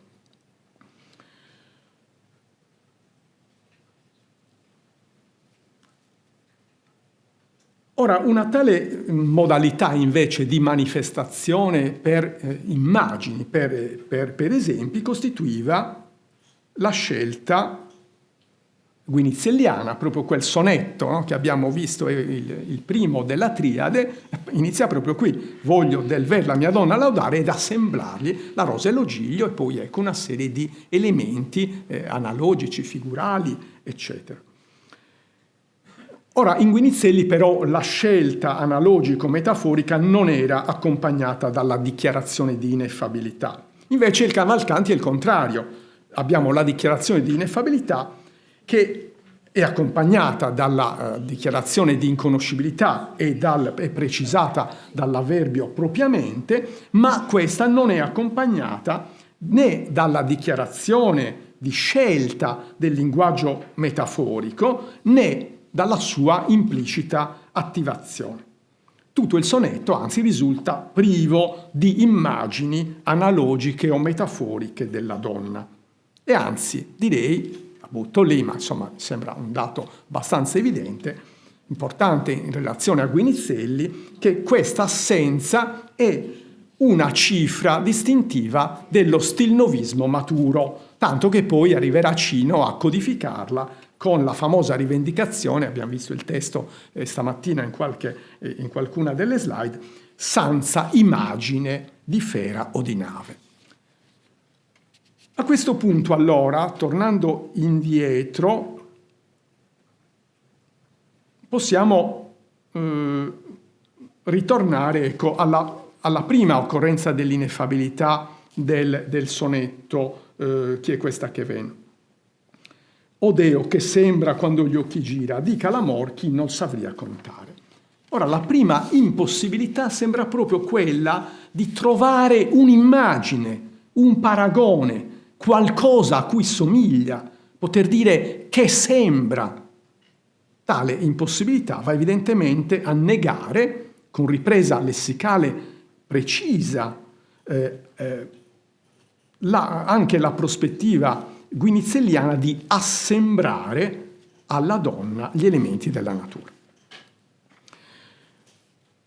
Va segnalata per completezza, anche se non so bene cosa farci, vi dico la verità, la presenza di questo avverbio propriamente, che è esclusivo cavalcantiano, invece lo troviamo in 2 occorrenze dell'ineffabilità in Dante da Maiano. Non so, ecco, mi sembra difficile che in Dante da Maiano ci possa essere l'attivazione di questa tradizione a cui probabilmente mi sembra di poter ipotizzare Cavalcanti possa fare allusione. Però ecco, vi segnalo questo ulteriore elemento da tenere presente nella discussione. Ora, io temo, Filippo, che non, sì, appunto, sono a 1/3 delle cose, quindi vabbè, ma appunto sono testi molto complessi, quindi ve li racconterò un'altra volta, vi dico quello che riesco, in modo poi sugli altri magari torneremo sui casi poi più complessi della ballata 19 e 26, canzone 19 e ballata 26, insomma vi darò solo pochi cenni se potrò.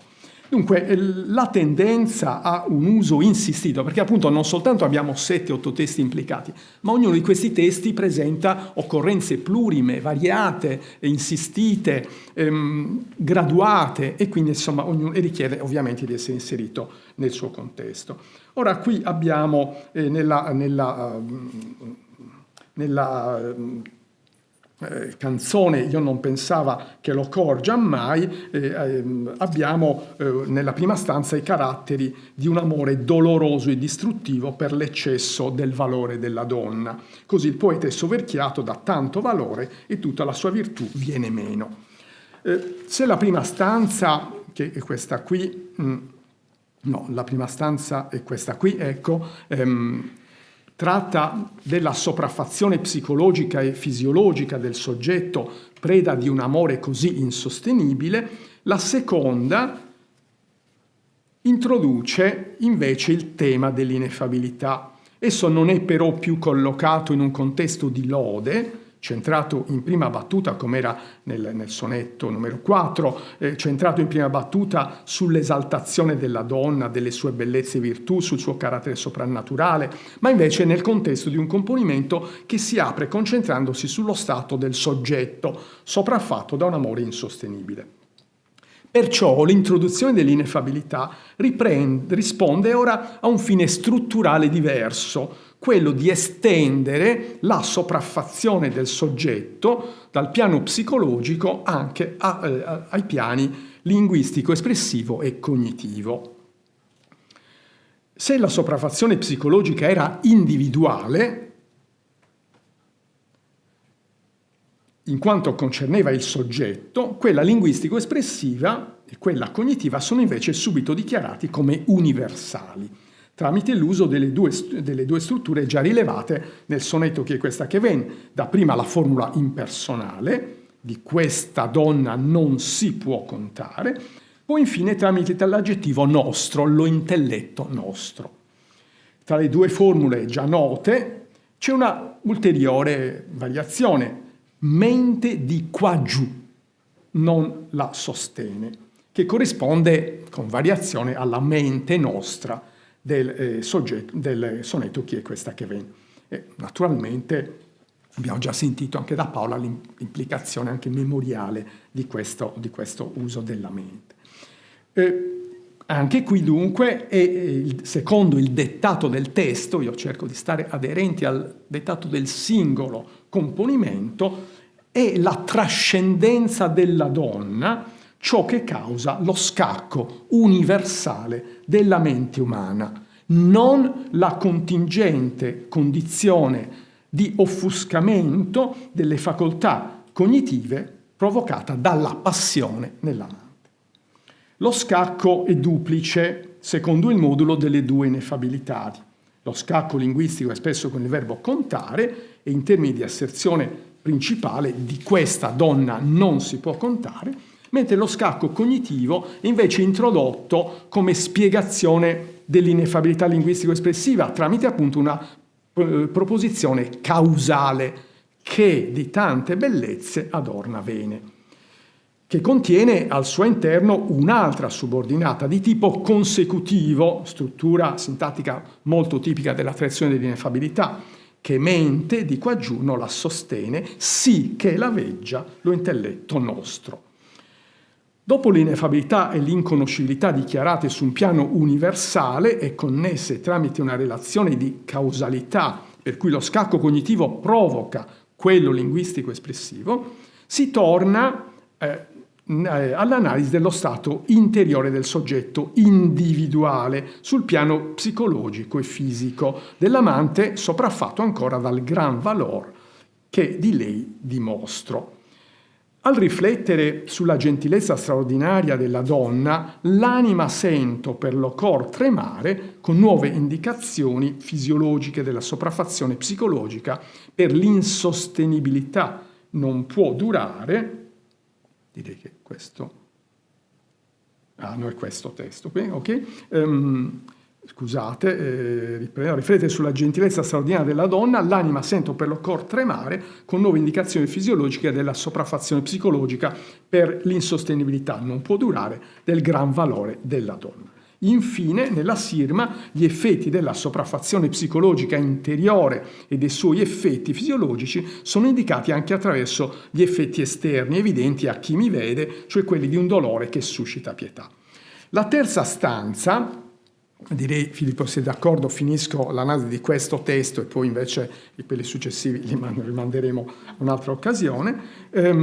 Infine, la terza stanza si riapre nuovamente con il passaggio al tema della volontà di dire, cioè di parlare della volontà della donna, con variante del guinizelliano io voglio del ver la mia donna laudare, pensier mi veni che io voglio dire della sua virtute. Potrebbe usare il lessico della lode, ma Cavalcanti, anche questo è interessante, non lo usa mai. Non c'è una occorrenza del lessico del termine laudare nel corpus cavalcantiano. L'unica si riferisce alla propria canzone, alla fine nel congedo di Donna me prega, ma quindi è un uso metalinguistico non riferito alla donna. Quindi questo desiderio che colloca questa volontà però nel pensiero, il pensiero che io voglia dire della sua virtute, a gentil core naturalmente. Ora, tale volontà di dire della virtù della donna viene però subito frustrata e bloccata dalla constatazione della inadeguatezza espressa ancora con una negazione dello stesso termine del sonetto di chi è questa che viene, cioè salute. Viene solitamente chiosato come perfezione, cioè la consapevolezza di tale inadeguatezza fa venire meno, e qua la mia lettura è diversa rispetto a quella che è stata proposta più fondatamente da altri, ma la mia, appunto, ripeto, è una lettura letterale e retorica, secondo me fa venir meno la determinazione, cioè pensiero, qua lo intendo come volontà, volontà, determinazione a fare qualcosa, fa venire meno la determinazione necessaria a mantenere una tale intenzione, che io non ardisco di star nel pensiero. La lettura naturalmente riduttiva e forse banalizzante, però insomma quella che vi propongo, che non esclude quella naturalmente più profonda e interessante. Infine la sopraffazione torna a riguardare il piano psicologico con l'insostenibilità di una nuova apparizione della donna. Per concludere, la sopraffazione psicologica e fisica che può condurre fino alla morte è ancora al centro dell'ultima stanza, che però, come vedete dall'assenza di sottolineature, non presenta ulteriori occorrenze dell'ineffabilità. Ora, a questa mia interpretazione del testo, conclusivamente, speravo di andare avanti, ma invece mi fermo a questa ballata, a questa canzone numero 9, però è utile perché permette anche sugli altri due testi, cioè 19 e 26, la linea è un po' questa, testi che diventano più complessi, che si prestano a letture filosofiche, appunto, a questa mia interpretazione, diciamo così, ingenua e principalmente retorica, che si fonda sulla sola lettura del testo isolato, senza l'ausilio della canzone Donna de me prega e di altri testi di forti implicazioni filosofiche, e risulta una lettura che tende a vedere come distinti i due momenti della sopraffazione, quella cognitivo-linguistica e quell'atto della sopraffazione psicologico-emotiva. Ma si può contrapporre invece, forse io spero aggiungere anziché contrapporre, un'interpretazione più raffinata che tiene presenti i precisi elementi filosofici che Cavalcanti sviluppa in altri testi. Su questa base diventa possibile allora mettere questi due momenti che io ritengo in qualche modo separati e giustapposti, li si può invece mettere in una relazione causale, come è stato fatto magistralmente da Maria Luisa Ardizzone nel volume del 2006 Guido Cavalcanti, l'altro Medioevo. Ora, naturalmente non sto a ripercorrere questa spiegazione, non l'avrei fatto comunque. Quello che ho provato a fare già in questo testo e poi anche nella ballata 19, nella canzone 19 e ballata 26, seguire un'altra strada, sperando di mostrare in questo modo anche un altro aspetto della ricchezza e della complessità della poesia di Cavalcanti, cioè la compresenza di possibili diversi livelli di lettura, diciamo approssimativamente un livello filosofico, magistralmente già esplorato, ma anche un livello retorico forse ancora non pienamente valorizzato. Vi ringrazio per l'attenzione.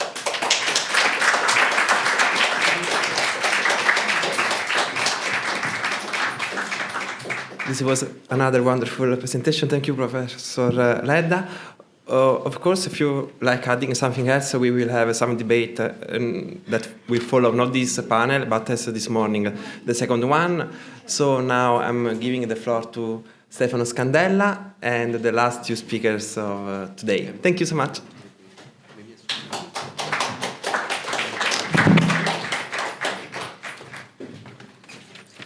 Thank you, Filippo.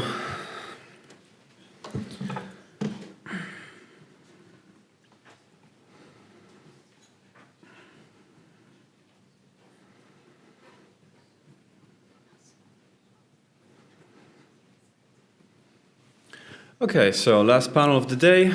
Very happy to have the chance to be the moderator for this last panel. The first speaker is Leonardo Chiarantini, a postdoctoral fellow in the Department of Romance Languages and Literature at the University of Michigan. His research investigates the convergence of philosophical and scientific thought with the early poetry of the peninsula, from Sicilian poetry to Dante and Cino da Pistoia.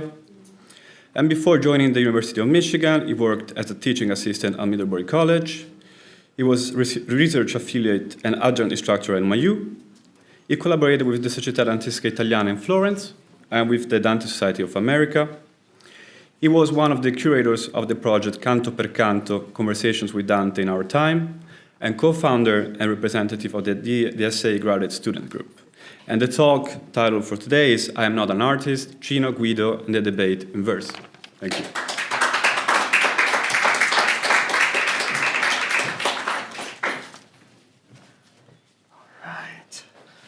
Thank you, Stefano, and thank you, Professor Ardizzone, for inviting me.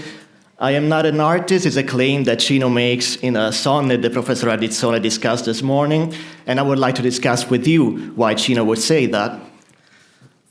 Sometime during the last decade of the 13th century, a young Cino finds himself in need of responding to an accusation of plagiarism from none other than Guido Cavalcanti.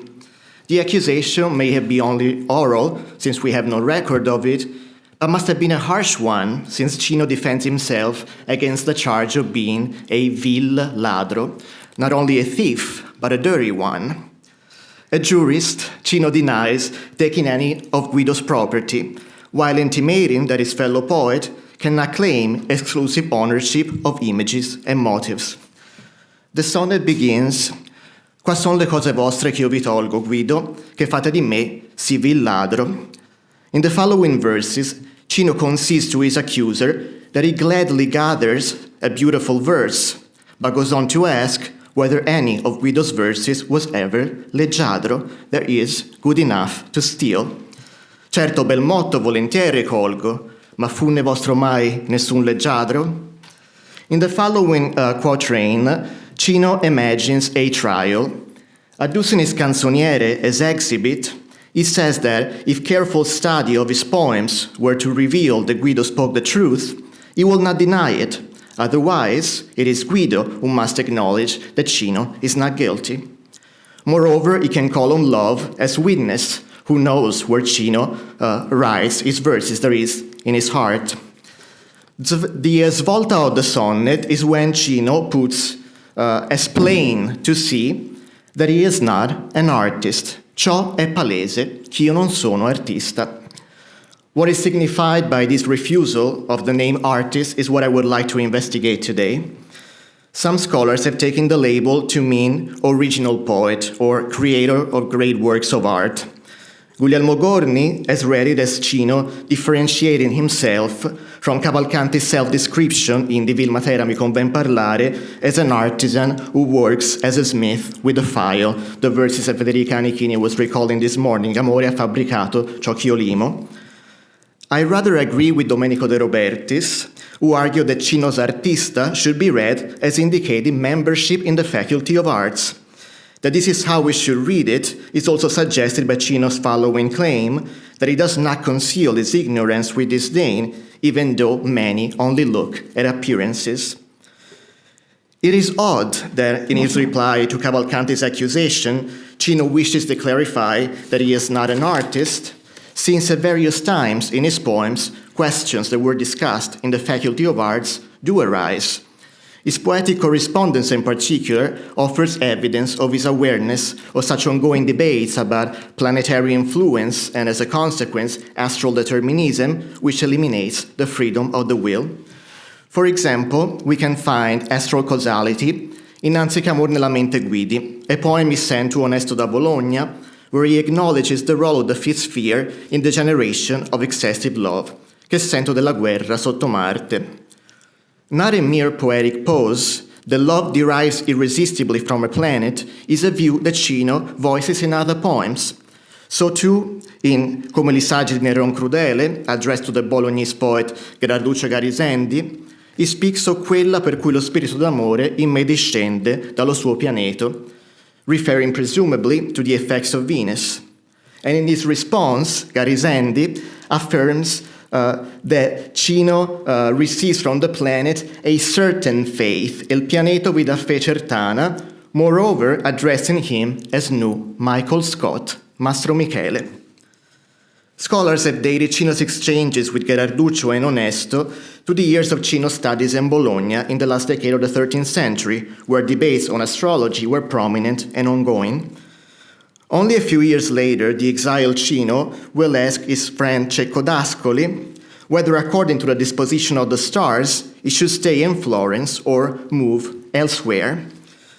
Underscoring Cecco's astrological authority by calling him Ptolemy, Cino asks whether the storm that afflicts his natal Pistoia will cease. In the poem Io guardo per li prati ogni firbanco, Cino imputes his love to the conjunction of Venus and Mars, speaking of the arrow that wounded his heart when Mars looked at Venus, nel tempo che guardando Vener Marte. As Guido Zaccanini has observed, guardare is here a technical term from the Latin aspicere, used to indicate the reciprocal position of planets and constellations. The concurrence of two planets can be referred to as aspect, aspectus, or aspectual conjunction, a coming together in which two planets are said to look at one another, aspicere or respicere. Cino's correspondent Cecco d'Ascoli discusses this kind of conjunction in his commentary on Alcabisis Introductorius, where he addresses the union of lover and beloved. In a part of Cecco's glossary largely devoted to erotic determinism, the astrologer affirms that it is according to the aspects of the planets to the appetitive power that it is moved to this or that object of love. And further in his glosses, he considers precisely the conjunction of Mars and Venus that Cino speaks of as responsible for vicious love and love of the flesh. Here it is. Although Cecco's commentary was written after his poetic exchange with Cino, the Pistoian poet may have had first-hand knowledge of Alcabisi's discussion or of deterministic views of the power of the stars that were circulated in Bologna in the very years in which Cino studied and lectured there. In his sonnet Cercando di trovar minera in oro, addressed to Dante, Cino blames a planet, arguably Venus, for his new condition of love to which he surrenders and where he gladly remains. Cotal pianeta lasso mi destina, che dov'io perdo, volentier dimoro. Despite his use of the adverb volentier, that would suggest the exercise of his will, the verb destinare suggests a necessary and inevitable defeat. Dante recognizes the deterministic tenor of Cino's claim when in his reply he invites his friend to acknowledge his agency. Non è colpa del sol se l'orbe a fronte non vede quando scende o quando poia, ma della condizione malvagia e croia. To Cino, who claims to be coerced by love, Dante responds that he should recognize a responsibility rather than blame it on the star. Indeed, the possibility of choice, the electio, is a recurring theme in Cino's poetry, as it was in the context of scholastic disputes of the 13th century, especially after the Parisian condemnations. Some of the propositions condemned in 1270 and 1277 had indeed denied human freedom by asserting our subjection to external forces or claiming that the human will wills out of necessity. We know that disputations modeled on those of the Parisian Faculty of Arts were held in the Florentine schools of the Mendicant order that Dante, in his Convivio claims he frequented, and that Cino may also have frequented during his exile in Florence. Against the notion of free choice is Cino's recurring claim that the lover cannot help himself because rescue arrives only after the harm is done. In Bene forte cosa il dolce sguardo, love impairs judgment on account of its furtive nature, and any help comes too late. In the Sirma, Cino claims that love draws equal force from every pleasure or from every pleasing object, and that it impairs reason, non può stare in mezzo per ragione. Literally, it cannot keep to the mean by virtue of reason. The verse explicitly negates the lover's capacity to exercise that virtue that Aristotle defines as a habit of choosing that dwells in the mean, habitus electivus, immediatate existence. In Anzi Ch'amor la mente guidi, the sonnet to Onesto, where he claims the irresistible effects of Mars, Cino warns his addressee that before loving a lady who will slay his heart, one should be reminded that he is not a phoenix. Conviensi dire all'uomo, non sei fenice. Here too, all counsel against love is to no avail. Consigliava anche il contradice. And whoever tells Cino not to serve love or trust it arrives too late, si leva tardi. This natural necessity is what Cino also claims in Se incarnato amor del suo piacer, where he describes love as excess, ma preso in ciascun membro for misura, and goes on to justify his excessive desire by saying that it comes from nature and therefore cannot be resisted. Tutto è convertito già in natura, sì che di contrastar non ho podere. Now Cino may be translating Folche de Marseilles à Bomidon, where the troubadour appeals to anonymous authorities to affirm the principle that long habit transforms itself into nature. But while Folke invokes this principle to explain the pleasure that through habit the lover finds in the flame of love, for Cino, the reversion to nature means that his desire is compelled. Elective love is reduced to natural love, as if he had no choice. Di contrastar non ho podere. Cino often writes about his inability to withstand desire with reason. An example is Io non spero che mai per mia salute, that Dante cites in the De Vulgari as example of a canzone that begins with a hendecassyllable. Here the speaker claims that love has become his lord, mi se fe signore, that the lady's haughtiness does not move reason, non muove ragione il disdegno, and that he is forced to follow his desire even though it is not virtuous, che io convegno seguire sforzato il desio, ancorché da virtù sia scompagnato. We can see this theme worked out in the context of Cavalcantian reminiscences in Cino's doctrinal canzone, L'uomo che conosce tegno che ardire. Here he begins by saying that it was not an excess of daring that made him look at the lady when love came to wound him, but that he had never seen love, which the heart cannot know without the sensible experience. Perhaps indicative of the theft of which we do accuse him, borrowings from Cavalcanti's lexicon are evident throughout this poem.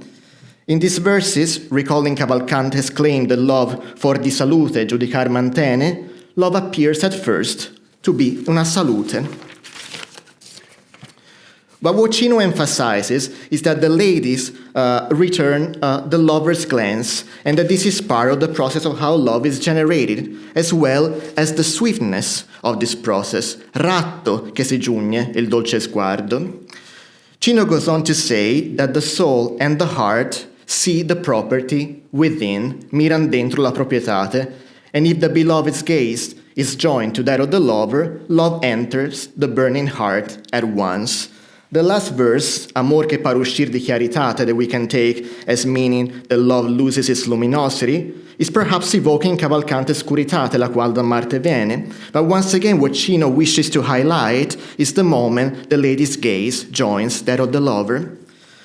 Cino's appropriation of Cavalcanti's discussion of love is also attested by another exchange with Gherarduccio Garisendi.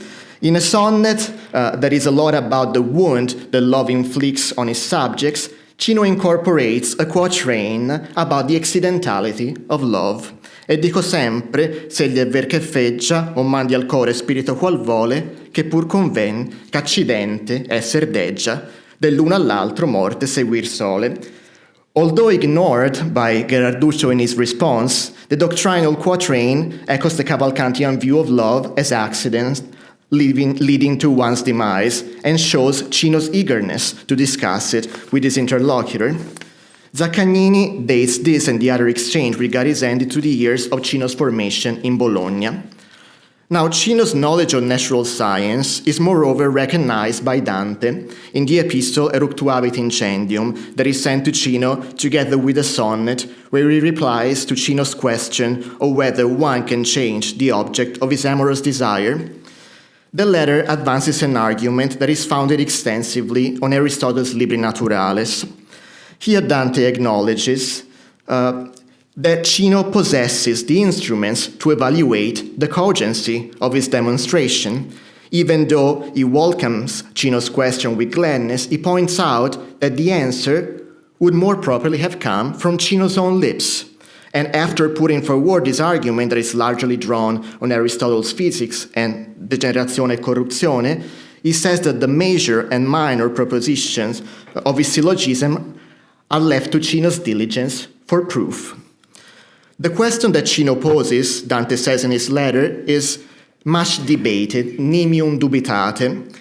But what is significant to me is that in his proposal, Cino says that he has already come to the conclusion that the soul can be transformed from one love to another. There is that one can love again after one love has faded, and wants to know from Dante whether his view is justified. He does not ask Dante to determine the question for him, but only to validate or disprove the determinatio that he has already achieved with the aid of her who is master of all things, quella che è maestra di tutte le cose. Cino's maestra has been read as meaning either nature or experience. That it denotes experience is confirmed by Dante's letter, where he acknowledges that his answer to Cino's question was already ab experientia persuasum. It is to justify his experience that Cino leverages natural science. Often accused of inconstancy by his fellow poets, Cino denies the imputed duplicity, but in some of his poems he both declares it and justifies it. An example is Donna io vi miro e non è che vi guidi, where Cino explains the reason for his lack of faithfulness to his forsaken lady. The other lady holds his heart in her hand, Literally, she has her hand inside the heart, la man dentro al core, as a fierce and cruel enemy of pity, against which he is utterly helpless. Besides using the adjectives fero and altero, they remind us of Cavalcanti's dottrinaal canzone, siccome fera nemica di pietà crudelmente, non si può traitare in nessuna maniera, che se essere potesse solamente sarebbe vostro e non di quella altera. When in his exchange with Dante, Cino turns to a natural scientific question, it is to make sense of, or excuse for, that amorous changeability that his accusers reprimanded as contrary to the principles of fin amor.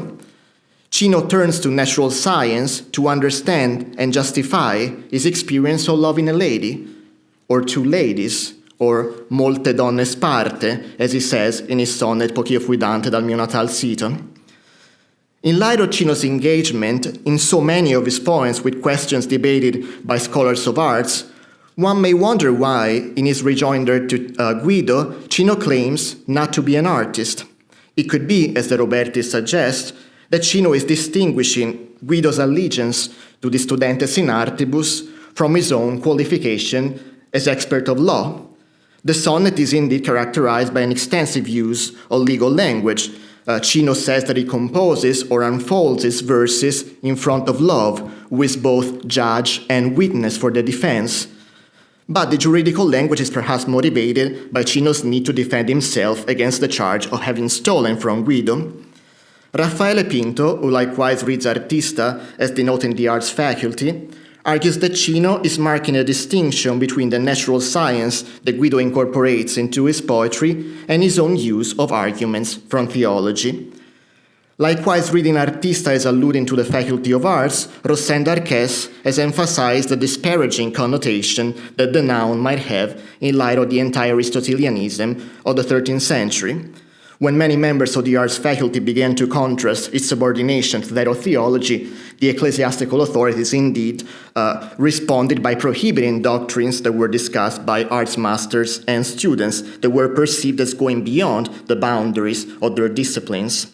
Accordingly, Arques suggests that Cino would be reproaching the vainglory and intellectual presumptuousness of the artiste, contrasting it with the humility of one who knows that the only wisdom is divine love, and that the truly worthy lady is conducive to blessedness. Although Cino at times appears to entertain Dante's resolution of the conflict between secular love and celestial love, for the most part in his poems he affirms the ineluctable necessity of succumbing to erotic desire. More than distancing himself from Cavalcanti's natural scientific learning or marking a distinction between two fields, I want to suggest that Cino may be responding to that exclusivity that Guido claims for his poetry in his major canzone. Cino's provocative question of whether Guido's verses was ever leggiadro may be the key to understanding his claim that he is not an artist. Corrado Calenda has observed that Cino's denial of leggiadria to Cavalcanti's poetry resembles Guido's own claim that in Guittone's poetry there is no poetic figure that other poets would use. Also, the ignorance that Cino does not conceal, non copro mia ignoranza con disdegno, may hint at Cavalcanti's attack on Guittone's lack of expressive skill that Professor Ardizzone was talking about this morning, when Cavalcanti diagnoses that Guittone's barbarism was caused by lack of knowledge, difetto di saver. De Robertis reads the further accusation, per te non fu giammai una figura, non fora posto il tuo in argomento, as meaning that an argument like Guittone's would not be advanced by anyone. Likewise, Marco Berisso takes the last verse as meaning that what Guittone has written will never be used by others in the context of an argument. If the figura of verse 9 and the argomento of verse 10, as scholars observed, must be taken as complementary, Cavalcanti would be claiming that in Guittone's poems there is not a figure or an argument worth using. While not denying that he lacks the knowledge that Cavalcanti can vaunt, Cino would nonetheless turn back onto Guido the same allegation with which he charged Guittone, that in his poetry there is no verse worth stealing. The leggiadria that Cino believes is nowhere to be found in Guido's poetry is, in my view, not mere gracefulness. Though the adjective leggiadro may mean pleasant, as it is suggested by the bel motto of the preceding verse, in light of the complexity of Cavalcanti's poems, it may also allude to a poetic voice that is plain and easy to understand. More than the chivalric and ethical leggiadria of Dante's Portia Camor, or the graciousness that Dante will ascribe to Guinizelli and his poetic offsprings in Purgatorio 26, the leggiadria that Cino cannot find in Guido's verses may denote that lightness that Dante speaks of in the first stanza of Donne che avete, Intelletto d'amore, where he says that he will discuss his lady's nobility a rispetto di lei, leggeramente, thereby rejecting obscurity in favor of plain speaking. What I suggest is that both the first stanza of Guido's doctrinal canzone and the first stanza of Donne che avete are a subtext of Cino's poem. Both declare their intended audience, but while Dante affirms that he will speak of his beloved leggeramente, therefore in a way that is understandable by many, Guido expresses his desire to only speak to a conoscente. Era presente, conoscente che ero, perché io non spero, con di basso cor, a tal ragione, porti conoscenza. In the last tercet of his poem, Cino says, he is un uomo, cotal di basso ingegno, che vo piangendo, tanto l'alma trista, per un cor lasso, che fuor de sto regno. Not only does Cino's uom, cotal di basso ingegno, echo Guido's om di basso core, but artista, I propose, is how Cino understands the conoscente that Guido claims he is looking for at the outset of his canzone. Now, what Cino would have taken from Guido, according to his accuser, di cose vostre, of the first verse, may indicate not only words, but also notions, views, subject matters. The question of the incipit, qua son le cose vostre che io vi tolgo, may thus be Cino's assertion of his own right to take part in the debate that informs Guido's poetry, but in a way that is plain and understandable, and therefore not exclusive or elitist, but dialogic. When Cino claims not to be an artist, he is not saying that he does not share with Guido a concern with questions that were debated by the artiste, but that unlike his Florentine fellow poet, he does not speak only to one who received his education in the Faculty of Art or has the knowledge of the Studentes in Artibus. A loner, as Boccaccio portrays him in his novella, according to Cino, Cavalcanti sacrifices leggiadria to write a comment per modum questionis on Aristotle's works on natural science. Furthermore, while for Cino, natural scientific demonstration is an instrument to understand and justify his experience of loving a lady, or even acquiring another one, for Cavalcanti it appears to be an end in itself, especially if we accept Maria Corti's suggestion that the donna of the incipit stands for natural science itself. With his first verse, Donna me prega, Guido may want to evoke earlier examples such as Giacomo da Lentini's Madonna dir vo voglio and Guinizelli's Donna l'amor mi sforza, but the lady of his incipit disappears at once to be replaced by the conoscente, who is the true addressee of the poem, in fact, the only addressee of the poem. That unlike Guido, Cino speaks to his lady and of his lady is what we may also gather from the last terzina of his defense. The cor fuor de sto regno of the last verse may indicate Cino's own heart or that of his beloved, but either way, it would appear to mean that the poet's sentiment is unrequited, for the lady does not correspond it, meaning her heart is out of the kingdom of love, or Cino's heart is excluded from that kingdom. Despite professing not to be an artist, at various points in his poems, Cino does address questions disputed by scholars of arts. When he claims to be constrained to love and unable to use judgment to counter his excessive desire, he enters into thorny debates about human agency and natural determinism. When he declares that a planet has decreed his defeat, he touches on heterodox views, such as those put forward by judicial astrology.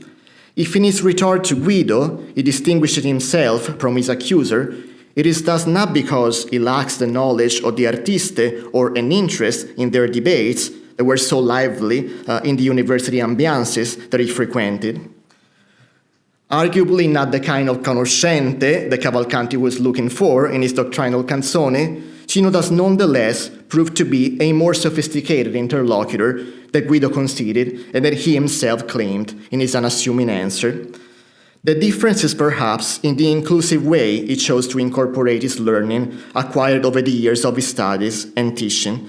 There is always in dialogue with his fellow poets and always speaking about his lady, who, unlike the donna of Guido's canzone, does not disappear after one verse, but remains the very core of his poetry. Thank you.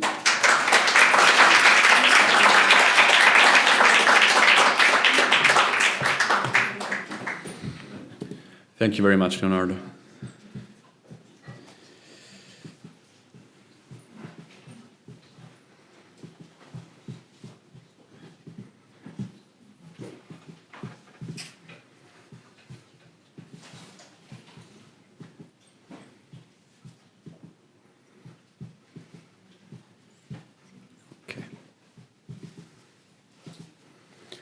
So I'm very happy to present our last speaker for this panel and for today. Paolo Borsa is a professor of Italian literature, the Department of Italian at the University of Fribourg. He's the chair of the Department of Italian, president of the Library Commission for Medieval and Modern Languages and Literatures, and director of the Institute for Medieval Studies. He collaborates with the Anglo-Danish Center for Medieval Literature in York and Odense and co-edits the journals Interfaces, a Journal of Medieval European Literatures, Rassegna Europea di Letteratura Italiana, and Tenzone. Among the numerous publications, I will limit myself to recall La nuova poesia di Guido Guinizelli, Poesia e politica nell'Italia di Dante, L'immagine nel cuore e l'immagine nella mente, dal Notaro alla Vita Nuova attraverso i due Guidi, and the edition of Dante il Prosimetro, dalla Vita Nuova al Convivio in 2023.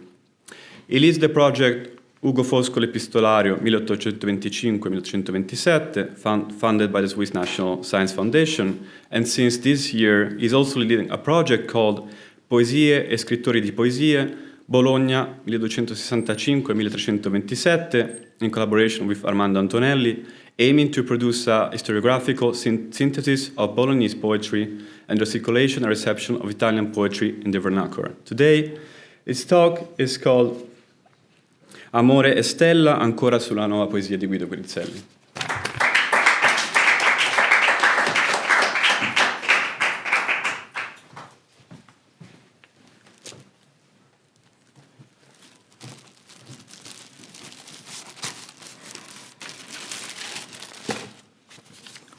Grazie, grazie Stefano per la presentazione, per le parole.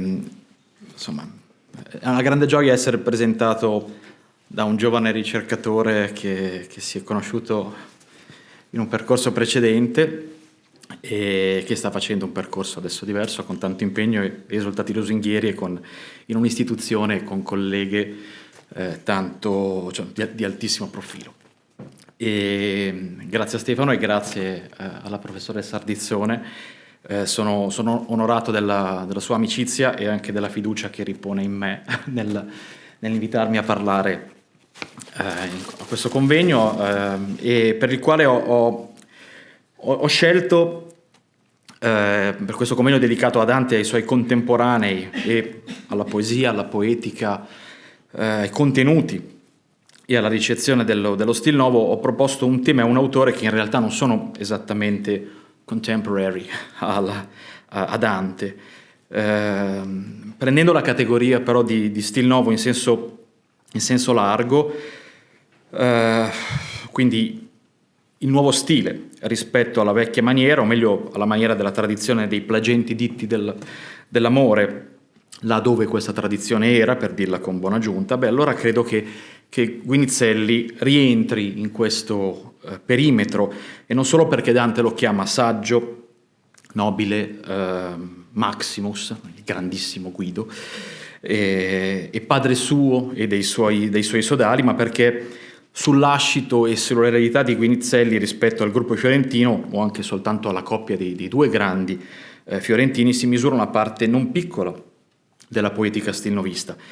e una poetica si costruisce anche, e in molti casi, incluso questo, soprattutto sui contenuti, le idee, i pensieri, no? Thought, dei poeti.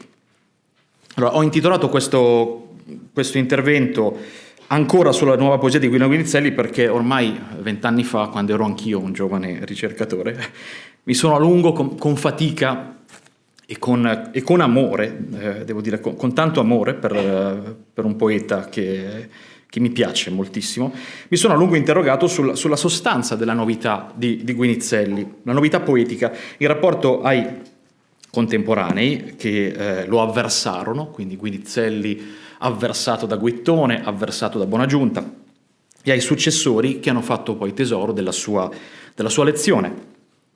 Per questo, per quell'impegno, insomma, mi ero occupato essenzialmente di alcuni testi. Quindi quel libro guinizelliano, insomma, mi ero occupato, pur nel piccolo canzoniere di Guinizelli, di un numero limitato di testi, e questo l'avevo scritto chiaramente, erano i testi del Guinizelli che potremmo definire canonico, no? Quelli che in una prospettiva francamente direi teleologica, cioè che guarda a Dante, sono i testi che troviamo sempre antologizzati di Guinizelli, e per farla breve sono i 2 sonetti Io voglio del ver la mia donna laudare, Veduto ora lucente stella Diana, testi che abbiamo sentito già citare oggi, la canzone al cor gentil, la tenzione con Buonaggiunta, la tenzione con Guittone, più citata che letta in realtà, e poi riservavo in quel caso un approfondimento al Guinizelli comico di Chi vedesse a Lucia un bar Capuzzo, su cui non tornerò neanche questa volta. Restavano fuori da questo studio moltissimi testi, cioè 4 altre canzoni, oltre dal cor gentil, svariati sonetti, per non dire poi tutto il tema complicato dei testi dubbi, spuri, eccetera.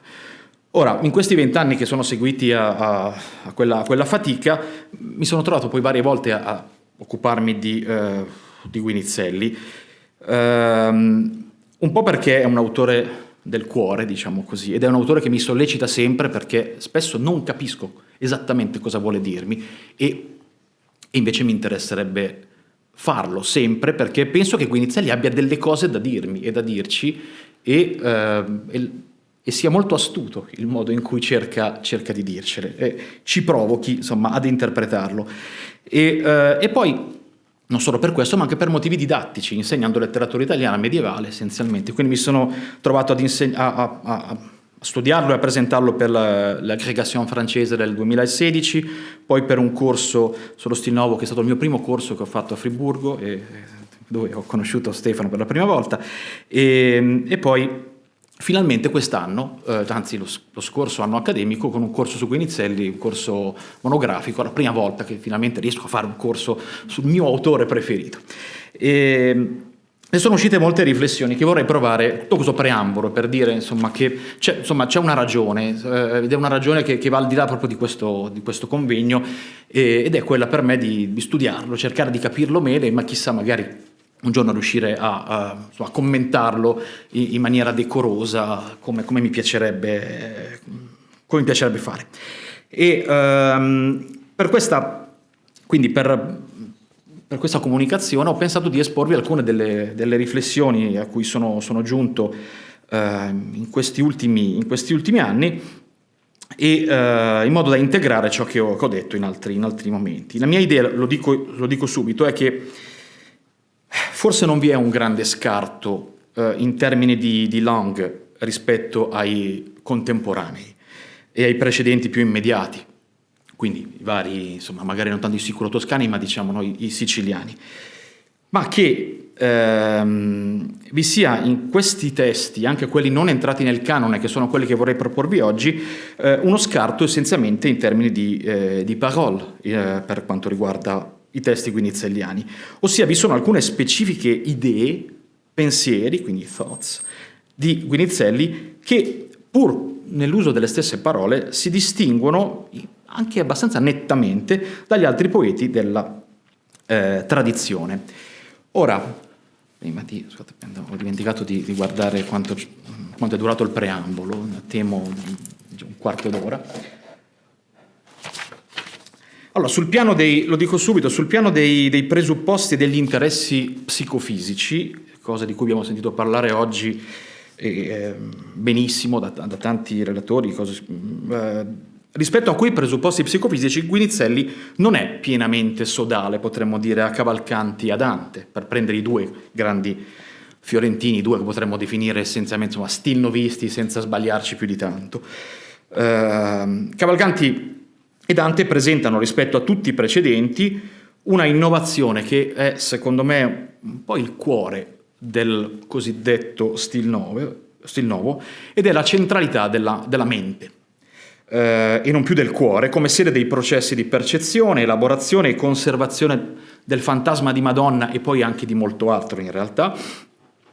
Quindi processo che è responsabile dell'accendersi, dell'accrescersi, del conservarsi o del diminuire della passione d'amore che si ripercuote poi, quella sì, nel cuore.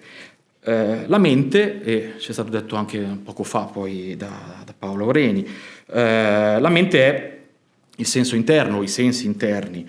La localizzazione, cioè localizzare lì il processo, tutto questo processo, permette di esplorare la dinamica tra percezione, pensiero, memoria, passione e intellezione. Questo in Guinizelli non c'è. Quindi in questo Guinizelli, potremmo dire, non è stilnovista a quel modo lì. In questo in Guinizelli non c'è proprio. E in tal senso lo stil nuovo fiorentino è davvero una avanguardia. In Guinizelli ci sono soltanto 2 accenni alla immoderata cogitatio, che peraltro già in Andrea Cappellano è già anche nel Notaro, quindi non c'è una grande novità. Sono espressi con 2 formule, una è lo profondo pensare e l'altra è l'amore fuori di misura, due espressioni che in realtà non sono esattamente l'immoderata cogitatio, ma rimandano a quell'idea e a quella nozione. Ma su ciò siamo ancora nella tradizione. Nella prima parte della mia presentazione vado rapido, ho cercato di ho fatto una breve sintesi di cose che ho già detto, che ho già scritto, quindi vorrei farvi vedere alcune che secondo me sono delle novità, su cui non voglio tornare più, è una slide e mezza, sono 2 slide. La prima innovazione che in Guinizelli si ritrova, e oggi c'è stato anche modo un po' di polemizzare sulla questione per forza di scrittura, che è un'altra di quelle espressioni che ci provocano, no? Cosa vuol dire esattamente? Possiamo avere idee diverse, però non abbiamo la prova provata che Guinizelli volesse dire esattamente quello che gli vogliamo far dire. Allora abbiamo la commistione tra sacro e profano, le figure di equiparazione, che sono per esempio quelle delle laude, che sono della poesia della tradizione religiosa, e non le figure di sopravanzamento della poesia d'amore tradizionale. In un sonetto in particolare io voglio del ver i temi dell'umiltà, della salute, della fede, del bonum morale e intellettuale, cosa che abbiamo sentito dire anche poco fa da Giuseppe Ledda. C'è il tema della lode, e su questo in parte dovremmo ritornare in forma diversa, quindi la lode di Madonna, il voler laudare del ver la propria donna. C'è l'antiguittonismo, che non è soltanto nel sonetto a Guittone o contro Guittone, ma sta in in diversi punti della poesia guinizelliana, in luoghi sempre piuttosto rilevati. Vado veloce perché queste cose appunto eventualmente le potete trovare altrove. Quindi posso ammorbarvi per un'ora qua a parlare di queste cose. Potrei farlo, cercherò di non farlo. C'è il tema del ver, ossia l'esplicitazione costante di parlare secondo verità, che è un tema molto interessante, anche questo se ne è parlato anche oggi stamattina il professor Pirovano evocando il Purgatorio 24, cioè il tema dell'enunciare, del significare per verba, diciamo così, prendendo delle parole che sono più di Dante, all'overdire, in veritate, se io voglio verdire, al vero, del ver, quindi l'idea che il parlare, l'esporre, l'esprimere si fonda su, come dire, è veritiero perché si fonda su uno scandaglio, potremmo dire, autentico della propria interiorità. La rifunzionalizzazione del lessico della tradizione lirica, e qua siamo sempre nell'ambito di quei pochi testi canonici comunque a cui faccio riferimento, quindi il rigore semantico con cui si può dunque esprimere contenuti, nozioni, idee secondo verità, E poi in Homo che saggio, qua è una mia idea su cui insomma, non sono tutti d'accordo naturalmente, ma a mio avviso il tema che sviluppato da Guinizelli nella chiusa del sonetto, che è quella per cui il vero, la verità debba essere enunciata, ma non per forza esplicitata, e che tocchi a noi poi ricavare davvero questo vero e magari ricavarlo con piacere, perché ciò che ci è nascosto e possiamo disvelare ci dà il piacere della scoperta. Tra le altre novità di Guinizelli, sempre in quei pochi testi canonici c'è un uso molto originale della analogia, l'uso originalissimo della omologia o delle omologie strutturali, che sono cosa di cui ha parlato il compianto Stefan Hartung, parlando in un bel saggio che ha scritto ormai tanti anni fa su Alcor Gentil. Stefan Hartung era una persona di rarissima intelligenza e garbo, e avrebbe dato moltissimo ai nostri studi, credo, di italianistica, e non solo, perché parlava non so quante lingue. L'omologia si legge anche in quella frase, no? Deo natura il mondo in grado mise, è la risposta a buona giunta. Le omologie di fatto, o le omologie poi strutturali in Alcor Gentil, sono analogie di proporzione, quindi non tanto A uguale a B o simile a B, ma A sta a B come C sta a D, e dunque su piani diversi, insomma, proporzioni che si equivalgono analogicamente. È il modo con cui si possono mettere in relazione cose su piani diversi dell'essere, ed è cosa che Guinizelli fa magistralmente, soprattutto nella canzone Alcor Gentil. E poi in Alcor Gentil tutta una serie di grandi novità che ne fanno uno dei testi cardine della nostra letteratura antica, quindi il rapporto tra valore e gentilezza, nobiltà, il tema del passaggio dalla potenza all'atto, le omologie strutturali di cui dicevamo prima, una donna assomigliata alla stella perché è in grado di infondere il proprio valore nell'amante, così come la stella infonde la propria virtù, la propria proprietà nella pietra. Un certo antiguittonismo, la prava natura che recontra amor, e poi il tema della nobiltà, che è sviluppato diversamente dai frati gaudenti rispetto, per esempio, insomma, a un giurista come Guinizelli, e poi tutta una serie di altre questioni come i processi analogici, i semblanti, di cui abbiamo sentito parlare anche poco fa, e il tema della lode, la laude di Madonna, fino a quest'ultima frase che Contini definiva uno spiritoso epigramma, su cui torneremo. Io penso che non sia così, e faccia riferimento al tema della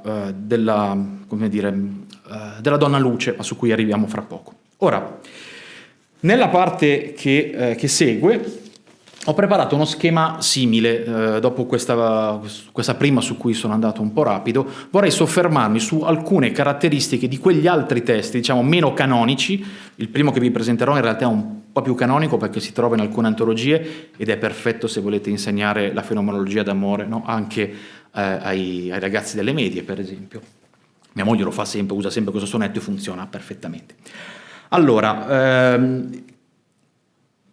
la prima questione è quella che riguarda appunto la fenomenologia dell'innamoramento, che in Guinizelli è tradizionalissima. Occhi, cuore, amore, che ricorda anche una bruttissima canzone italiana, dammi tre parole, no? Occhi, cuore e amore. Scusate, è l'ora un po' tardi. Allora,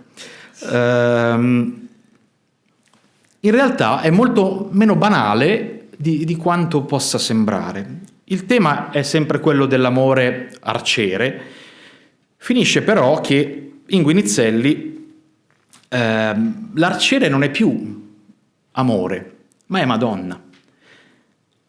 Dunque è l'amata che ferisce l'amante attraverso il suo sguardo, certo questo è chiaro, però questo ha un impatto poi anche iconografico. Questo è un memoriale bolognese del 1328, dove vedete la Madonna nel verziere che colpisce al cuore, tra l'altro con una freccia scoccata all'altezza dello sguardo, colpisce al cuore il poeta. Questo l'ho già usato in altri casi, ma funziona bene. E amore sta dietro il poeta, cioè lo porge a Madonna, è in qualche modo quasi testimone, e poi dopo si insignorisce forse dell'amante, ma è Madonna che è arciere. E il processo è più o meno sempre quello, però con delle variazioni molto interessanti. In Guinizelli il cuore viene ferito, si incendia, è soggetto raramente, anche se poi lo capiamo è sempre così, ma viene detto solo un paio di volte, alla immoderata cogitatio, che quindi sembrerebbe svolgersi più nel cuore che nella mente, e nel cuore si svolge anche una battaglia che è in genere una battaglia sanguinosa.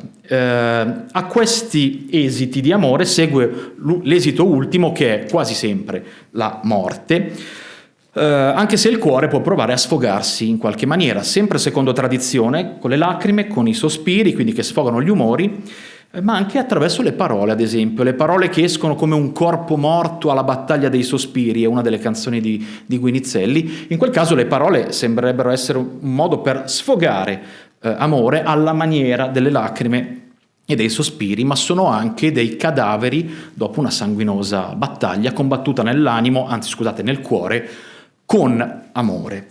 Non c'è solo questo, ci sono altre piccole e grandi novità. Una di queste è che l'assalto di amore provocato dal colpo di Madonna spesso è un assalto luminoso, cioè è in forma di epifania luminosa insostenibile, devastante, distruttrice. E quindi questo assalto porta alla ferita, porta alla battaglia, evidentemente porta anche alla morte. Ed è interessante che però sul piano dell'enunciazione dei contenuti questo esito dell'assalto della luce poi si tramuti in desio, dunque ancora una volta in un termine molto tradizionale, cioè il desio che è ingenerato nel cuore e ciò da cui nasce poi di fatto amore. In questi termini, in queste parole, non c'è veramente nulla di nuovo, è il modo in cui però sono combinate, ricombinate, è il modo in cui le cause seguono, cioè gli effetti seguono alle cause, talvolta non sono le stesse modalità della tradizione. Ci sono alcune novità interessanti, tra cui appunto le parole che sfogano il cuore, cosa che per noi sembra banale, non è così banale a questa altezza del 200, e poi il tema dell'assalto in forma di luce accecante, il trono, il fulmine.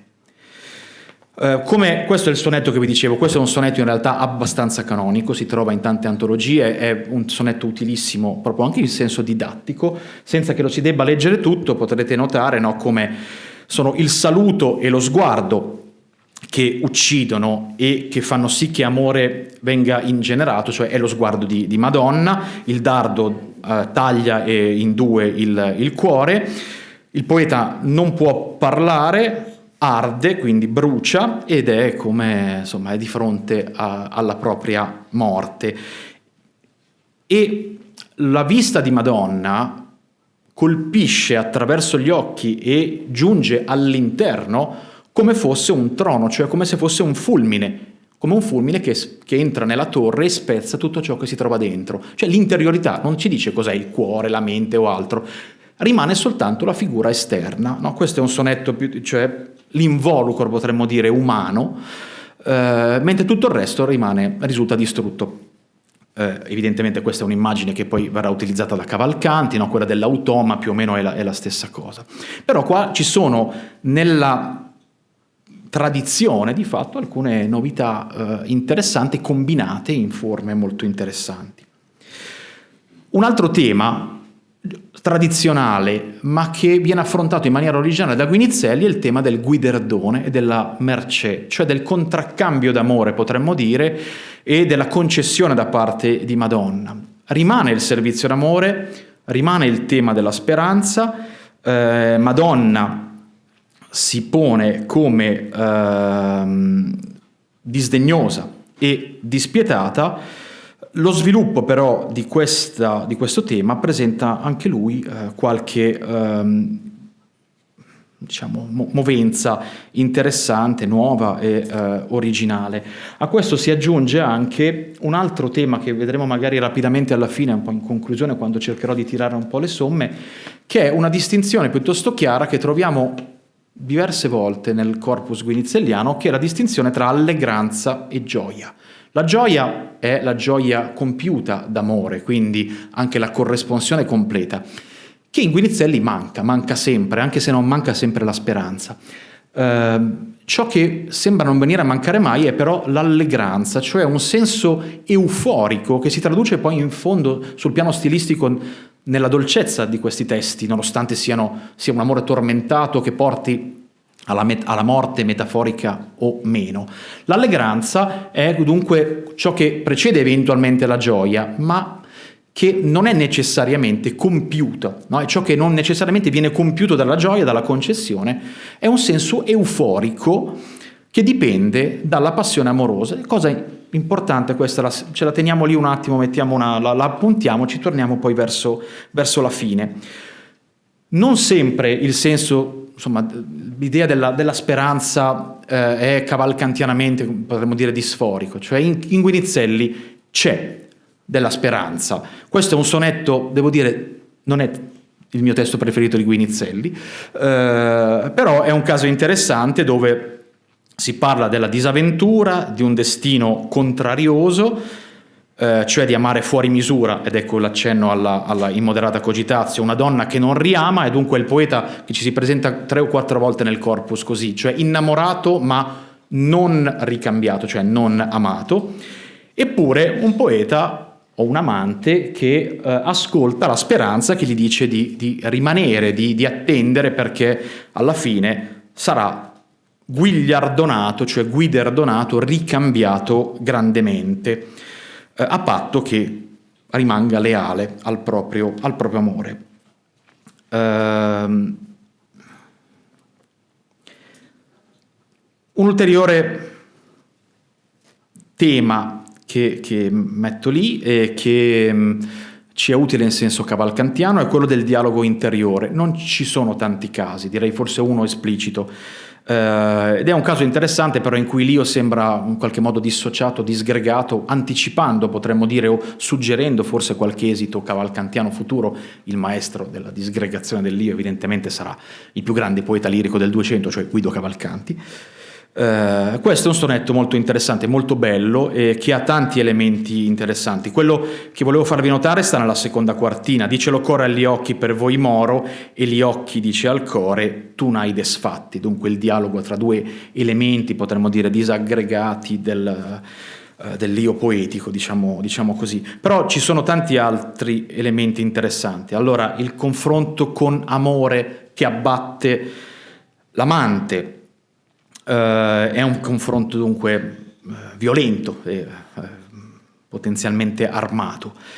Il modo in cui il poeta viene abbattuto, come accade con il muro abbattuto dal fulmine, il trono, o come un albero abbattuto dal vento, è la stessa immagine del fulmine e della torre, quindi questa immagine, l'albero o il muro, verticali, come verticale è la posizione dell'uomo, che viene abbattuto poi da amore che lo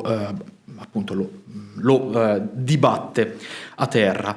Ma poi qua, e così introduco l'elemento successivo, abbiamo questi versi finali delle terzine: apparve luce che rende splendore, che passavo per gli occhi e il cor ferio, onde io ne sono a tal condizione. Quindi qui è lo sguardo di Madonna, è la freccia, è il colpo, ma qua c'è qualcosa di più, passa in forma di luce insostenibile. E ciò sono stati, se non l'aveste capito, ve lo spiego, sono stati gli occhi pieni d'amore che mi hanno ferito nel cuore d'un disio. Dunque la ferita è il disio, è dunque un effetto, potremmo dire, fisico, psicofisico sul poeta, e però ciò che passa attraverso gli occhi, diversamente da quanto accadrà, no? Negli stinovisti, scusate, perché in Cavalcanti questo accade, diciamo, in una forma innovativa rispetto alla maggioranza dei contemporanei, anche se qualche somiglianza la troviamo in chiaro e soprattutto in buona aggiunta, e anticipando qualche soluzione stinovista, qui non entra nel cuore o nella mente l'immagine di Madonna, qui entra una insostenibile folgorazione luminosa, che non è figura di niente, non porta immagine di una figura umana, quantomeno. Ecco, diciamo, è insomma qualcosa che ferisce, ma che non porta con sé l'immagine di una creatura. È luce insostenibile. E il punto successivo dunque è questo, di Madonna Epifania Luminosa. Madonna come Epifania Luminosa insostenibile non è solo in questo testo, ma è, devo dire, forse una delle cifre più chiare della poesia guinizelliana. Magari non dei testi canonici, ma negli altri è sempre così. Ed è una delle cose, come lettore di poesia, più belle anche. La donna stella Diana, quella sì in un testo canonico, veduto la lucente stella Diana, che si è incarnata, no, in una figura, una forma umana, la figura della donna sole, e poi il verso che abbiamo visto poco fa, per esempio, nel nostro sonetto. Vi propongo qui un testo che non è certo tra quelli canonici, che è un testo che, se non fosse Guinizelli, che ha altri testi canonici, starebbe probabilmente nelle nostre antologie. Questo è un testo su cui non posso soffermarmi, ma ci sono moltissimi elementi interessanti. Allora, Madonna che si presenta come Epifania Luminosa, Madonna che è eletta gioia da vedere, ma che è come un sole che appare di notte e che è in grado di fare da pandan, potremmo dire, rispetto al sole della giornata che porta la luce. E in questo testo però troviamo anche altri elementi di quelli di cui vi ho già parlato. C'è sempre l'innamoramento attraverso il confronto e lo scontro con gli occhi di Madonna, il valore del colpo di Madonna che giunge dentro il cuore e che non è in grado di sostenerlo, tanto che porta alla morte, e poi l'immagine e la descrizione, la figura di Madonna che è alta, altera, altezzosa o disdegnosa, e nella quale si pongono sovrane bellezze, gentilezze, adornezze, savere e bel parlare. In lei vi è tutto valor, cioè ogni virtù. Madonna è eletta gioia a vedere. Allora, eletta gioia potrebbe voler dire tante cose. Gioia è anche un gioiello, ad esempio, lo troviamo per esempio in un altro testo di Guinizelli. È anche vero che però gioia lo troviamo spesso indicato come, insomma, è il massimo della beatitudine terrena possibile, quindi il contraccambio massimo di colei che è il massimo della bellezza e di tutto il valore sarebbe naturalmente gioia. Questa gioia non è possibile però che si distribuisca su tutti quanti, men che meno sul poeta, ma tutto ciò che sta intorno a Madonna allegro torna, ed è il tema dell'allegranza, cioè non tutti, men che meno il poeta, potranno godere della gioia di questa donna, eppure ciò che lei porta è allegranza, potremmo dire, cioè questo senso euforico che spesso coincide con la baldanza nella poesia duecentesca, ed è un effetto in ogni caso positivo, nonostante il tormento e nonostante la morte potenziale. Ripeto, lo stile guinizelliano, se guardate alle rime, non tutte in questo testo, ma in generale nel corpus guinizelliano, sono rime dolci, è uno stile chiaramente dolce, lo dice Dante, poi anche lodando Guinizelli e le sue rime dolci appunto. Qui la donna è una donna sole e mi soffermo qui, ma ci torneremo tra poco, su la parte finale di questo testo. Amore m'ha dato a Madonna a servire, quindi il servizio d'amore tradizionalissimo, o voglia o non voglia, così este.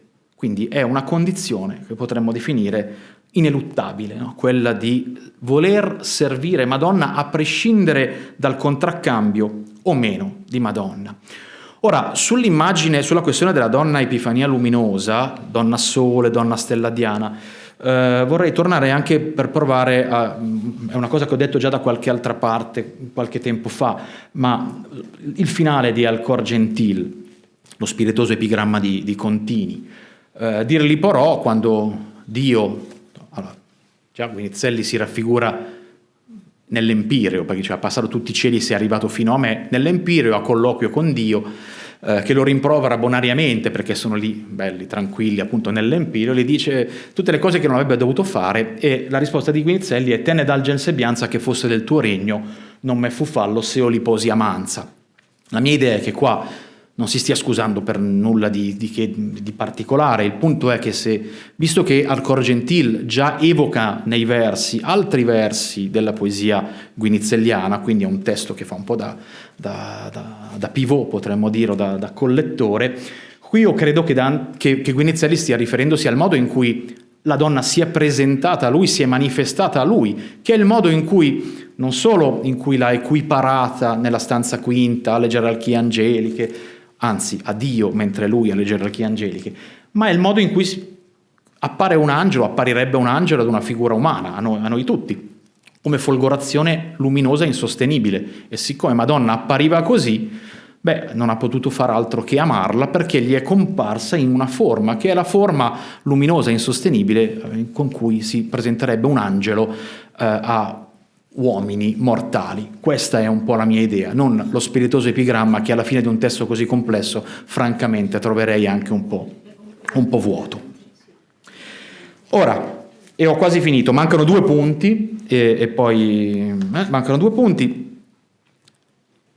Il 12° è il punto relativo al destino d'amore, che abbiamo già un po' visto poco fa con o voglio o non voglia.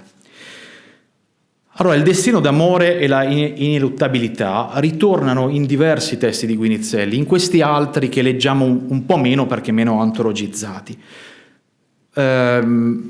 In un sonetto che adesso guardiamo insieme si legge che il destino d'amore, questa ineluttabilità, sono volute da amore stesso, sono volute da una stella o da una congiunzione astrale specifica, ma che poi tutto ciò rientra nel grande progetto divino. Un altro accenno a questa ineluttabilità dell'amore si trova in un'altra canzone che non possiamo vedere qui, ed è questo verso: Signor Gesù Cristo, fu io però sol nato di stare innamorato. Quindi è questo il mio destino, unico destino, di essere sempre costantemente innamorato. Questo sonetto ci dice, insomma, ci porta lì, dopo una serie di adunata. È un sonetto molto bello, secondo me, che piace sempre agli studenti più di altri, e un motivo ci sarà, credo. E questo posso dire in veritate, che amore e stella fermaron volere ch'io fosse vostro ed hanno giudicato. Scusate, vi ho sempre presentato il testo di Guinizelli nell'edizione economica, quella di Sanguinetti degli anni '80, non perché non voglia usare l'edizione Rossi, ma perché ha le pagine con il testo tutto nella stessa pagina, era più facile mostrarveli senza note. Come si è detto anche stamattina, e ci tengo a dirlo, il testo di Rossi è stato molto criticato alla sua uscita, giustamente per alcune ragioni, anche editoriali. Qualcuno poteva in casa editrice magari guardarlo il libro prima che uscisse e dargli di qualche indicazione, quindi non era colpa soltanto di Rossi. L'edizione di Rossi però è un'edizione molto bella e costituisce un avanzamento enorme sulla conoscenza di Guinizelli, soprattutto nei rapporti con la poesia francese e la poesia provenzale. Negli anni poi queste cose non sono state dette più di tanto, secondo me è giusto dirle talvolta, perché poi quando si fanno dei lavori anche belli e si viene criticati anche aspramente, no? Siamo persone umane, ci si resta anche un po' male, e invece è bello parlare delle cose belle che si fanno ed importanti. Quell'edizione è un'edizione che si legge e si studia ancora con grande profitto. Allora, e se da stella è dato, non crediate che altra cosa mi possa mai piacere, se Dio non rompe in cielo ciò che ha firmato. Dunque c'è una sorta di destino d'amore ineluttabile che troviamo in diversi testi. In Tegno de folle impresa, canzone guinizelliana, troviamo il servizio d'amore, è quella su cui torno adesso, questa qua, Tegno de folle impresa. C'è il tema del servitium amoris, il volere o non volere, il tema del guidardone, che non può essere nemmeno sperato, non giungerà mai, quindi non ci sarà il guidardone, non ci sarà alcuna mercé, né tantomeno alcuna pietà da parte di Madonna. E però c'è il tema della forza, del volere, della volontà di rimanere saldamente ancorati, no? a questo amore, che è un amore di destino. L'avevo messa qua senza andare indietro, era più facile. Ultimo punto, il tema del valore. L'abbiamo già visto, mi sono già soffermato un paio di volte su questo tema, il tema del valore, che è il valore essenzialmente di Madonna. Madonna è la somma di ogni virtù, di ogni valore, ed è ciò che ingenera amore, e di fatto è anche ciò che riempie di valore il poeta o l'amante. Due sono i casi interessanti che secondo me permettono anche forse di mettere in prospettiva diacronica almeno due canzoni di Guinizelli. Una, ed è nella canzone che vediamo tra poco, il tema, cioè Madonna al fino amor, quindi di Madonna come fonte del valore, dunque di l'amante che è come vuoto di valore, viene riempito di valore da parte di Madonna, che ella sia vicina o lontana, a quel punto non conta neanche più.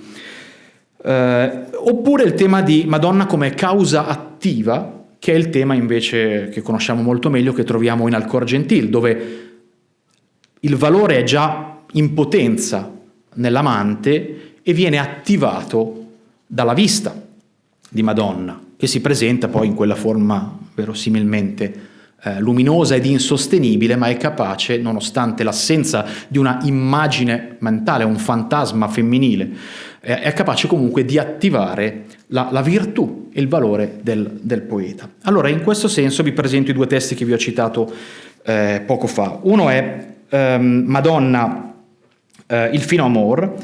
La quarta stanza, cioè la seconda che troviamo qua sotto, è quella dove troviamo il rapporto tra l'amante e il valore. Madonna, da voi tegno e ho il valore. Questo m'avene, stando a voi presente, che perdo ogni virtute, e quale virtute non è tanto il valore, ma sono le facoltà, perché poi il valore invece è ciò che il poeta manifesta in sé, che le cose proprio in quel loro fattore si parte involentiero e tostamente, eccetera, eccetera. La stanza precedente è una stanza molto interessante ed è forse una delle più difficili da interpretare, diciamo cercando di fare molto in fretta e sintetizzando. Qui si sta facendo riferimento ad un tema tradizionale, che è il tema della scanoscenza.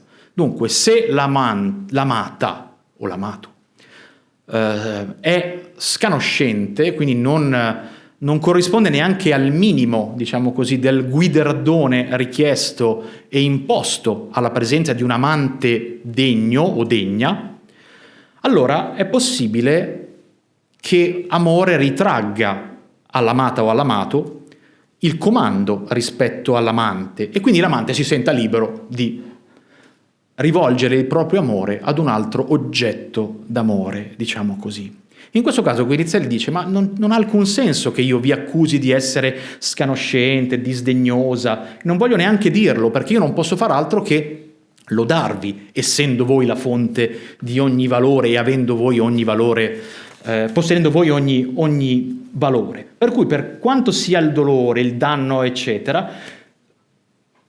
deve restare tutto così. L'amante che possiede valore deve rimanere fedele a quell'amore, istia, se vale, stia lì, stia attaccato a quel valore, se ce l'ha, se vale.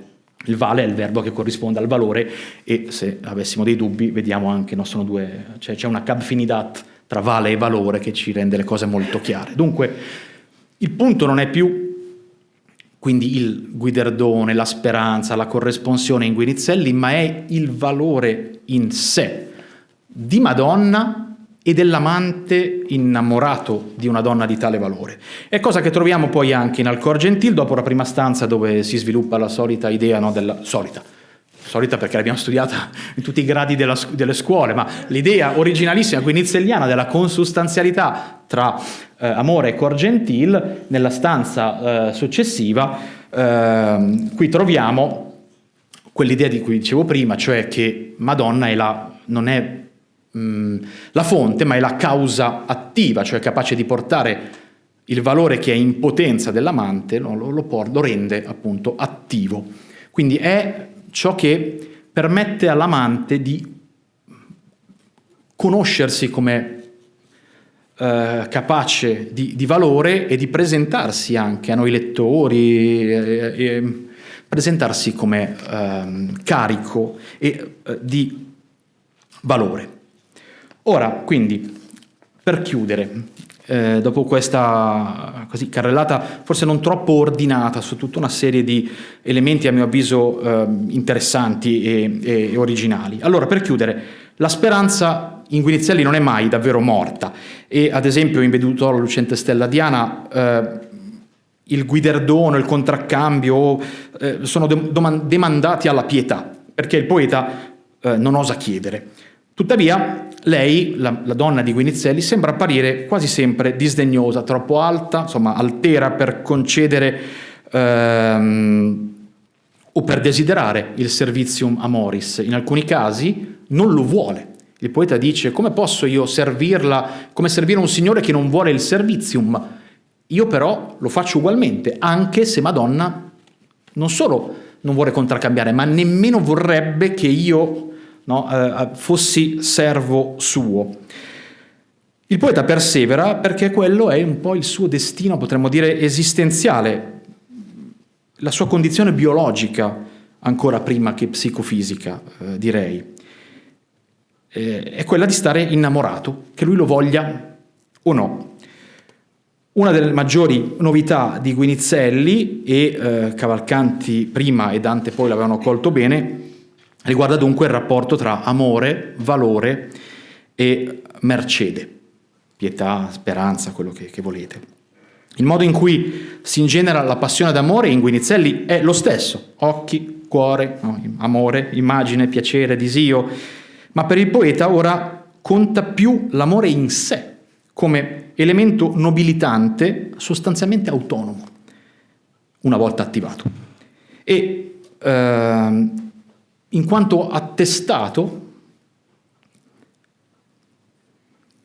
delle proprie facoltà mentali e del proprio valore, piuttosto che come la tensione esterna verso una corrispondenza amorosa che affina al soggetto in forma che potremmo dire eteronoma, cioè attraverso il riconoscimento esterno delle proprie qualità da parte dell'amata.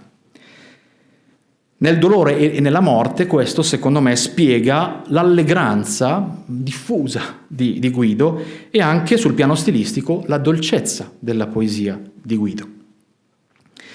Quanto devono a Guinizelli i Cavalcanti che dice a Dante di essere ormai fuori dall'amoroso regno, laonde di Merzè nasce speranza? E quanto deve a Guinizelli il Dante della poesia della lode? Beh, se non è ancora in Guinizelli il dolce stil nuovo, non è quella di Guinizelli una dolce nuova poesia? Grazie.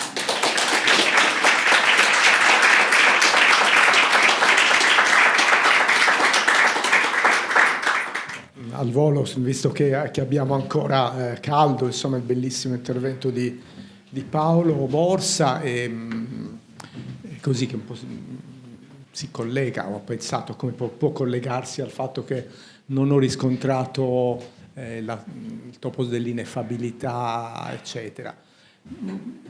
Forse perché appunto quest'idea, che io ritengo uno degli elementi dello stil nuovo, uno degli elementi dello stil nuovo, secondo me, è proprio questo cogliere, e poi non ho potuto andare avanti, ma secondo me c'è anche in Cavalcanti, ho iniziato a mostrarlo nel sonetto che è questa che ven, ma c'è anche poi nella canzone 26, insomma, è proprio questa capacità di cogliere la natura divina della donna, la dico nel modo più semplice possibile, ed è questa capacità, e quindi la donna, cioè il riconoscere nella donna la fonte del proprio valore, che avvia questo processo nobilitante, eccetera, e quindi non ricorre all'ineffabilità perché non ha trovato il modo di farlo attraverso la retorica sacra, come fanno secondo me Cavalcanti e Dante e anche Cavalcanti, ma allora ha utilizzato questa nuova immagine della luce che è contemporanea più o meno alla seconda metà del 200. C'è un enorme sviluppo della cultura ottica le prospettive, eccetera, che quindi rendevano la teoria della luce anche una scienza alla moda, e però aveva naturalmente tutto un retroterra biblico di abbagliamento, di insostenibilità già dall'Esodo in poi, insomma, e quindi ecco, usa questo elemento della luce, come Dante e Cavalcanti utilizzeranno l'ineffabilità e anche la sua dimensione biblica come un elemento di costruzione di questa figura, che essendo una figura soprannaturale non è la donna da cui si chiede il guiderdone, insomma, non è lì il punto, perché il premio è già questo, il premio è già essere capaci di riconoscersi in relazione e capaci di cogliere la soprannaturalità e la divinità di questo rapporto e di questo oggetto. Non so, ecco, l'ho provato così a... Non so se... No, ma devi venire qui però, scusa. Già. Il Maurizio Costanzo Show, perché quando i giovani in sala non possono capire a cosa faccio riferimento. Sì, non ho molto da aggiungere, è questo. Tu dici divino, soprannaturale, io non saprei come definirlo, questo elemento. È un elemento, diciamo, inconoscibile. Sì, no, certo, c'è una... C'è che abbaglia, schianta il lampo, cioè... No, lo dico non tanto perché non creda che sia... Io penso anche, l'ho già detto altrove, che ci sia anche forse in alcuni testi quantomeno la volontà di usare Madonna non come allegoria, ma come simbolo anche di altro, oltre che, insomma, la donna è se stessa e anche formalmente altro. Dico che non so se divino o quale altra categoria, proprio perché Guinizelli è iperattento a tenere sempre distinti i livelli dell'essere, e proprio è ciò che rende così interessante, secondo me, la sua poesia. Quindi potrebbe essere qualcosa, diciamo, pure di divino, di superiore, è comunque qualcosa che non sta sul piano dell'umano, ecco, che è soprannaturale o sovrumano, potremmo dire sovrumano, quindi che non è commisurabile. Nel caso della luce sta cosa sì, dici bene, io ci ho lavorato soprattutto molti anni fa. Non sono riuscito a trovare il grimaldello per entrare, come dire, nell'uso, no, della luce ai fini di Guinizelli. Cioè, ho ben chiaro il panorama scientifico, però non sono, ammetto, sono riuscito a capire esattamente in quale forma o secondo quale direzione o specifico aspetto di quegli studi sulla luce Guinizelli usi diciamo, questo elemento. È un elemento però molto, molto interessante. Quello che a me colpisce, ecco, e poi chiudo, rispetto, diciamo, chiamiamoli, se Guinizelli è padre, chiamiamoli pure ai figli stilnovisti, è il fatto che insomma, questa dimensione che è presente anche in Cavalcanti e in parte anche in Dante, però è prettamente guinizelliana, e le donne guinizelliane dei testi più interessanti si presentano in questa forma sempre di luce, che è il modo per dire che in ogni caso non c'è il fantasma di Madonna, è questo il punto, quindi non c'è un riferimento alla mente, non c'è la questione memoriale o di reminiscenza volontaria o non volontaria della figura. Non c'è una figura femminile, ecco, o un fantasma di qualunque tipo, perché poi negli stilnovisti il fantasma è un fantasma femminile, ma a quel punto poi con Cavalcanti e Dante immediatamente, una volta che uno ha capito dov'è il problema, può essere qualunque fantasma, no? Può essere l'elmo di Ferraù a un certo punto, che è la stessa cosa, cioè è un oggetto, un fantasma di un oggetto amato con una fissazione patologica. In questa cosa in Guinizelli non c'è, perché non c'è niente dentro, è tutto distrutto e rimane soltanto questa cosa. Comunque sì, sì, esatto, solo l'eccellenza, sì. Scusate se interrompo, vorrei dire, in Guinizelli manca totalmente, secondo me, almeno nella canzone fondamentale, diciamo, il concetto di scienza de anima, non c'è. manca e quindi non è ancora penetrato a quel livello ed era già nei siciliani, diciamo, in forma, come dire, prima, forma primaria. Ora, io avrei delle domande, posso? O avendo organizzato il convegno è meglio che io stia zitta? No, perché anche questo è un'opportunità da pensare. Comunque mi permetto di chiedere alla professoressa Paola Eureni. Paola, io ho molto apprezzato il suo testo, la sua lecture. La cosa che volevo chiedere è quella: come lei pensa che noi possiamo mettere in relazione, se relazione c'è in quello che lei ha enunciato, tra la memoria e il concetto di intellezione di Cavalcanti? Perché ovviamente è una gradazione, no? Lei pensa che in qualche modo, focalizzando sulla memoria, si può capire meglio questo processo? Non so, ora questa è una domanda un po' così. Posso fare la seconda parte di questa domanda? Ecco, Federica ne ha un'altra, bene. Però legata a questa, e cioè la questione del rapporto col tempo. Sì. Perché Cavalcanti descrive dei procedimenti che sono fulminei, istantanei. Per cui ecco, chiedevo se avevi riflettuto sul rapporto memoria-tempo e su quanto la mancanza di tempo in Cavalcanti riguarda la memoria. Comincio da questa. Grazie. Grazie. Non so se è... Sì? Benissimo. Sì, no, grazie moltissime, soprattutto perché appunto da parte sia della professoressa Ardizzone che di Federica Niccolò. Pensavo che si sentisse perché pensavo di aver acceso il microfono. Si sente? Ah, ma io lo devo tenere vicino a me perché altrimenti chiaramente non si sente, avete ragione, grazie.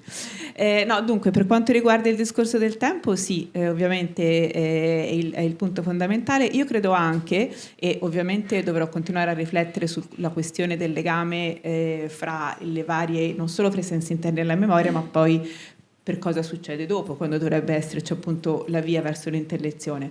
Ora, quindi è un iter che sto percorrendo. Io credo che per quello che sono arrivata a pensare oggi, il discorso del tempo fosse contratto nell'accezione di memoria istantanea che ho cercato di presentare, cioè quello che implica un passaggio di tempo si ricollega di più al discorso della reminiscenza, che mi pare escluso dagli esempi che ho cercato di portare, perché è quello che quando leggiamo Cavalcanti con l'idea di memoria aristotelica, ma recollection, reminiscenza, più che semplicemente storage dei contenuti dell'immaginazione, eccetera, ovviamente invece presume il passare del tempo.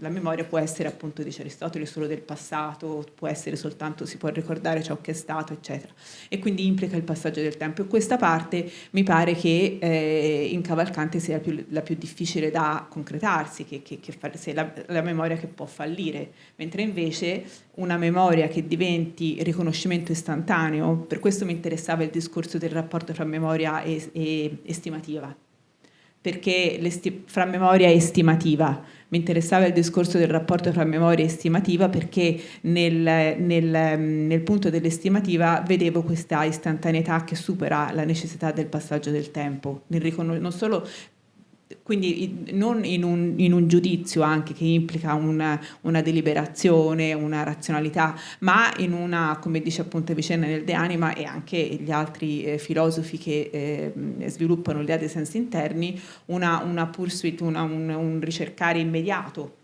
o un evitare immediato. Quindi io credo che in questo senso ci possa essere un'esistenza di un tipo di memoria in Cavalcanti, nell'altro senso mi pare invece più problematico, e questo mi porta a riflettere su quello che mi chiedeva appunto lei, professoressa. Io ho sempre pensato al discorso della memoria reminiscenza come qualcosa che poi non arriva che è bloccata, perché no, perché che è nel percorso di conoscenza al momento cruciale della comunicazione con l'intelletto, però laddove la comunicazione, la conjunzio può avvenire, certo che il ruolo della memoria diventa fondamentale. fondamentale, laddove è bloccato invece il percorso di formazione dell'immagine e quindi a quel punto anche la memoria cade. Perché nel momento la memoria chiaramente non c'è. Centrale Certo. l'immaginazione. Sì, no, però a sua volta, secondo me, siccome non so, mi ricordo varie definizioni, Cavalcanti è il cantore dell'immaginazione, che è verissimo. Sì. Quello che fa lei dà un grande valore al processo, mentre tutti pensano che dall'immaginazione poi, porgendo l'immagine all'intelletto possibile, sia possibile l'astrazione. Il momento della memoria è già un momento di astrazione. Sì. E questo è molto nel rapporto fra memoria e reminiscenza. Lì è molto, mi sembra un punto molto chiave proprio nel rapporto fra memoria, nella distinzione memoria e reminiscenza, cioè il di memoria e reminiscenza da quel punto di vista è stato un testo fondamentale per me, perché è lì che nell'esame della reminiscenza si vede proprio entrare in gioco l'aspetto già di intellezione della memoria. Senta, lei ha citato, ora però le dico solo questo, lei ha citato il memoria e reminiscenze, nel commento di Averroè. Ha trovato qualche cosa che possa qualificarlo specificatamente? Rispetto al tema che ha trattato. Sì, allora ho trovato la città, non so se l'ho fatta vedere, no, l'ho letta forse, non l'ho fatta vedere, non l'avevo messa nel PowerPoint, l'ho letta, ma ci sono dei momenti in cui mi pare che Averroè sottolinei proprio questo, cioè porti a focalizzare il pensiero sul fatto che la reminiscenza già implica un'astrazione, un processo in qualche modo intellettuale rispetto invece alla memoria. Perfetto, grazie. No, grazie. Ok, io ho qualche domanda per il professore Borsa.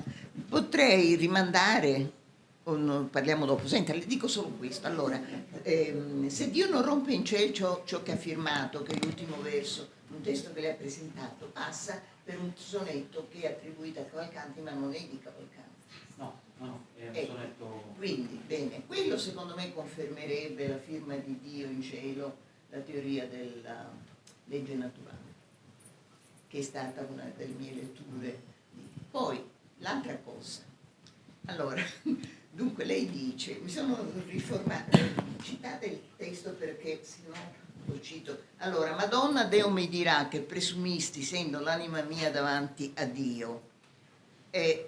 Dunque io penso che, e questa è una domanda a lei che però ha letto molto bene Guinizelli, questo l'abbiamo capito, dunque penso che donna Deo mi dirà che presumisti e anima è un modo per chiamare la donna, l'anima donna, cosa mai detta, però secondo me è così. Anche Contini là ce la mette tutta, ma non ce la fa, secondo me.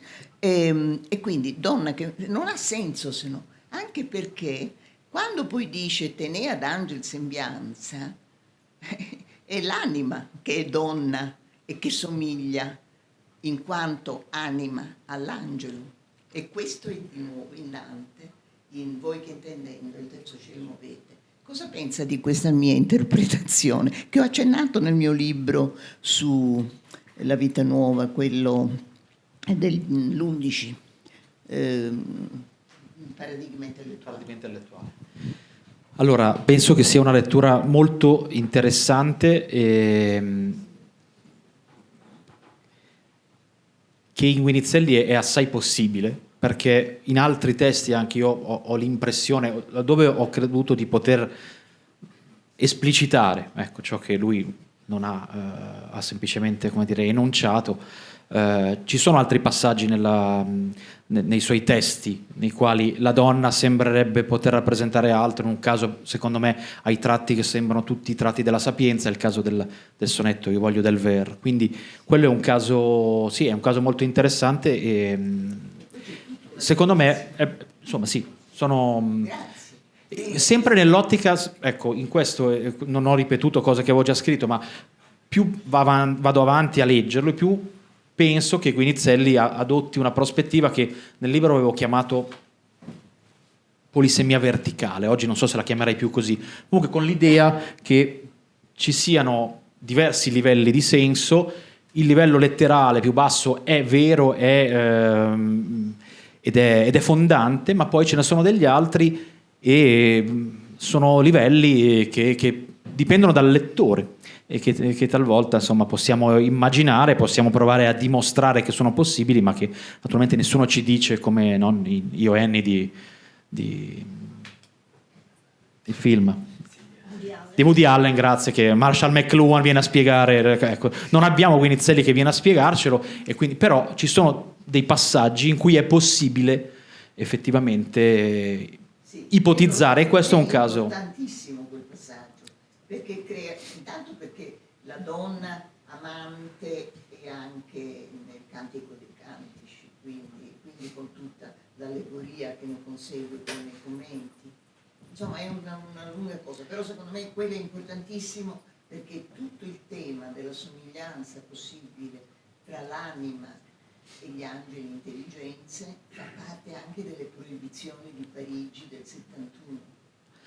Sì, e c'è anche una cosa biografica anche su Guinizelli interessante, cioè il fatto di lodare l'anima o la propria anima addirittura, ed è il lascito testamentario di Guinizelli, questo testimoniato, uno è una copia di un documento, l'altro è il documento originale, in cui Guinizelli lascia non mi ricordo quale confraternita bolognese, una somma di denaro affinché le monache preghino a lode della sua anima, non a salvezza della sua anima, che a lode della sua anima, che ci dà anche la misura del personaggio interessante che Guinizelli, insomma, un po' eterodosso forse anche. Che lei ha richiamato è appunto l'importanza che ha l'incipit del modo di concepire la lode, e quello della luce di cui parlava il professore, è verissimo.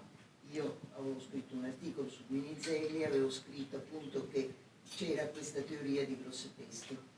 C'è un testo di grosse teste, ora non lo ricordo, ma è citato nel mio saggetto, appunto sulle relazioni strette che si creano tra luce e teologia. Quindi come Lux Mandatum Est, non mi ricordo ora bene il testo, però ricordo che avevo trovato proprio delle fortissime confluenze, quindi penso che questa è una via ancora da tenere comunque, sì, da tenere, da studiare. E poi valore. A proposito di valore, io penso che dentro di lui, nel valore, che ovviamente questa è anche virtute, quindi eccetera, c'è anche il prezzo Trovadori, no? Come pregio. Abbiamo un paio di Anche lì poi sì.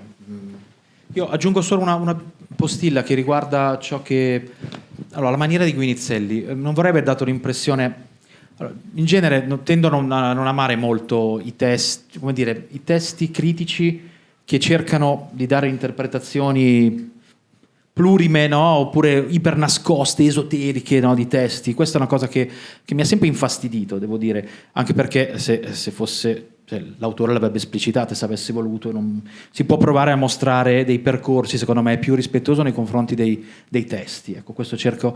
E in Guinizelli tenderei a dire, questa è una cosa a cui mi tengo attaccato da sempre, che il primo livello comunque, quello letterale, quello che parla di amore, donna eccetera, è il livello base, del livello diciamo così vero da cui partire. Poi quegli altri si stratificano e dipendono anche dall'intelligenza dei lettori e quindi anche dalla loro voglia poi di comunicare o meno in maniera più o meno esplicita con i propri lettori. Direi che questo secondo me è una forma ecologica, potremmo anche quasi dire, di rispetto dei testi e degli autori, cioè indicare delle strade possibili ma poi non insomma legarsi troppo, ma non è il caso naturalmente della sua opinione, ma dico, io ne avevo di alcune anche su Guinizelli che mi sono rifiutato di enunciare. Uno, perché non sono sicuro; due, perché mi sembra che non sia rispettoso dell'oggetto che si sta comunicando. Basta indicare le aporie, le crepe, senza per forza dover indicare cosa è esattamente, no, l'eventuale fine ultimo significativo, ecco, dell'autore. Questo è un aspetto a cui mi tengo molto stretto, ci tenevo a dirlo. Io penso che tutta la poesia medievale, soprattutto il XIII secolo, richiede strati di lettura, quindi con rispetto dell'autore, il rispetto è anche capire il testo dell'autore. E non Quindi fermarsi non soltanto basta al livello letterario. non basta, non con i nostri autori, almeno questi qua. Questi sicuramente no. Posso interrompere la conversazione? I wanted to say thank you for 2 great panels, great papers. Really appreciate it. I had a question for Leonardo Chiarantini because he calls attention to Cino is pointing out how Cavalcanti is not leggero, which makes me think of Calvino's essay on La leggerezza di Guido. So I was wondering if you had anything to say about that. Yes, I do. Well, if I remember well Calvino's essay, the lightness that he ascribes to Cavalcanti is a leggerezza pensosa, a thoughtful lightness, and it seems to me that the part of Boccaccio's novella that interests Calvino is very much this moment of his jumping over the tombs of Santa Reparata, this agile leap, si comuno che leggerissimo eras, which means it's like it rising above the concerns of the Brigata of Betto and his companions that are probably petty concerns for the character of Cavalcanti, but the part of Boccaccio's novella that to me doesn't seem to interest very much Calvino is this obscure reply that the character of Cavalcanti gives to Betto and his Brigata that is to be interpreted, and that it seems to me that reflects the intentional obscurity that characterizes Cavalcanti's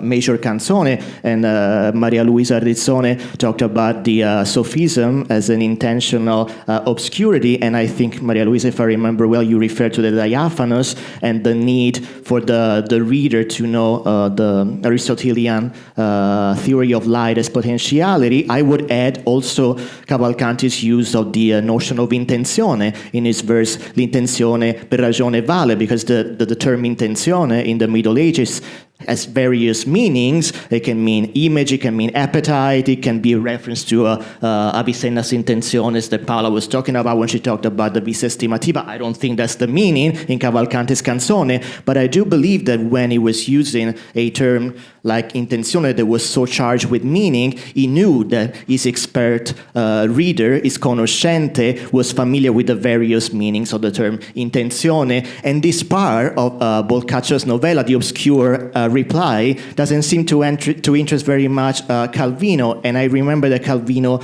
cites many of Cavalcanti's poem, Tu m'hai piena di dolor la mente, and certainly le nostre noi si alle triste penne sbigottite. But I don't think that it does recall Donna me prega. It doesn't, right? So I think that, and also at some point, he understands Cavalcanti's lightness as a lack of concreteness, a lack of specification when he compares the flake of snow with Dante's flake of snow in Inferno 14. In Dante there is a specification, which is in Alpe, the Alps, and so this lack of concreteness for him is what makes lighter Cavalcanti's poetry, but there is no reference to Donna me prega and to the obscure reply. Sì, Ultima risposta. io avrei una... Ah, posso? Sì?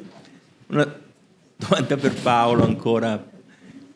Allora, vabbè, grazie a tutti per le relazioni. E Paolo, tra i tanti meriti che ha con quel suo aureo libretto su Guido Guinizelli è quello di aver portato il Guinizelli uomo, il Guinizelli giudice nella poesia, no? Con l'interpretazione che io trovo convincente del sonetto comico su Lucia, no? E questo caso di stupro che probabilmente lui si era trovato a dover dirimere come giudice a Bologna. Ma forse non solo lì, cioè quanto ci può essere del Guinizelli giudice anche nelle poesie che ci hai presentato oggi? Cioè io vedevo un bandire in rima, un giudicato in rima. Quel famoso dialogo, no? Su cui hai insistito, anche perché Contini forse lì è un po' troppo ingeneroso. Quante volte l'avrà sentito dire in tribunale, cioè, come scusa? Questa è la prima domanda. La seconda, Guinizelli è un poeta molto plastico. Allora c'era questo trattato De Luce di Bartolomeo da Bologna, se non ricordo male, però è un poeta molto plastico. Mi chiedevo quanto il tentativo di rendere figurativamente la luce, cioè non negli studi di ottica, ma proprio nelle figure, quindi nelle immagini, penso non solo agli affreschi, ma soprattutto alle tavole, quanto potrebbe pesare questa figuratività? Perché forse su questi aspetti non abbiamo mai riflettuto.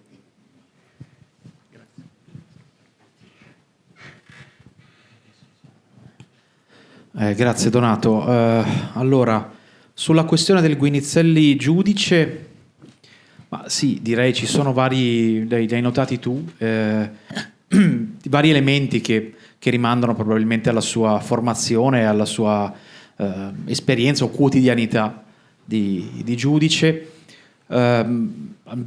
Che io abbia visto nessuno che sia riuscito ad agganciare, perché non abbiamo molti elementi, alla sua attività vera e propria, come nel caso invece del consilium dato sul caso di stupro. Però sì, la questione del dibattito e poi anche la corte di amore, che però, come dire, è anche un tema già tradizionale. Forse Guinizelli ci mette qualcosa di più, però più di questo non saprei dire. Forse, ecco, devo dire, forse la sua formazione di giudice, ecco, quello sì, rispetto ai precedenti, tranne forse Guido delle Colonne, che è un poeta di straordinaria vaglia, però forse, ecco, la capacità di procedere stanza per stanza nelle canzoni, e penso alla seconda in particolare, oltre che al Cor Gentil, di procedere in maniera logica e direi anche quasi cronologica, con uno sviluppo della situazione, cosa che non c'è, che io abbia visto, in nessun altro poeta italiano prima di lui, neanche i siciliani migliori, neanche Guido delle Colonne, neanche il Notaro. Quello forse potrebbe essere un elemento, ecco, che lo avvicina o che ci mostra la sua formazione, insomma, giuridica, nel proseguire logico e conseguenziale, aggiungendo elementi e portando poi delle conclusioni.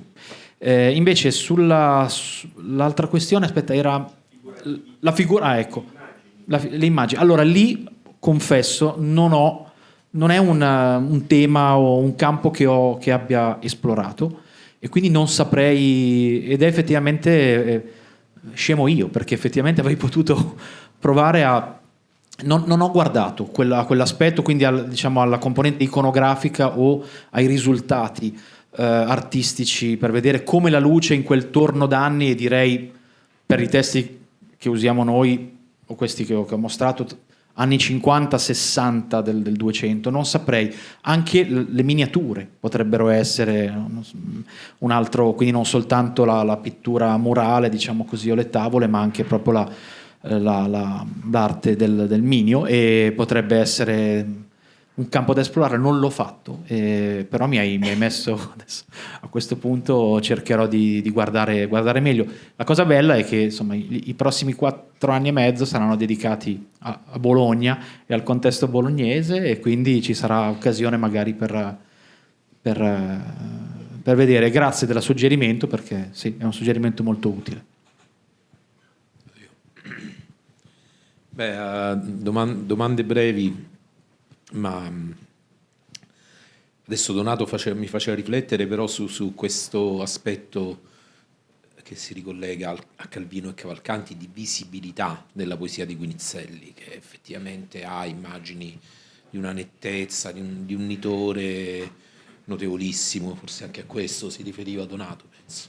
Però le mie domande sono altre e riguardano, da un lato, se possiamo definirlo, e se tu lo riscontri, se possiamo definirlo così, un bifrontismo di Guinizelli, cioè un Guinizelli che passa dalla vecchia alla nuova maniera, che non è sempre, diciamo, che ha dei momenti di ancoraggio a una tradizione precedente e che diventa innovativo per quanto la cronologia sia, insomma, non desumibile da ragioni interne.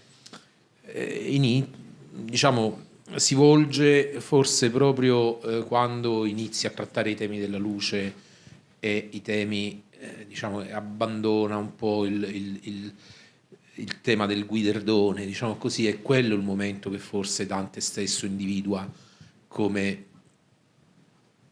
seminale e generativo della paternità di Guido su tutti quelli che rime d'amor usar dolci e leggiadre, che è naturalmente una definizione tecnico-sonora, diciamo così, però nella quale rientra probabilmente anche un processo tematico. E quindi se esiste questo bifrontismo, se esiste anche, vogliamo chiamarlo così, un altro Guinizelli, un Guinizelli diciamo, in cui questi temi innovativi funzionano meno. E per Giuseppe, una domanda secca, quanto c'è di pseudo-dionisiano in questo ricorrere al tema dell'ineffabilità, un tema apofatico, diciamo così, cioè in una poesia così caratterizzata dall'iperbole, perché alla fine la poesia d'amore ha l'iperbole come figura principe, a un certo punto non si può andare oltre, diciamo. Però se c'è una base dionisiana, dionisiana o pseudo-dionisiana per questo complessivo discorso. Ecco. Io vorrei dire una cosa, posso? Luca, non voglio incrociare la spada con te, però ti voglio dire una cosa, dobbiamo valutare, grazie, se è possibile che Cavalcanti è portatore di una cultura alternativa.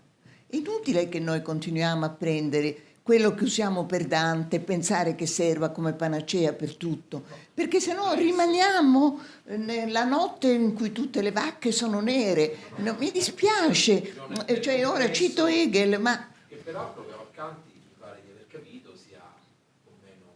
No, la lettura, scusatemi, posso dire una cosa? Ovviamente io sarei in assoluto nemica della lettura che ha dato il professore, perché è chiaro che l'ineffabilità appartiene a un certo tipo di discorso, però è anche vero che il professore l'ha risolto in una maniera molto intelligente, parlandoci di retorica.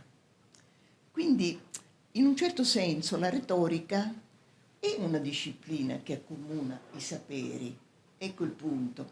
Però, per esempio, quando Donato dice il De Luce di Bartolomeo da Bologna, tu prima. Allora, io prima ho richiamato Robert Grosseteste, che è il francescano inglese che scrive un trattato fondamentale intitolato De Luce. Bartolomeo da Bologna, si sa, ha ripreso Grosseteste, erano due francescani, tutti e due, però direi con risultati molto mediocri. Il testo di Grosseteste è di una genialità assoluta. Ora, io non so se chiaramente Guinizelli è possibile. Io ho cercato anche di vedere se ci fossero dei manoscritti di Guinizelli nell'età in cui potevano servire a capire se Guinizelli si era rifatto, e non ho trovato niente. Ero allora a Firenze, insegnavo la pietra, ma quello che intuisco è questo: mentre c'è una circolazione di questi testi in testi che culturalmente sono omogenei, diciamo, a me pare che Cavalcanti spezzi quest'unità.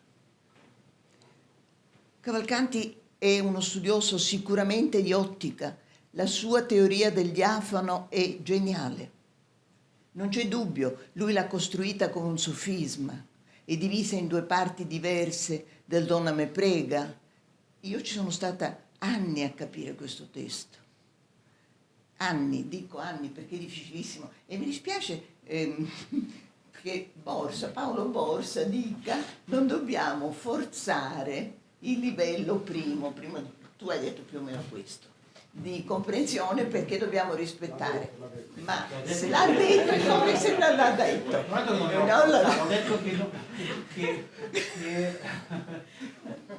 che possiamo enunciare, cioè io preferisco enunciare la possibilità di livelli alternativi o stratificati piuttosto che esplicitarla, che rispetto all'autore e all'oggetto. Ma rispetto all'autore vuole essere forzato, perché l'autore chiude i significati. Questo è ovvio, nella poesia medievale l'oscurità è un diktat.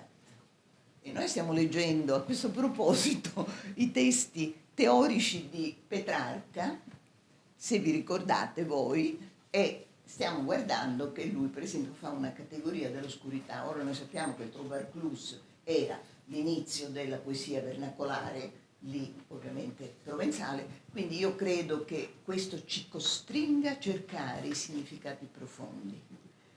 E comunque il professore ha risolto molto brillantemente la sua contaminazione tra Dante, l'ineffabile, quindi tutta la tradizione con cui leggiamo certe parti della commedia, e invece questo discorso cavalcantiano che in effetti usa l'ineffabile. E io devo dire che ci sono due studiosi che hanno affrontato non l'ineffabile, però l'idea che Cavalcanti utilizzi, non so chi è questa che viene per esempio, utilizzi testi biblici, risonanze anche di testi religiosi, col fine però di sradicare, di decostruire, cioè nel senso li prendo ma do un altro significato. Per esempio quando dice chiporia, com'è chiporia? Narrar oltre natura, è chiaro che li sta decostruendo, però li sta usando. Allora, chi ha visto questo e ha fatto dei commenti ottimi è Domenico De Robertis. L'americano che li ha ripresi è Martinez. C'è Allison, no, se n'è andato, perché ha lavorato con Allison così. Martinez li ha ripresi con effetti buoni. Quindi a me la sua Lecture mi è sembrata molto, devo dire, intelligente, anche perché è riuscito a girare l'ostacolo in maniera ottima. E quindi grazie. Non rispondo altro, per non rovinare. No, la mia idea è che Cavalcanti è portatore di una cultura diversa. Questa è la mia idea generale. E ovviamente in questo senso, in un certo senso, è un epigono dei siciliani, un geniale epigono innovatore che inizia un'altra linea. Io ricordo la Corti che diceva che la linea era cominciata con Cavalcanti e arrivava a Baudelaire e alla poesia francese. Non so se questo è vero. Sì, Mallarmé anche. Non so se è vero, però è interessante anche seguire questo filone. C'è un cambiamento di cultura con Cavalcanti che non ha esiti nel momento, perché prendono la sua forma ma non i contenuti. Posso aggiungere, Calvino diceva che con Noi siamo le triste penne, di Spigottine, niente meno, cito, inizia la poesia moderna, e per provare qualcosa di simile si deve andare a Mallarmé. Ecco, la Corte ripete forse questo. Io voglio dire però, questo è vero. Noto di Calvino, No, però questo è vero, perché Noi siamo le triste penne è un testo, come dire... Lo cita in opposizione a Petrarca, di cui dice questo vi vuol far credere che cammina nei boschi, nei prati, sui fiumi, e invece è seduto nel suo studio a far poesia. E invece Cavalcanti è davvero seduto nel suo studio a scrivere poesia. E la prefazione a una mostra di Steinberg che era uscita su una rivista parigina nel 78. Questo poco noto di Calvino, ma notevolissimo. Sì, ma nel fatto che seduto nel suo studio è un grandissimo poeta ugualmente. Forse come moderatore di questo panel mi permetto di rimandare alla discussione di sopra che abbiamo un rinfresco che ci Va bene, grazie.